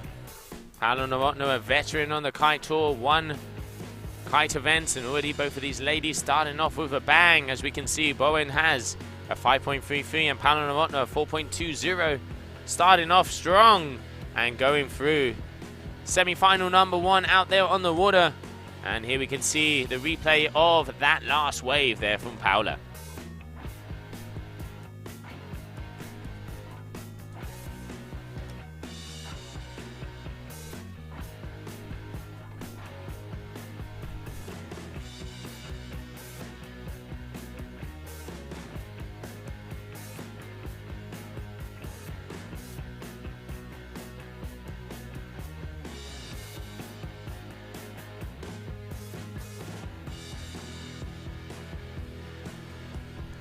So Paula getting a 4.20 for that last wave, but it is in the lead. Coming from the Netherlands, Bowien Vander Linden in the lead at the moment. 14.5 minutes on the clock. First semi-final of the day. My idea is to do semi-final number 1 and 2 in the ladies, and then depending on the light and the conditions, we will switch back over to the men. Coming up to 6:45 here in the afternoon in Dakar. And what a day it has been for day number 2 of the GWA Wingfoiling World Cup here in Dakar, Morocco. Beautiful conditions, great people, great vibes. And talking about vibes, let's go down to the beach with Gemma, because I can see she is with the winner of that last heat. Yeah, thank you, Joe. Here we are down on the beach with Orane. I think it was difficult conditions for your heat. Can you tell us how it was? You can answer in French if you prefer, it's no problem. Ok, thank you. C'était très difficile parce que le vent était très faible, mais j'ai surfé ma première vague en wing pour la première fois. J'ai enfin. It's the first time. My first time, yes. So I'm so proud of me now, and I'm in the next heat. So, j'ai explosé ma wing, mais j'ai des amis qui vont me prêter une autre wing, donc j'y retourne et puis on verra. Mais en tout cas, c'est bien amusant et c'est cool et voilà. Oh, thank you. Thank you so much, Orane. This sounds stressful. We let you go so that you can prepare for the next heat, and I wish you lots of luck. Thank you so much. Merci beaucoup. Thank you. Back to you, Joe. Merci beaucoup, merci beaucoup. Congratulations to her making her way through to the next round. And she's going to be running up the beach because she is going to be going back into the water as soon as this heat is over for semi-final number 2. But now let's go back to the action. And at the moment it is Bowien van der Linden with a 5.33 and Paula Novotna with a 4.20.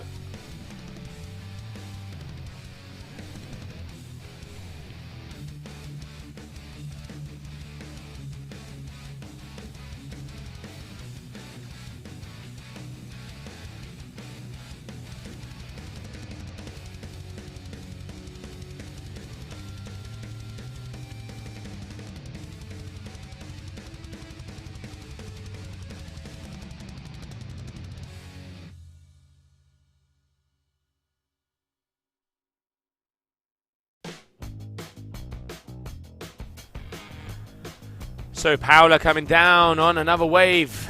And this one's looking very nice. Got a couple of solid turns in it already. Back to the white water. Liking what I'm seeing here from the Czech Republic. And Paula really been training hard on the Wingfoil and starting to make a name for herself out there. Not feeling too good at the moment. I know she had some stomach issues during the day. Sometimes the traveling can do that to you.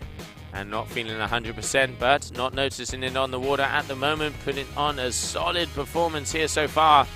6.20 for that last wave. 10.40 on the scorecards. Currently in first position.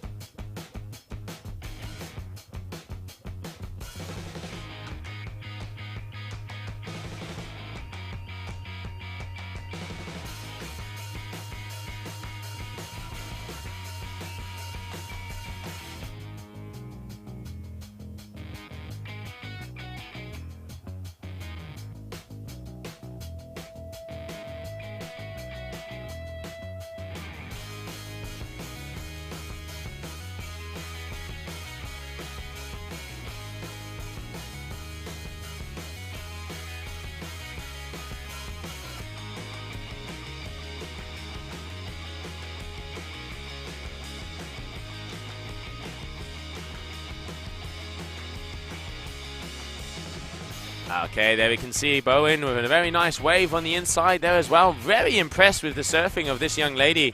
Has the freestyle skills and showing that she is a very complete rider. Already has some good results underneath her belt, so a very serious contender for the world, taking the world title this year. And 9.5 minutes on there. Look at that, stylish, back to the old backwash. Comes along, makes sure that she's keeping the speed. And very nice and graceful here from the Dutch rider, Bowien van der Linden from RRD. Oh, Erin, can she keep it up? Yes, she can. Pump, up, up, up. Ah, just missing out on that final little bit of a pump section. But still, 9 minutes on the clock. Halfway through this heat, semi-final number 1.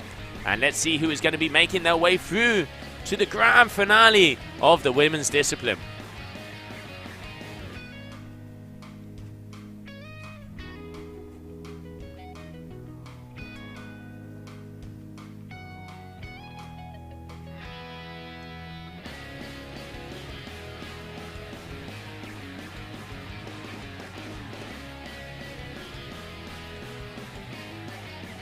There you can see Orane making her way out because she knows she's in that next heat.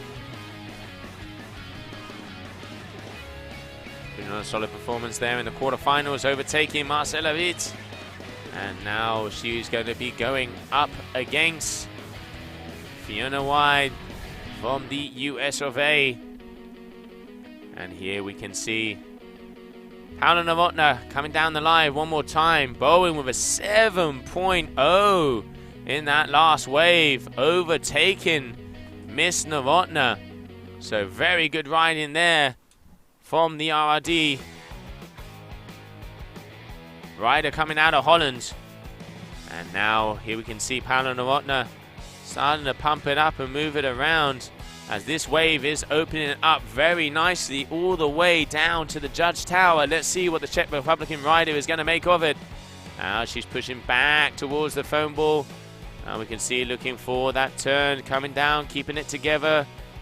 Yep, gets back up on the 4. I reckon she's going to be able to get past this section. Starts to get a little push from the wing. Judges obviously going to be deducting a little bit there because it shows that she got a little bit too far out of position, but still another good one up there. She needs a 6.14 to lead, and she's already achieved that today with a 6.20. Now waiting to find out if she can manage that. Oh, just unfortunately, I think she might even have touched the bottom there with a 4 on the inside section of the wave. So now at the moment, 6.20 and a 4.20 for Paula. A 7.0 and a 5.33 for Bowien, meaning that Bowien is in the lead here. Semi-final number 1. Looking to be doing semi-final number 2 of the girls as well. 7 minutes to go. And up next we will have Fiona Wyde going up against Orane, Cerise.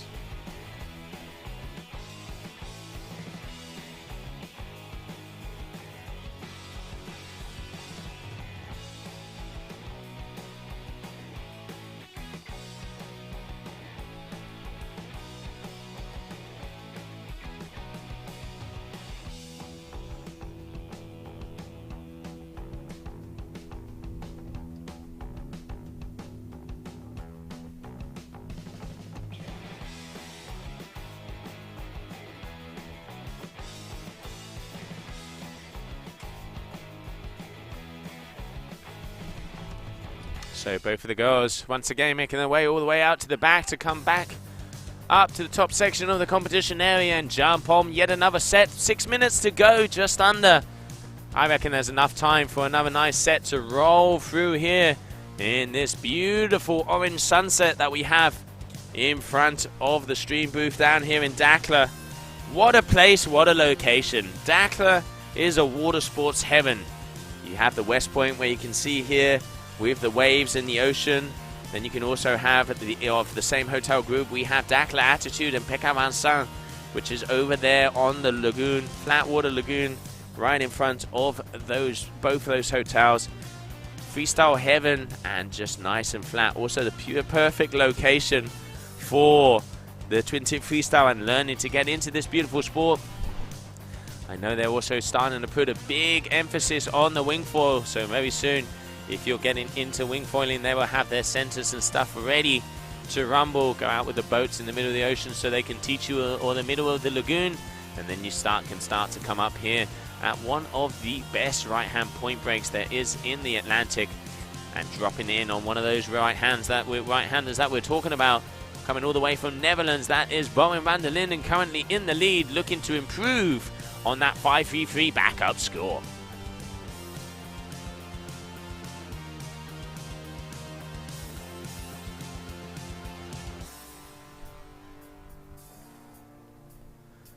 Okay, and also we have at the same time, there you can see behind her, that is Paula Novotna. So Paula on the right and Bowien on the left.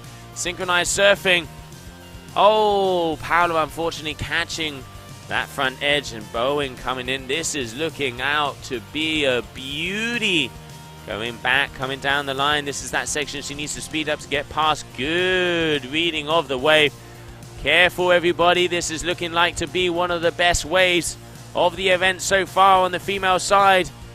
Bowien staying in. Oh, unfortunately just getting caught up by the whitewater. That was a very nice ride all the way down. Really keeping it together, keeping the groove and keeping the style. So now waiting to see some numbers being dropped. And I'm going to go as far as saying, yep, there it is. It's official. 7.87 for that last wave from Bowien. That is the highest score of the day and the highest score of the women's competition, setting the standards, saying that she is a force to be reckoned with. And in semi-final number 1 at the moment with a 14.87, there we can have Bowien van der Linden in the lead over Paula Novotna.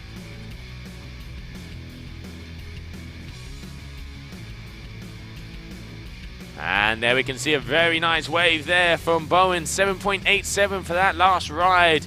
Currently in the lead of this semi-final number 1 of the ladies out on the water here in Dakla. Coming up next, we will have Fiona Wyde going up against Cerise. Is going to be going up out on the water for that heat. Semi-final number 2 of the day. Sunset is starting. You can see the golden hour coming through here in Dakla. And hopefully the wind will stay with us and we'll be able to do a couple of heats. What a day 2 we have had here at the GWA Wingfoil World Cup in Dakla. Action on the water, left, right and center. And looking forward also to see the boys going out there as we have semi-finals awaiting. Waves are good, wind is still there, action is on. And let's see how far we're going to get there today. The plan is that after semi-final number 2 of the ladies, we will continue on with semi-final number 1 of the men, but still awaiting confirmation.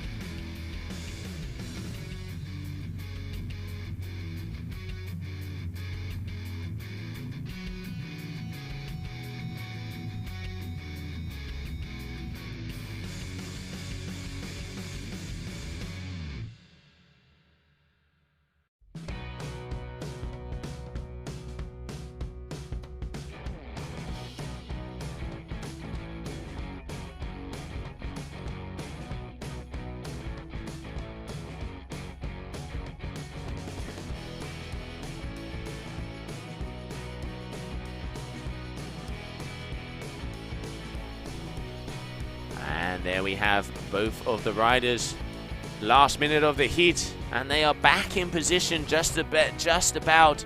Paula Novotna needs an 8.67 if she wants to be making it through to the semi-finals. And there's only 50 seconds left on the clock, and she is a little bit outside of the position. Is she going to have enough time to be able to do so? We will soon find out. But Bowien van der Linden put in the homework here in this heat.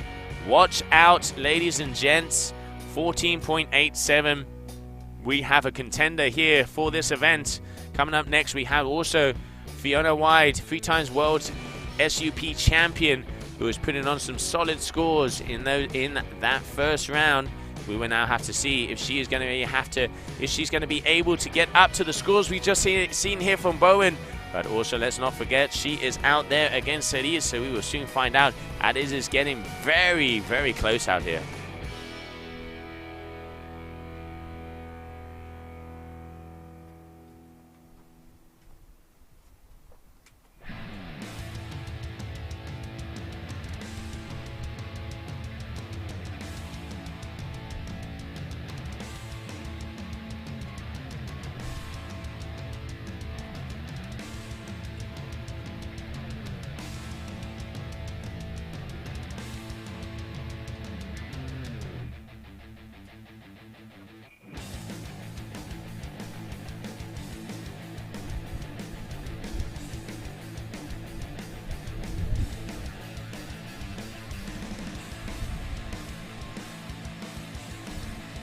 Okay, closing moments here in the heat, and yes, there it is, the red flag going up there on the judge tower, meaning that is it for semi-final number 1 of the ladies out there on the water.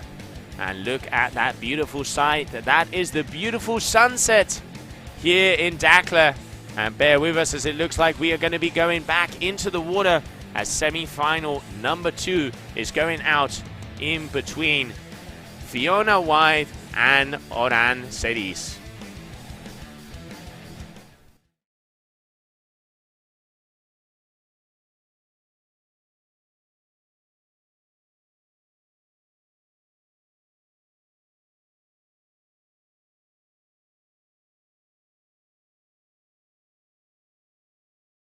اخبارك عند سي اش بونك تقدر تحل حسابك اونلاين فين ما كنتي غير سيني حلقه. عندك تليفون سينو حلقة، ولا خارج كدور سينو حلقة، في البيت كتريني سينو حلقة، ولا جالس كتسيني سينو حلقة، مرتاح عند الطبيب سينو حلقة، مع صحابك نهار العيد سينو حلقة. على هالدورة كاملة دابا نيت تيليشارجي لابليكاسيون سي اش موبيل، سكاني لا كارت، صور راسك، سيني وانت حليتي الكونت فابور ومدى الحياة. هاني وكمل سينو حلقة عند سي اش بانك، سينو حلقة سيني حلقة سي اش بانك.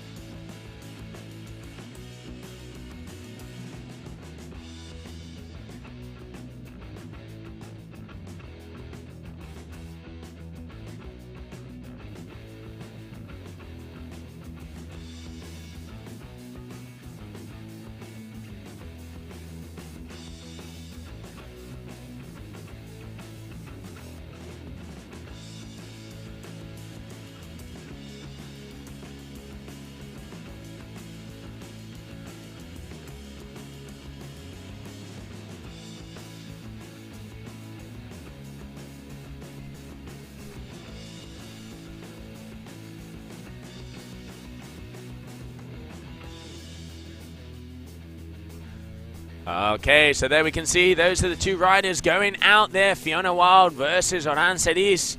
Semi-final number 2 of the ladies out on the water. Who is going to be going through to the grand finale? Who is going to be meeting Bowien in the grand finale here of the GWA Wingfoiling World Tour Cup in Dakhla, Morocco, the second stop of the season. Next week, we're going to be jumping over across the pond as we are going to be having the finals there in the Super 4 in Fortaleza. Make sure to tune into that because we will have live stream as well. And what a beautiful color there is out there on the water at the moment, as it is looking golden to say the least.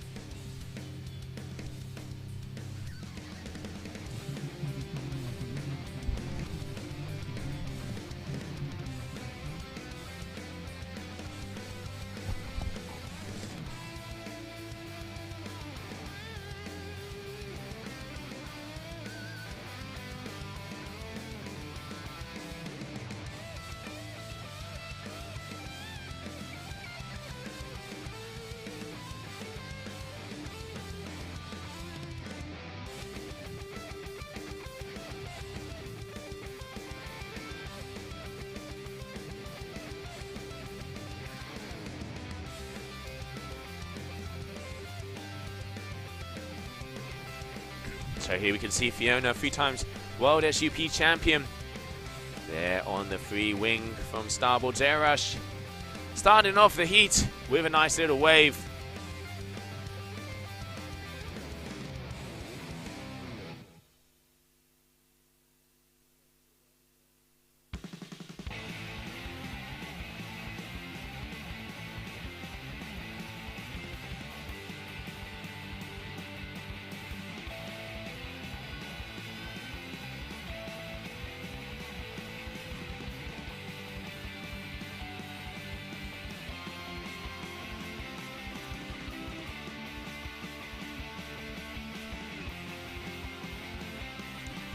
So Fiona getting a 2.83 for that last wave, and it looks like Orane there coming on a wave attempt with a 0.87.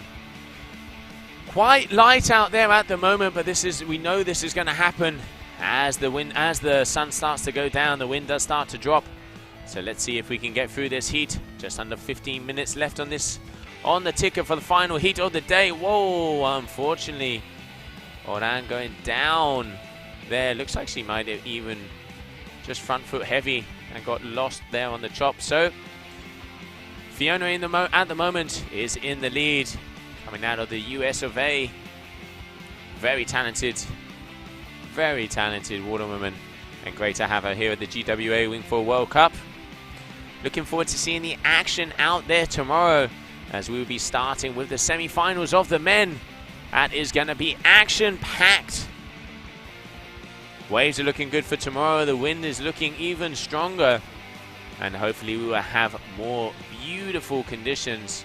So far here in Dakar, it has been a very nice competition, and there we can see Bowien, Vander, Linden making her way out of the water, and she has got to be happy with that last performance. 2 very big scores, the highest combined scores and the highest wave score of the competition so far. And she is through to the grand finale.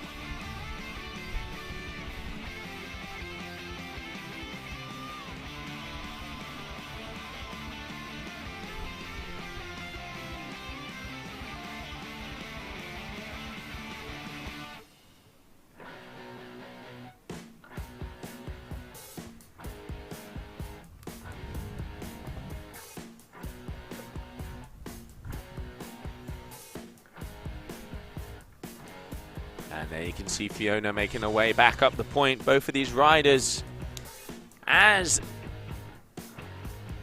you want to be taking off on the right-hand side. As the tide, it does look like it's starting to come back in here. And as it comes back in, the waves start to get a little bit closer to the right-hand point break that we have out here in the front. What a beautiful location in front of the West Point Hotel here. And as you can see, the best of the best of the wingfoiling world out there on the water.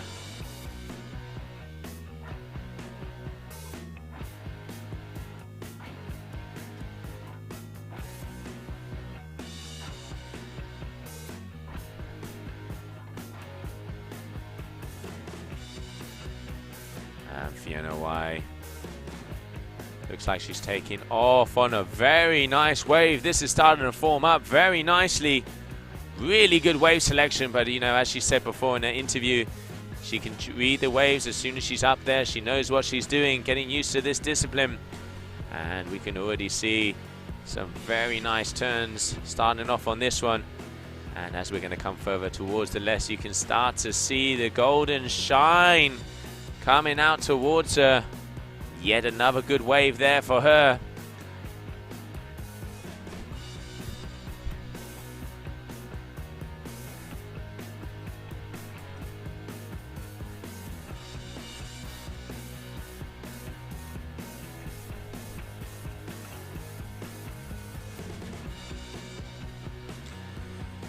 And there you go. It does not get much more beautiful than that. That is the view we have right in front here while we're doing the old stream. That is the golden hour, as they say. And what a beautiful sunset we have so far. So at the moment on the water, semi-final number 2, Fiona Wyde is up against Orane Cerise. And they are getting ready to rumble, because the winner of this will be out there and try and get their place into the grand finale. So the winner will be going through to the final. Who will it be? And at the moment, it looks like we have a 5.77 and a 2.83. So a good way to start off the heat there.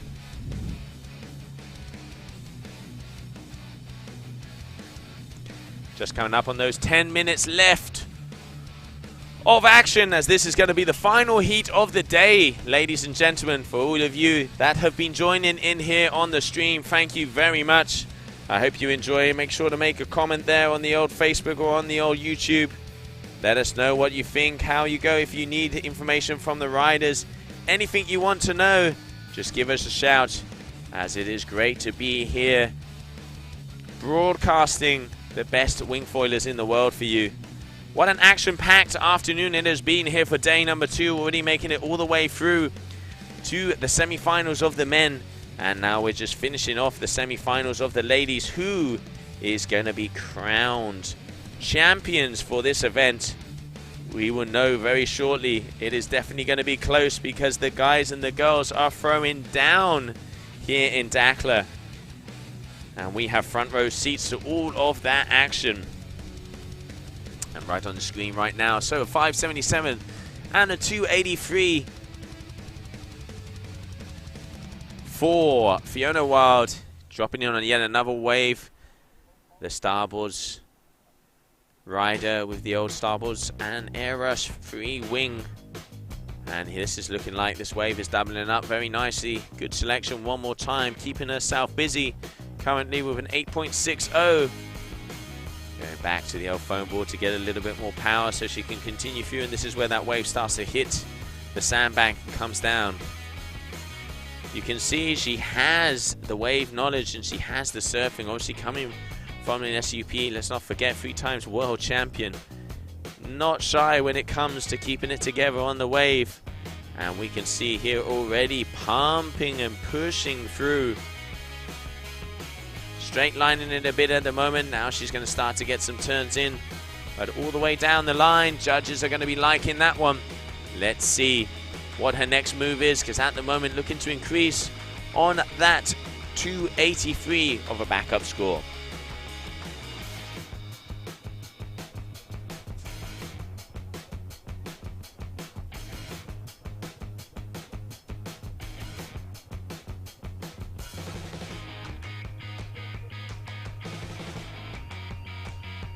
So beauty of a wave there from Fiona. As we mentioned before, you can see really coming down the line. Did get caught up a little bit with the wing, so she wasn't quite able to get the turns that she wanted, but still mixing it together, getting it all down, and just this beautiful golden hour here in the lovely location of the GWA Wingfoil World Tour event in Dakar, Morocco, southwest coast of Morocco. And this place is a water sports heaven. Here we can see Orane coming down on a nice wave, and that golden glow coming in behind us. Let's see what she has for her. This one is opening up nicely.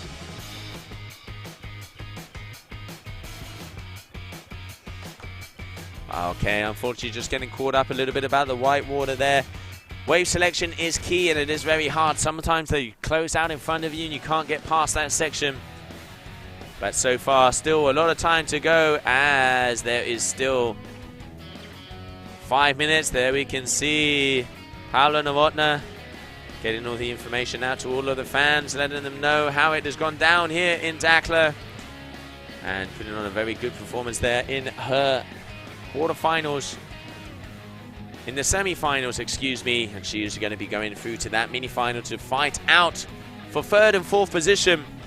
And there you go, ladies and gentlemen. It does not get more beautiful than that. Lay back, open up a cold one, and enjoy the show. Golden hour here down in Morocco, and currently in the water, Fiona Wyde from the US of A, and Orane Cerise from France.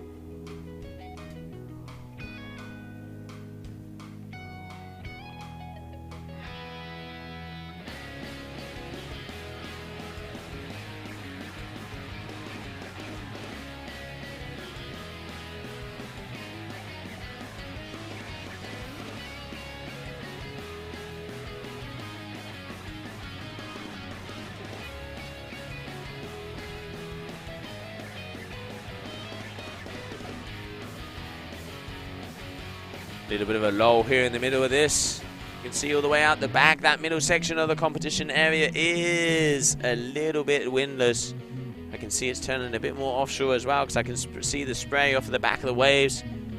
5.5 minutes left of this heat. Who will be making their way through to the grand finale? We will soon find out.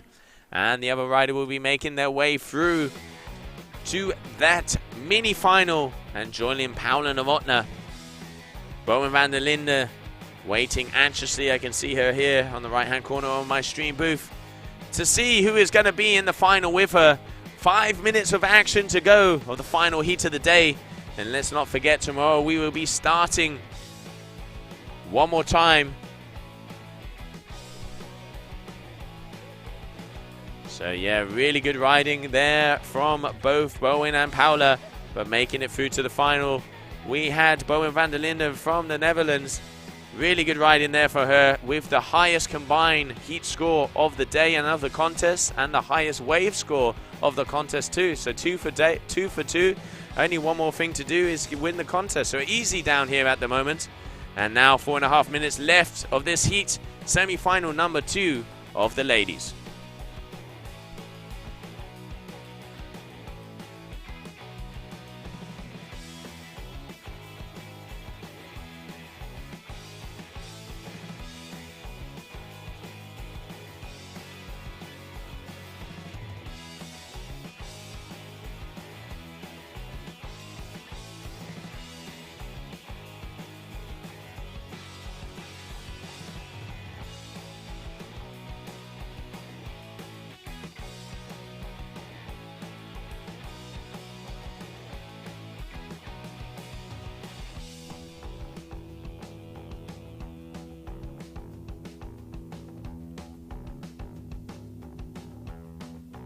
Well, there we can see what has been going down here on the women's side.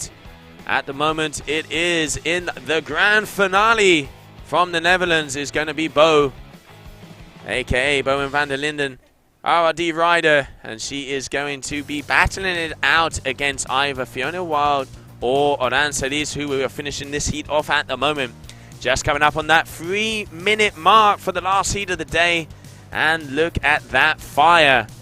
Nothing but orange and nothing but beautiful colors down here in Dakar. Some of the nicest sunsets I've seen throughout this contest.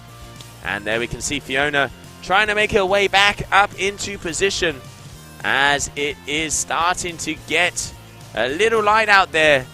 2.5 minutes on the clock, and Fiona has a 12.54 average and Orane has a 3.70, so comfortably in the lead at the moment.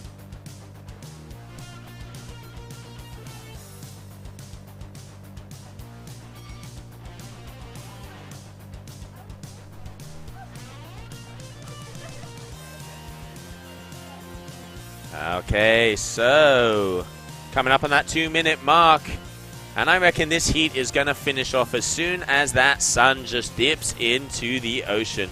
Day number 2, GWA Wingfoiling World Tour event here in Dakar. Don't forget that middle of November we are going to be going over to Brazil, to the beautiful palm trees and sand over there for the grand finale for the Superfoil down in Fortaleza. Really looking forward to that one. Pretty much after this event, it is 12 hours at home and skip, hop and a jump. Trains, planes and automobile out on. And we're going over there to Brazil for that final event. What a season it has been so far. And just look at that. I can't get enough of this sunset. Pretty much where you can see our tour manager standing, that is right next to my streaming booth. So I literally have this view from out of my window here.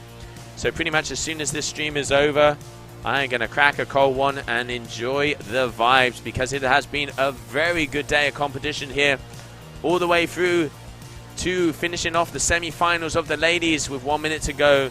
And then we've made it all the way to the semi-finals of the men.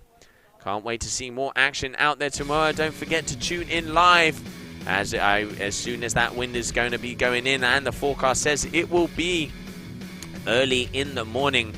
We will be going out there.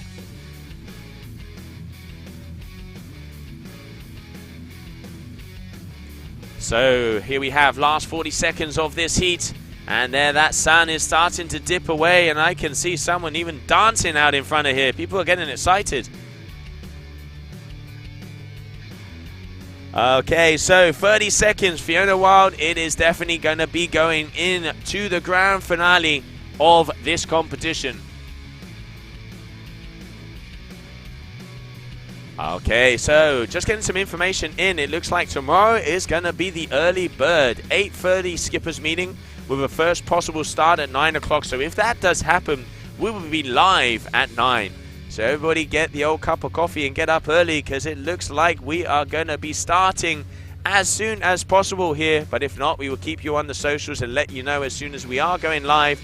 So that is the end of that heat. And the winner going through to the grand finale is going to be Fiona Wyde.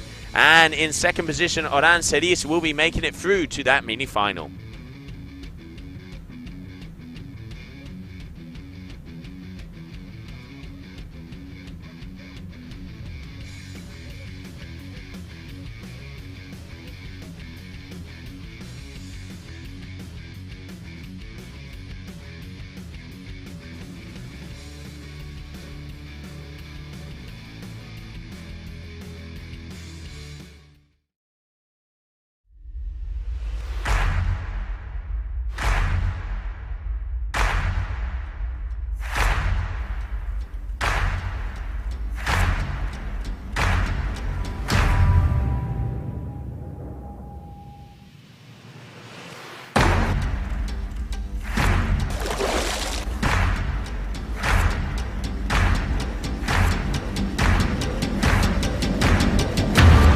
MDJS, faire gagner le sport.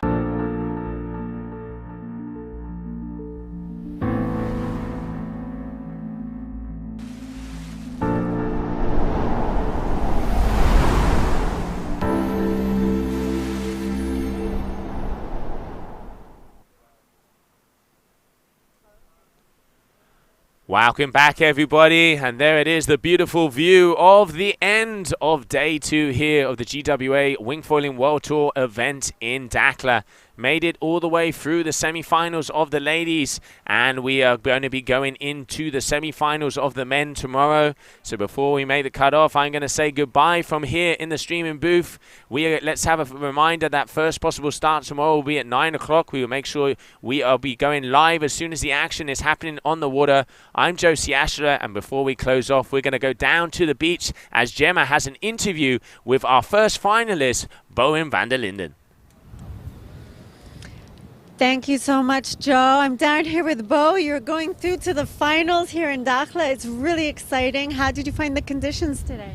It was pretty good. The waves were a little bit smaller, I felt, but I got a couple of good ones, and I got a pretty good score. I got my highest score on this moment, so I'm really happy.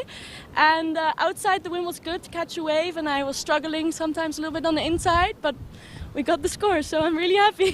And hoping for some great conditions for tomorrow's finals. How do you feel about facing Fiona tomorrow? Well, we already faced each other in the first round, so I'm a little bit scared, but it's good competitions. It's fun to be riding with such good girls here, and yeah, I'm excited. Well, fantastic level. We really enjoyed watching that last wave you got in your heat. It was really exciting, so I wish you lots of luck for tomorrow. And for now, we're going to go home. We're going to enjoy this amazing sunset here in Dakhla, and we're going to be back online live tomorrow morning, first possible start at 9 a.m. So thanks to everyone for tuning in, and we'll see you all tomorrow. Thanks a lot.